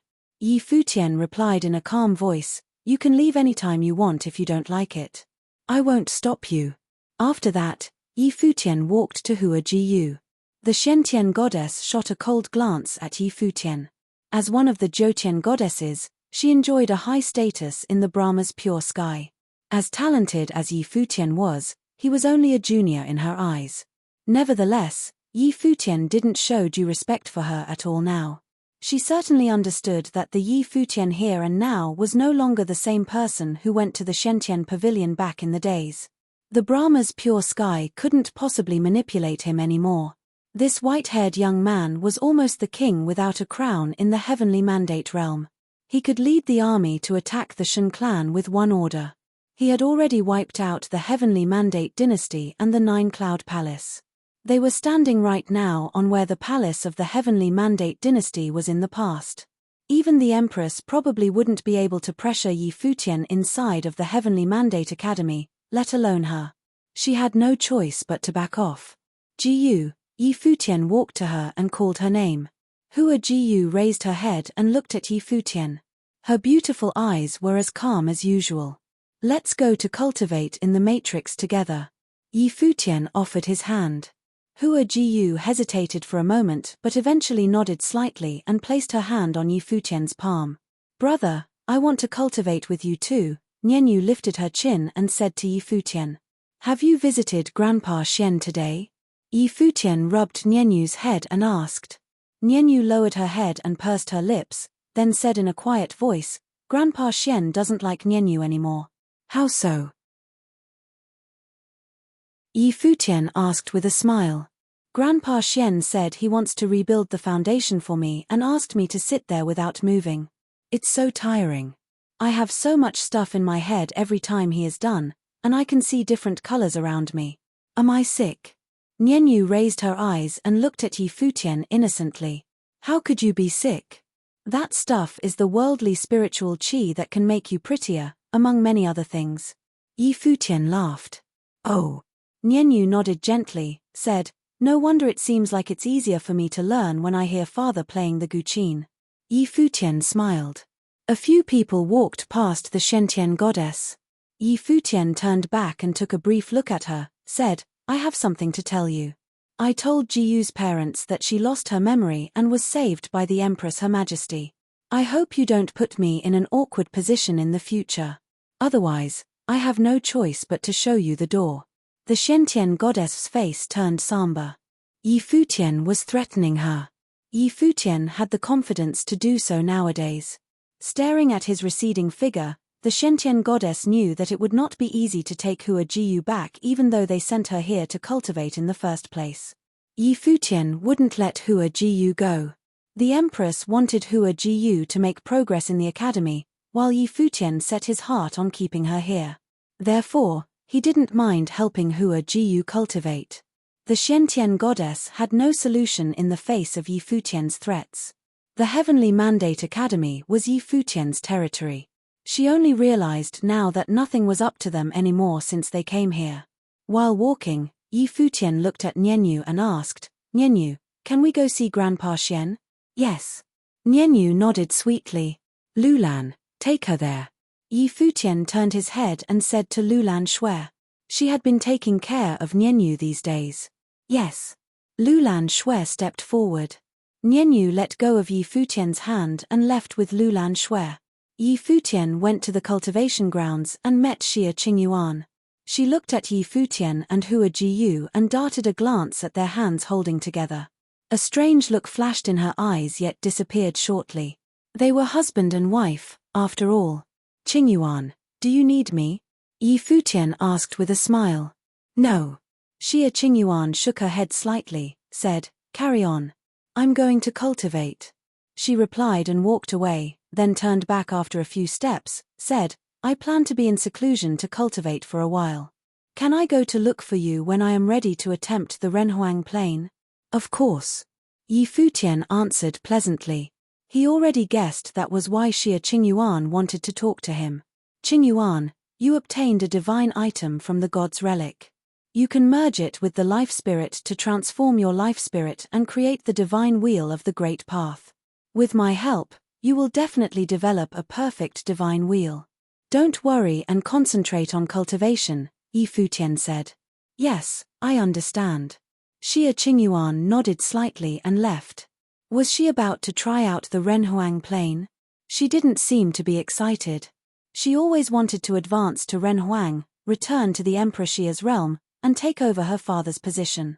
Emperor Xia was eager to come out to cultivate, but he couldn't leave without someone in the realm to inherit his throne.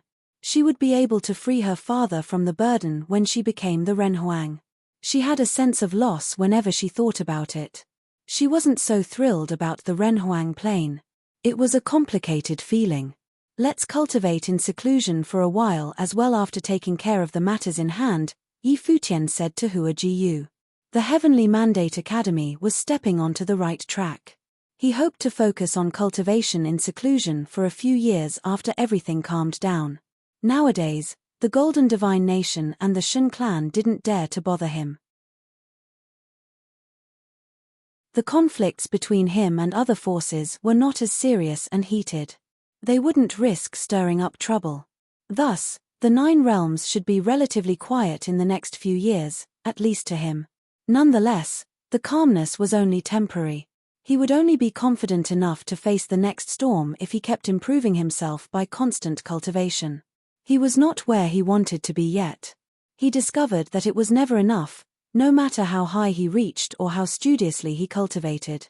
Perhaps, he could only enjoy the absolute freedom when he hit the peak.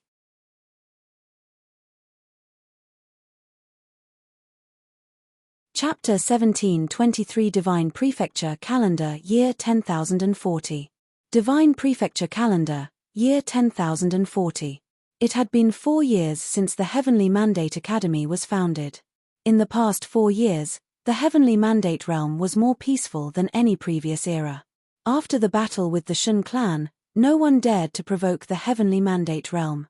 Within the Heavenly Mandate Realm, with the Heavenly Mandate Academy as the center, the forces in the Heavenly Mandate Realm themselves were almost in themselves a great alliance. The human realm of cultivation and the demonic realm were no longer at odds but cultivated together. Although there were countless disputes occurring daily in the realm of cultivation, the competitions between top forces were gone. To the entire Heavenly Mandate Realm, it was considered a peaceful era. Some people had divided the history of the Heavenly Mandate Realm into different eras. If the era before was considered a time when warlords reigned, then the Heavenly Mandate Realm today could be said to have officially entered an era led by the Heavenly Mandate Academy. The entire Heavenly Mandate Realm was centered around the Heavenly Mandate Academy. In the past few years, the number of cultivators of Heavenly Mandate City had expanded rapidly, showing explosive growth, so that for those whose cultivation was not strong enough, they almost could not gain a foothold here. People whose cultivation was below the Saint Plane, unless relying on familial influence, was almost scraping the bottom of the cultivation world in Heavenly Mandate City. Today was the day for the selection of core disciples at the Heavenly Mandate Academy. Every year at this time, some spaces were allotted so that some disciples may enter the core of the Heavenly Mandate Academy. Of course, the cultivators inside the Heavenly Mandate Academy sort of knew that in the interior of the academy, there was a place called the cottage. It was the absolute core of the Heavenly Mandate Academy, directly under the command of Yi Futian. Those who had possessed the perfect divine wheels in the battle with the Shen clan were all disciples of the cottage. At this time, there was a huge sect gymnasium inside the Heavenly Mandate Academy. There were several law battle platforms, and many people were fighting there. Out front, on the high platform, several people were sitting there, presiding over the selection process of core disciples. There were 9 of them in total. Besides the 7 elders, there were also 2 younger people. Many disciples from the Heavenly Mandate Academy gathered in the surrounding area. Even if they were not on the selection list, they still looked forward to the selection process of core disciples. This is the first time that senior brother Chu Yu appeared in this capacity. In the distance, there were many disciples who were rather envious. Chu Yu, like most people, joined the Heavenly Mandate Academy after its establishment. However, they were the first group. When the Tiantian Academy was first established, Gari Kang, the overlord of the Golden Divine Nation, and the cultivators of the Shen clan descended in force, so that almost no one dared to approach the academy. Chu Yu was one of the first 3 who entered the academy. Many people guessed that perhaps from that time on, he had already been regarded as an important person to be brought up in leadership. Well, I heard that senior brother Chu Yu was the first to enter that place and was the only disciple of the Heavenly Mandate Academy who was not previously acquainted with Emperor Yi, someone said softly. Many people knew what place he was referring to. The cottage inside the Heavenly Mandate Academy was a mysterious place that was not made public to the outside world. But those who cultivated in the Heavenly Mandate Academy more or less knew something about it. In the past few years, several people had entered the cottage, but only Chu Yu, who had not known Yi Futian before, was the first to enter the cottage by his own ability. So, it is possible that senior brother Chu Yu could cast the divine wheel of the Great Path. Some showed a sharpness in their eyes, and there were some speculations in their minds. Brother Chu Yu was an extremely famous figure in Heavenly Mandate City even before that. The crown prince of the Heavenly Mandate dynasty, Yi Tianyu, once tried to coax Chu Yu to accompany him in cultivation, so his talent was without doubt. However, Emperor Yi and the others truly didn't care about his relationship with the Heavenly Mandate dynasty. Some people couldn't help but secretly admire him. The operations of the Heavenly Mandate Academy were fairly transparent. This matter also demonstrated the generosity of Yi Futian and the elders of the academy. They didn't care much about the candidate's background or past. It was said that the Chu clan in Heavenly Mandate City had already designated Chu Yu as the next clan leader. Senior sister Feishue became an emperor at such a young age. Wasn't the conflict with the Shen clan caused by sister Feishue? Someone looked at the other young person sitting above, and it was Feishue. Senior sister Feishue is actually not that young, but it was said that she used to fall into deep sleep often, almost in a state of suspended animation. Now that she's being guided in cultivation by the peerless goddess of the Shen clan, Shen Luoshue, how could she not become an emperor? Someone said, and besides, there is also. The people around nodded. It was rumored that Feishue still had a divine item in her body, and she was also the daughter of Yi Futian's master. It was completely reasonable that she became an emperor. At this time, on the high platform, someone who had just passed the screening came over, looking at the 9 people in front of him.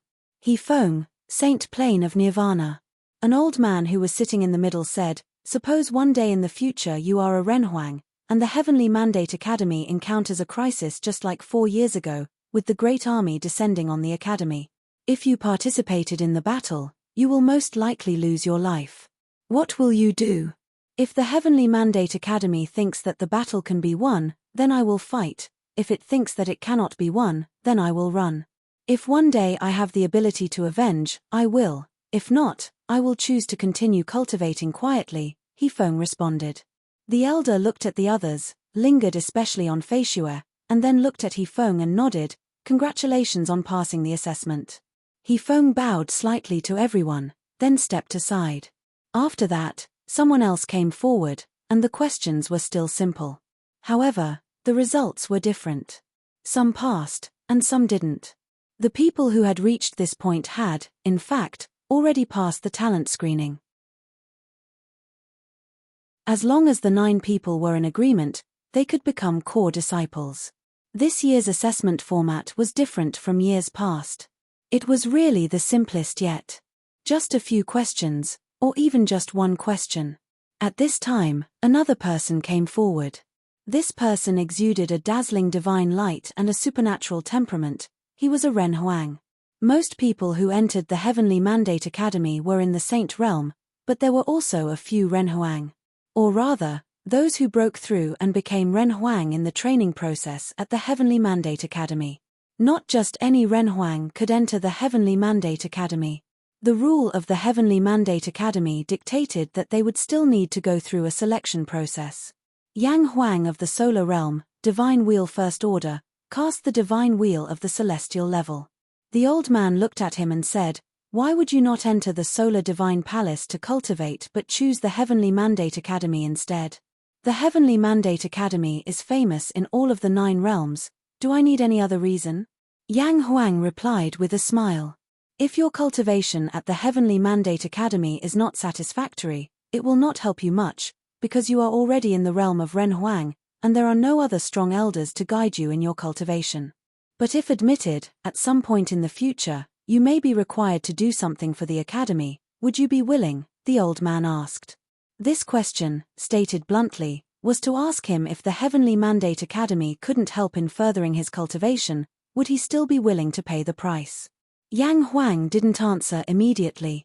His pupils contracted slightly. But then he smiled casually. "Since I have entered the academy, I am a member of the Heavenly Mandate Academy. If the academy has any needs, of course, I will do my best to help." "What if there is danger?" the old man asked again. "If the danger is great, I might consider it. But if the danger is low, I will be willing to do it," Yang Huang replied. The old man nodded, then looked to the others, as if they were secretly transmitting messages. After a while, the old man said, "Yang Huang, assessment failed." The pupils of the people in the distance contracted. Failed? How could it be? Yang Huang's cultivation was inordinately advanced, and he was quite well known among his peers. His strength was mighty, and his demeanor aloof. But he actually failed during the selection process for core disciples. What was wrong with his answer? Yang Huang was also in shock.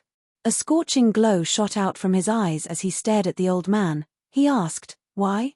"You'll still have a chance in the future." The old man did not respond directly but replied with a smile. Although he was sitting in the middle seat for the assessment, the actual decision-maker was Futian, who was sitting next to him. She was the sole person who determined the results in the last phase of the assessment. In fact, even if a few of the others didn't quite understand Futian's reasons, but everyone sitting here were key members of the Heavenly Mandate Academy, and they would have never doubted such a high-level decision. As for the reason behind Yang Huang's failure, it was actually very simple, because Futian saw that all his answers were nothing but lies.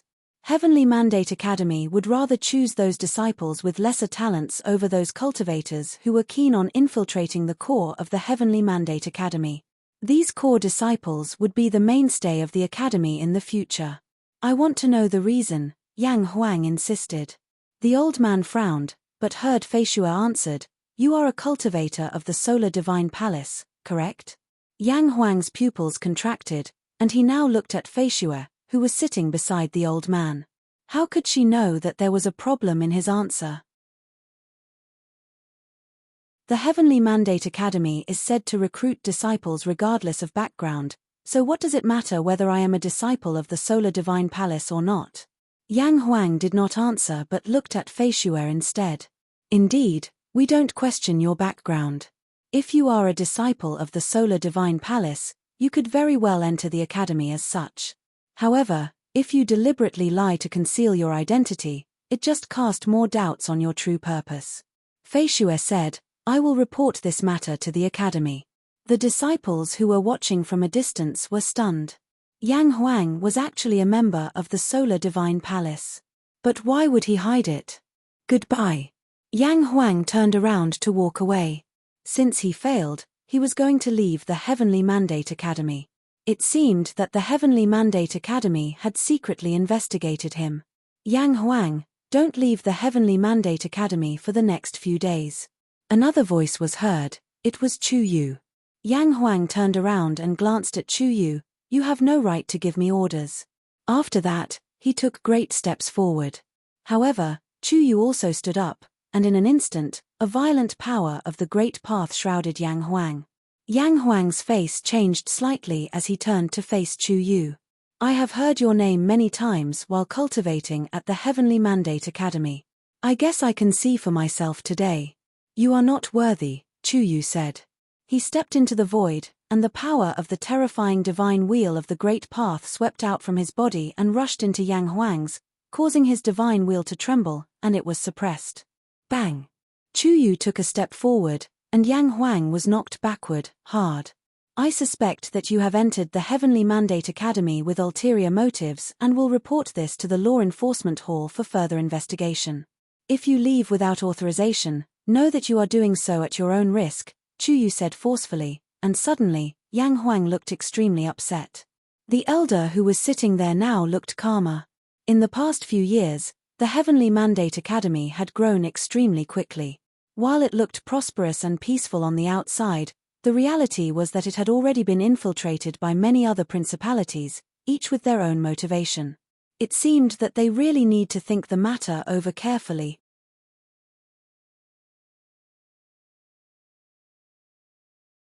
Chapter 17:24 Dark Currents. After 4 years, the Heavenly Mandate Academy's internal operations were already well developed. The Supreme Elder of Heavenly Mandate Academy was in charge of the Law Enforcement Hall, and it was none other than Shun Luoxue, who was once the goddess of the Shun clan. Those in the Shun clan possessed a special talent, and under the survey of the divine eyes, there was no secret that could be hidden from them. The incident with Yang Huang was personally investigated by Shun Luoxue, who rarely involved herself in day-to-day affairs. The final result was that Yang Huang was indeed an undercover agent, whose purpose was to infiltrate into the core of the Heavenly Mandate Academy. He was to collect information and to get a hold of secrets inside the Heavenly Mandate Academy. Of course, no details were disclosed to the public. Shun Luoxue's investigation revealed that Yang Huang was to find out how Futian was able to create the perfect divine wheel, what he had gotten from inside the god's relic, and to obtain some exclusive methods in cultivation and to bring them back to the Solar Divine Palace. In truth, the Heavenly Mandate Academy was a principality in preaching, not a clan. It did not necessarily require a strong sense of loyalty from its disciples. Since leaving after their cultivation had concluded wasn't an issue for the academy, the assessment process was not actually as strict. As long as there are no great concerns, it was not insurmountable to become a core disciple. But to become a disciple of the cottage, or even to enter the absolute center of the academy, would require a strong sense of loyalty to the Heavenly Mandate Academy.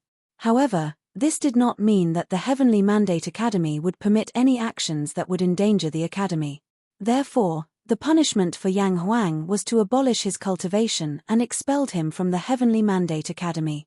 They did not announce the true identity of Yang Huang, though it was really not so much a secret. Their discretion was to save the Solar Divine Palace the humiliation.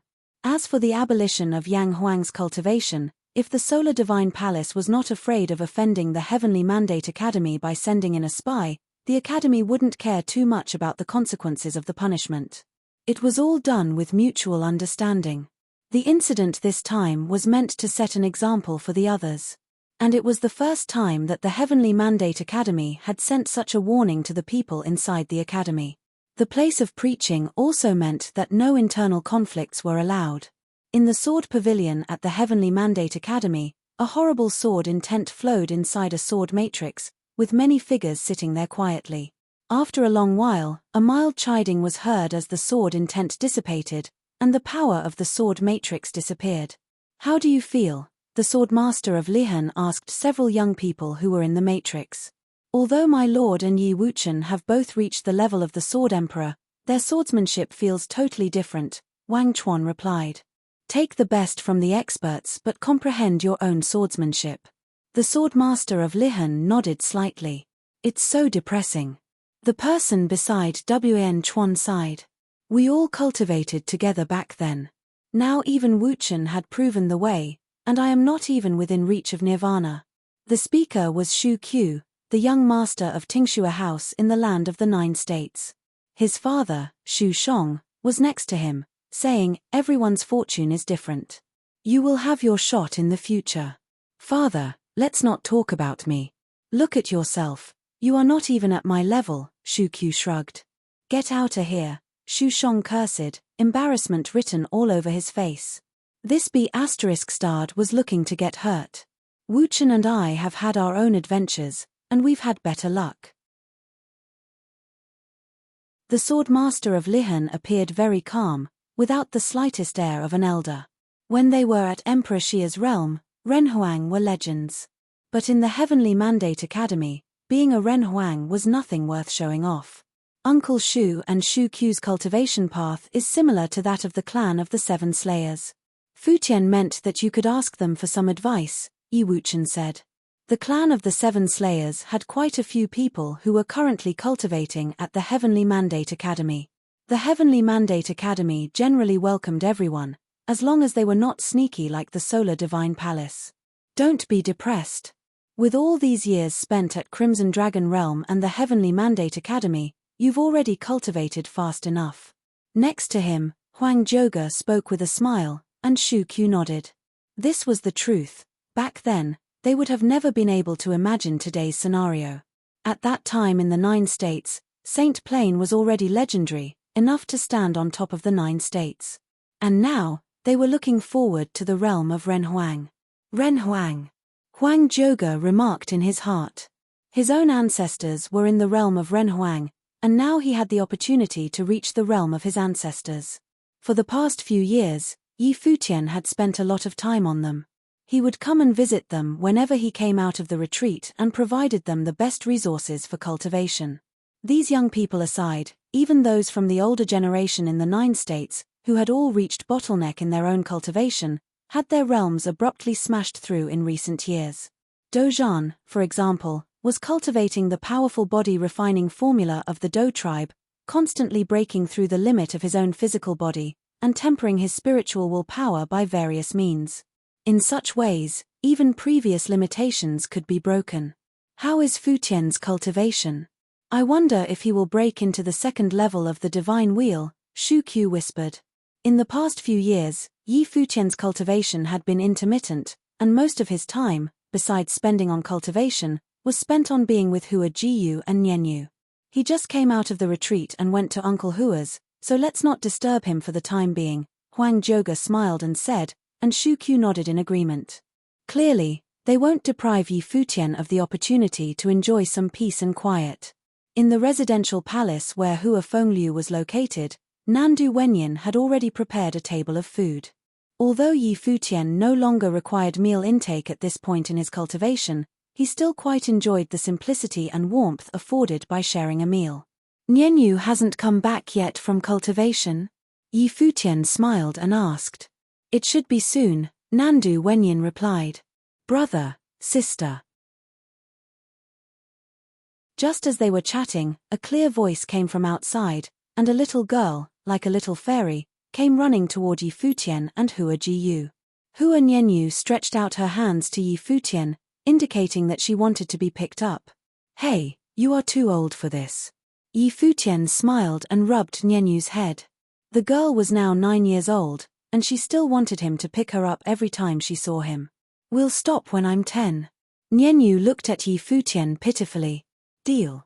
Let's see how heavy you are now. Yi Futian indulgently picked Hua Nianyu up, and the girl suddenly burst into a bright smile. How's your cultivation coming along? Yi Futian asked. Grandpa Xian said that I've got potential and that I will definitely be better than you in the future. Nianyu looked at Yi Futian with her big eyes. That's for sure, Nianyu has to be better than me. Yi Futian smiled and nodded, and put Nianyu on the chair. When everyone sat down, Nandu Wenyin looked at Lulan Shui and said, Lulan, come and sit with us. No. Lulan Shui shook her head. Come and sit together. Yi Futian turned his head and said to her.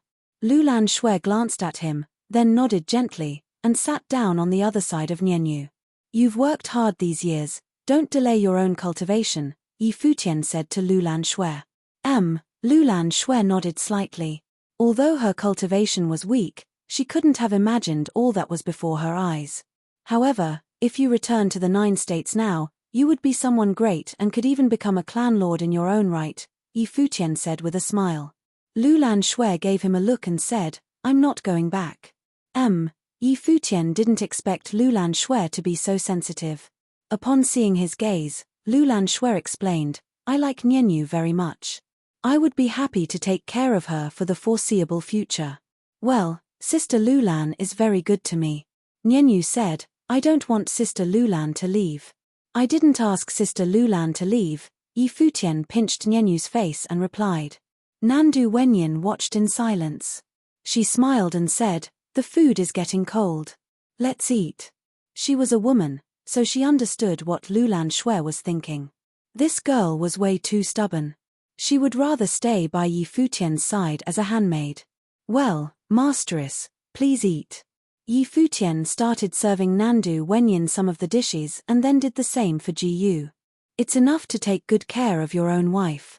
Hua Fengliu glared at Futian, and then took the initiative to serve Nandu Wenyin. Of course, he also did so for Tang Lan, who was next to him.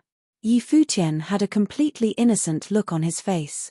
Master, you are too. Don't mind him, Nandu Wenyin said with a smile. Big brother, eat. Next to him, Hua Nianyu copied Futian and started serving him the dishes. Nianyu, what about me? Hua Fengliu looked at Nianyu and said. Dad, you have Mom to help you. Nianyu looked at Hua Fengliu innocently with her big eyes. Hua Fengliu looked at her, dumbfounded, and then at Nandu Wenyin, who was clearly trying not to laugh. He felt like a total failure. When he thought of that, he gave Futian another dirty look. Futian shrugged and stifled a smile on his face. The family enjoyed the meal together. Afterward, Futian left with Hua Jiyu. Do you want to go back and rest, or do you want to go to the academy with me? Futian asked Hua Jiyu. Hua Jiyu thought for a moment, then looked at Futian and replied, I'll go with you. Futian smiled when he heard Hua Jiyu's answer. He looked at the beautiful face so close to him and said softly, Can I kiss you? This was his wife, but Futian would never force her to do anything. He had always treated her in the gentlest manner. Hua Jiyu gave him a strange look when she heard Futian's request. There was no embarrassment on her indifferent face, nor did she blush, but she seemed to consider the request seriously. After a moment of silence, she nodded gently. Mim. Futian gently circled her waist with both hands, making Hua Jiyu a little nervous. Under the gaze of her beautiful eyes, Futian approached bit by bit and kissed her forehead gently. Hua Jiyu felt a little strange in her heart, but couldn't tell just what that feeling was exactly. Could it be a little nervousness? She didn't quite understand it herself, but when Futian asked her, she didn't seem to mind. Over the years, she seemed to have become accustomed to being with Futian, so that the voice inside her head that urged her to devote herself to cultivation had gradually weakened its influence on her. He said that she was his wife, and she, too, felt that he was very familiar and kind. But who was she? Was she his wife? At this time, in the distant Brahma's pure sky, a strong aura fluctuated in a palace, and it seemed a little cold. At the same time, someone had informed Lord Taishen that recently, some things that were extremely unfavorable to the Heavenly Mandate Academy had happened in the outside world. Many disciples from the Heavenly Mandate Academy had been assassinated while undergoing trials outside. Lord Taishen then ordered an investigation on the matter immediately. After 4 years of peace and quiet, were there now someone who started to attack the Heavenly Mandate Academy secretly? This matter soon became known in the Heavenly Mandate Academy. There were more and more people being assassinated while outside.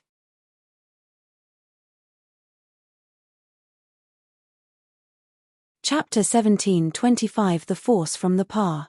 The Heavenly Mandate Academy sent out cultivators to investigate.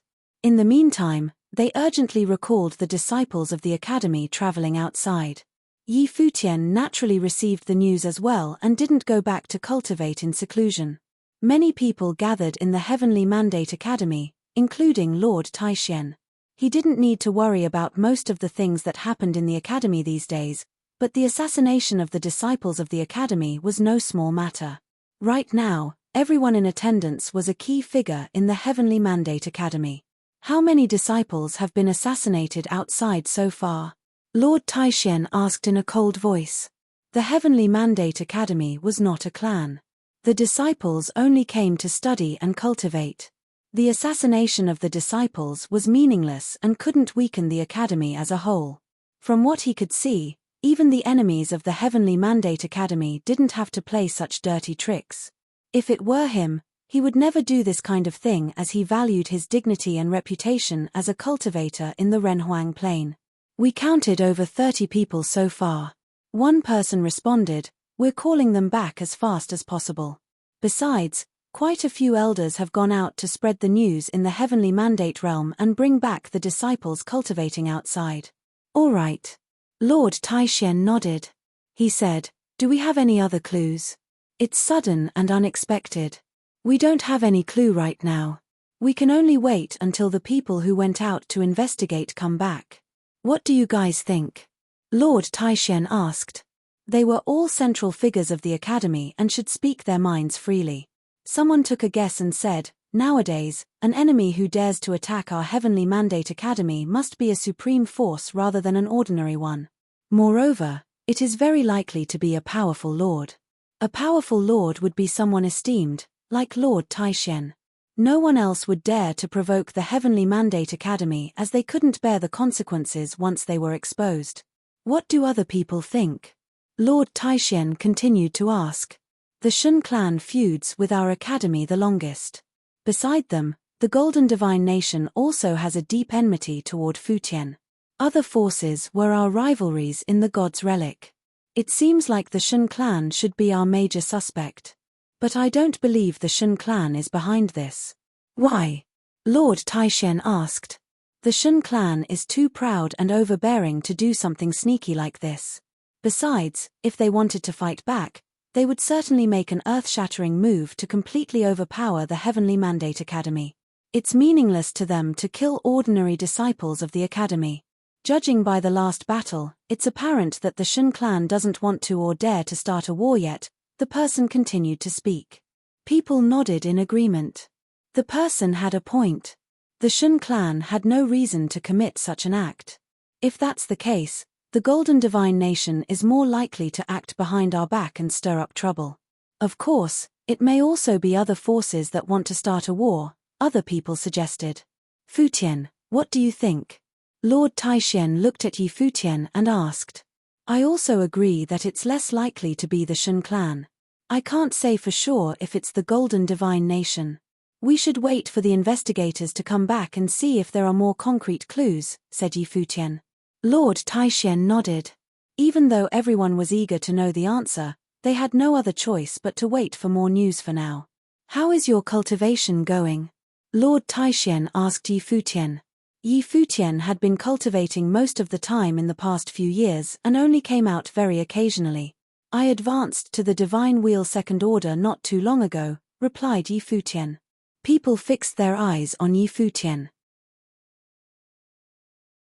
The speed of his cultivation process was indeed amazing. Cultivators in the Renhuang Plain normally spent hundreds of years to move up a level. It would be quite impressive if someone could advance in several decades. Achieving the Divine Wheel Second Order on a few years was astonishing and unheard of. A senior from the Xiao clan said, "You displayed tremendous power in front of the Xiao clan when Muyu was conferring the crown on the goddess. Now that you have reached the Divine Wheel Second Order, even cultivators in the Divine Wheel Fifth Order may not be able to defeat you if you exert all of your strength." The Heavenly Mandate Academy nowadays was an alliance of various forces.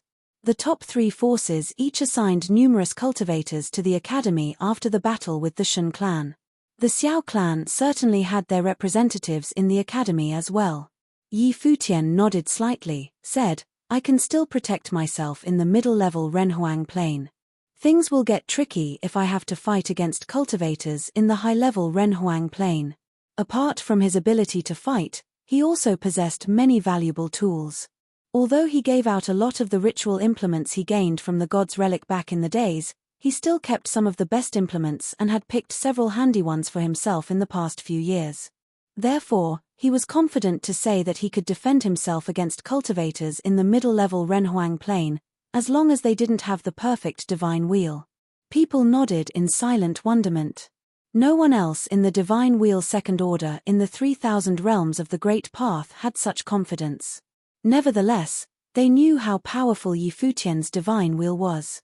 Otherwise, how could he convince the top forces to attack the Shen clan in joint action and establish the Heavenly Mandate Academy? In fact, many people in the Heavenly Mandate Academy were waiting for Yi Futian's time to come. He was destined to become the best cultivator in the 3,000 realms of the Great Path, as long as he had enough time to grow. Someone is back. Lord Taishen stood up and walked outside at once, followed by other people. A peng bird dived to the ground, landed in front of the Great Hall, then transformed into a man. He bowed and said, "My lord. Do you have any news?" Lord Taishen asked. Yes, the man nodded and answered, "The killers excel at assassination, and they disappeared without a trace immediately after the attack. They may cultivate the way of shadow." The way of shadow? Lord Taishuan's face changed. People who cultivated the way of shadow were extremely rare and were better at covering their tracks than attacking the enemies. Still, they were exceptionally dangerous for being expert assassins. Yi Futian had a strange look. He vaguely remembered that Shu Qiu seemed to cultivate like this. Which force in the 9 realms is skillful at the way of shadow? People murmured. An odd look flashed in Lord Taishuan's eyes. The Hidden Land Realm, Lord Taishen said. The Hidden Land Realm has more cultivators who specialize in the way of shadow. However, our Heavenly Mandate Academy doesn't have any dispute with the Hidden Land Realm. Several other people darted across the sky. They were all high-level cultivators who were especially swift. They landed in front of the Great Hall and saluted Lord Taishen. Someone said, "It could be a force in the Hidden Land Realm." Hidden Land Realm. Yi Futian recalled that the clan of the God of Ghost, Prison Fort clan, and the Fate World in the Hidden Land Realm held some grudges against him in the past. But there was nothing serious enough to trigger a war between the top forces.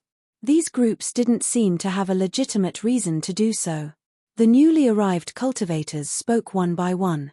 They had a similar conclusion based on their investigation. They all suspected the cultivators from the Hidden Land Realm. "My lord," said Hua Qingshan of the Celestial Gate of Vast Heaven.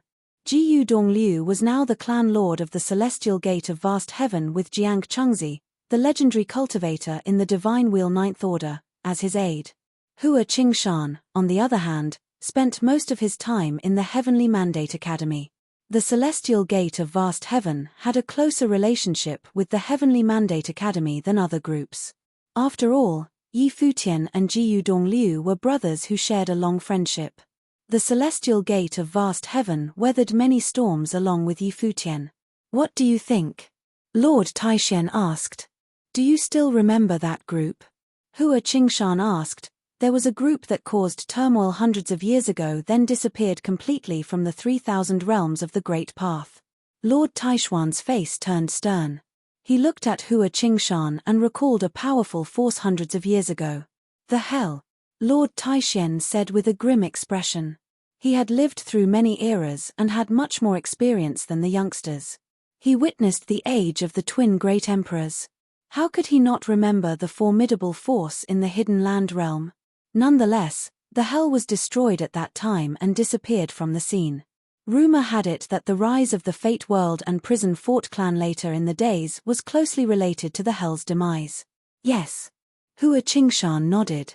Many people put on a solemn look. Yi Futian didn't understand.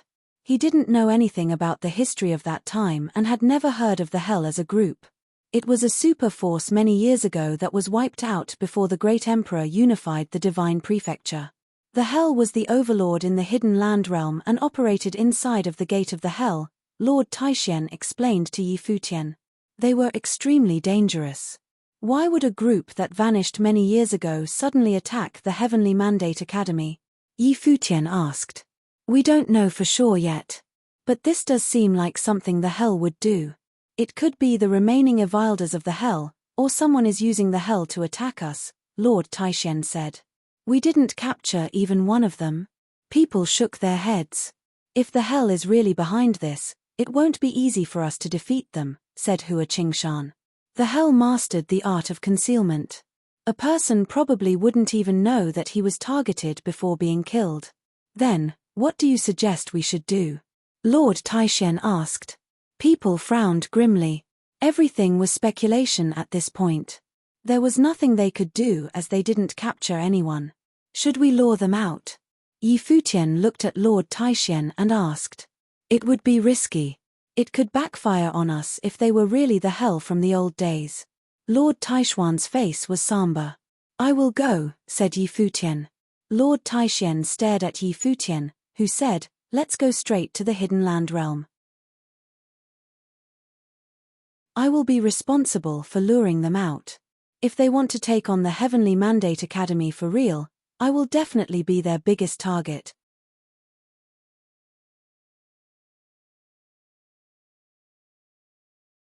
Chapter 17:26 Gate of the Hell.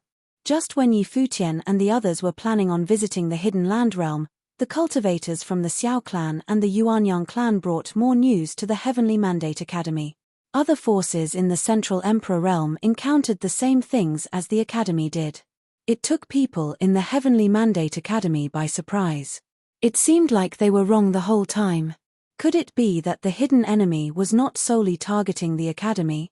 For that reason, Yi Futian and the others waited for a while instead of setting out right away. Word trickled in that many cultivators of powerful forces in the Central Nine Realms either died or disappeared mysteriously. It put the Nine Realms in a state of fear and tumult. Losing disciples was not a trivial matter for any top force. No powerful group would tolerate such assault. It was even more outrageous since several forces were attacked at the same time. The mysterious group that vanished before the Great Emperor unified the Divine Prefecture. Was it coming back? The leaders of the top forces in the Nine Realms knew more about the hell than ordinary disciples. They even brought in people from outside of the 3,000 realms of the Great Path to help. On the day, a team of cultivators from the Heavenly Mandate Academy hit the road. Different from their original plan, they sent a large number of powerful cultivators directly to the Hidden Land realm.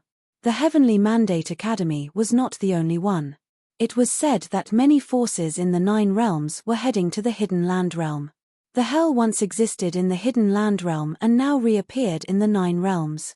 Cultivators of all sides were eager to go to the Hidden Land realm to investigate. Yi Futian and the others immediately felt upon their arrival that the vast field of the Hidden Land realm was bleak and gloomy. The mountains were barren, and the plains were desolate. Everything was enveloped in darkness. Each of the Nine Realms was different. For instance, the Solar Realm was extremely hot, while the Shadow Realm was bitterly cold. Ghost Capital City was one of the main cities in the Hidden Land realm. Magnificent and imposing, many ancient, dark-colored buildings towered up inside of the city. It was distinctly different from any other place Yi Futian had been. The clan of the God of Ghost was headquartered in the Ghost Capital City and controlled the large area around the capital. A succession of cultivators from other realms arrived at the Ghost Capital City in recent days. Cultivators in the Ghost Capital City naturally learned about the reason as the news spreading around. The mysterious group Hell from the Hidden Land realm many years ago reappeared and caused plenty of troubles in the Nine Realms. The cultivators from the top forces obviously came to inquire into the matter. The clan of the God of Ghost was the most influential group in the Hidden Land realm. The Ghost Capital City, as its capital, might have more information circulating around. Therefore, it was the most desirable destination for many forces. The cultivators from the Heavenly Mandate Academy also came to Ghost Capital City and found a place to settle down temporarily. Their arrival soon attracted people's attention. The Heavenly Mandate Academy was prominent in the Nine Realms. Even though they didn't have the same level of influence in the Hidden Land realm as they did in the Heavenly Mandate realm, the cultivators in the Hidden Land realm still knew about their attack on the Shun clan 4 years ago. The Heavenly Mandate Academy was even more renowned than the top forces from the Central Emperor realm, such as the Shun clan. Yi Futian was also a legendary name well known in the Nine Realms. Cultivators in the Hidden Land realm heard about him as well. Many people were guessing if Yi Futian was truly as strong and unrivaled as the rumors claimed so. The night was pitch black. Yi Futian was cultivating in the room when he sensed something. He opened his eyes and saw an indistinct figure in the distance. "Which friend is it?" Yi Futian asked, and immediately saw a pale shadow gracefully landed on the roof in front of him. The shadow was faint and indistinct, as though it was not a real person but a ghost in the moonlight. Wearing a thin, white dress, she had long, black hair, an elegant figure, and a gorgeous face. She looked like a ghost in the darkness. Is this not her real body? Yi Futian was intrigued. He stepped forward and unleashed invisible energy on her. "I have long heard about your name and how you defeated Shun Hao from the Shun clan and built the perfect divine wheel. I came here particularly to catch a glimpse of your regal bearing," the woman said with a smile. "You are indeed a man of elegance and talent. This is quite surprising, as I thought you would be a brawny and domineering guy. Did you come from the clan of the God of Ghost?" Yi Futian asked. She couldn't move so quietly if it were her real body. She probably used a technique unique to the clan of the God of Ghost to project a blurry shadow of her. "I'm Lian Qingyi from the clan of the God of Ghost," said the woman. "Lian Qingyi," Yi Futian murmured. There was an outstanding cultivator from the clan of the God of Ghost in the God's Relic whose name was Lian Jiuyo. Maybe she was related to him. "You already knew the intention of the Heavenly Mandate Academy, didn't you?" Yi Futian asked her. "Yes, I do." Lian Qingyi nodded. "Can you tell me?" said Yi Futian. "I will tell you everything I know when you come to the clan of the God of Ghost tomorrow," said Lian Qingyi. Then, her shadow glided away and disappeared silently. Hua Jiangshan came to Yi Futian after Lian Qingyi was gone, said, "Lian Qingyi is the goddess of the clan of the God of Ghost. She is an extraordinary cultivator in the middle-level Renhuang Plain, one of the best in the younger generation of the clan of the God of Ghost." Yi Futian nodded. He was curious why Lian Qingyi came to him. Was it really possible that she simply wanted to meet him? "I will go to the clan of the God of Ghost tomorrow to see if I can gather any useful information," said Yi Futian. "Okay." Hua Jiangshan nodded. The next day, Yi Futian led a group of people to the God of Ghost Palace where the clan of the God of Ghost was located. Standing outside of the God of Ghost Palace, Yi Futian gazed into the distance. The magnificent castle far away with black and forbidding walls could almost reach the sky. Some other people moved closer to them at the moment. Yi Futian sensed something and turned around. A strange look flashed across his face when he saw the people coming. Those people's penetrating eyes darted toward Yi Futian like sharp blades with a golden gleam. They were cultivators from the Golden Divine Nation. They also came to Ghost Capital City. The Golden Divine Nation also lost some disciples who were traveling or cultivating outside. It was obvious that the Heavenly Mandate Academy was not the only group the clan of the God of Ghost invited. The tension in the room was incredibly palpable due to the enmity between the Academy and the Golden Divine Nation. One of the leaders of the delegation of the Golden Divine Nation was especially forceful and frightening. He was a divine general in the Golden Divine Nation and had met Yi Futian in the Battle of the Heavenly Mandate Dynasty. A dashing young man in his 30s stood next to the divine general. He seemed shrewd and assertive. Gari Chishing, the seventh son of the sovereign of the Golden Divine Nation, stared at Yi Futian with a menacing look. Yi Futian could sense that Gari Chishing was in the middle-level Renhuang Plain with a fourth-order divine wheel. He was not threatened by Gari Chishing at all. Gari Kang, the sovereign of the Golden Divine Nation, personally visited the Heavenly Mandate Academy when it was established. But they later realized that there was nothing they could do to Yi Futian and had been keeping a low profile ever since the battle with the Shun clan. Nowadays, neither side would launch an attack recklessly despite mutual hostility. "Let's go." Yi Futian glanced at them, turned back, and walked toward the guide sent by the clan of the God of Ghost. The cultivators from the Golden Divine Nation also stepped forward. The clan of the God of Ghost already prepared a banquet in front of a palace. Yi Futian found out that the cultivators from the Sky-Reaching School, Shangxiao Divine Palace, Celestial Worthy Temple, Heavenly Sword Hall, and other groups were all present. Some people showed an interesting look when the cultivators from the Heavenly Mandate Academy and the Golden Divine Nation walked in. Many people here knew about their grudges. Yi Futian looked at the seat of the host. It was someone he met the night before, Lian Qingyi. Several cultivators from the clan of the God of Ghost sat behind her. Nevertheless, it was the real Lian Qingyi today instead of her shadow. Please. A cultivator from the clan of the God of Ghost showed Yi Futian and the others to their seats. Lian Qingyi shot a glance at Yi Futian yet didn't say anything. A person asked, "Is everyone here?" The cultivators of the top forces in the 9 realms who came to Ghost Capital City were all here. Yes, Lian Qingyi nodded and said, "I invited you here because I know why you came to the Hidden Land realm. Based on the information gathered by the clan of the God of Ghost, the rumors about the once powerful group in the Hidden Land realm are very likely to be true. Your speculations are correct." People's eyes narrowed in concentration. Was it really the mysterious force from years ago? A group that had disappeared for hundreds of years suddenly resurged? If so, what do they want to achieve by assassinating the cultivators of all forces in the 9 realms? A person from the Sky-Reaching School asked Lian Qingyi. It was a question that puzzled everyone. "They want to make you come to the Hidden Land realm," said Lian Qingyi. Her answer astounded the crowd. The hell intentionally lured them to the Hidden Land realm? Why? Several people asked simultaneously. If the hell truly resurrected, shouldn't they develop and expand in secret? Why would they provoke the cultivators in the 9 realms and cause quite a stir? In fact, there has been a deep undercurrent in the Hidden Land realm. A rumor has been spreading for the past few years. Lian Qingyi looked at the crowd and said, "The gate of the hell might have emerged." Gate of the hell? The cultivators' faces grew stern. People of the older generation had heard about the gate of the hell many years ago. If that's true, the hell might make a comeback and fall upon the 9 realms again? Someone asked. Lian Qingyi nodded and replied, "To be honest, they're already back." You're tuning in to the Celestial War YouTube channel.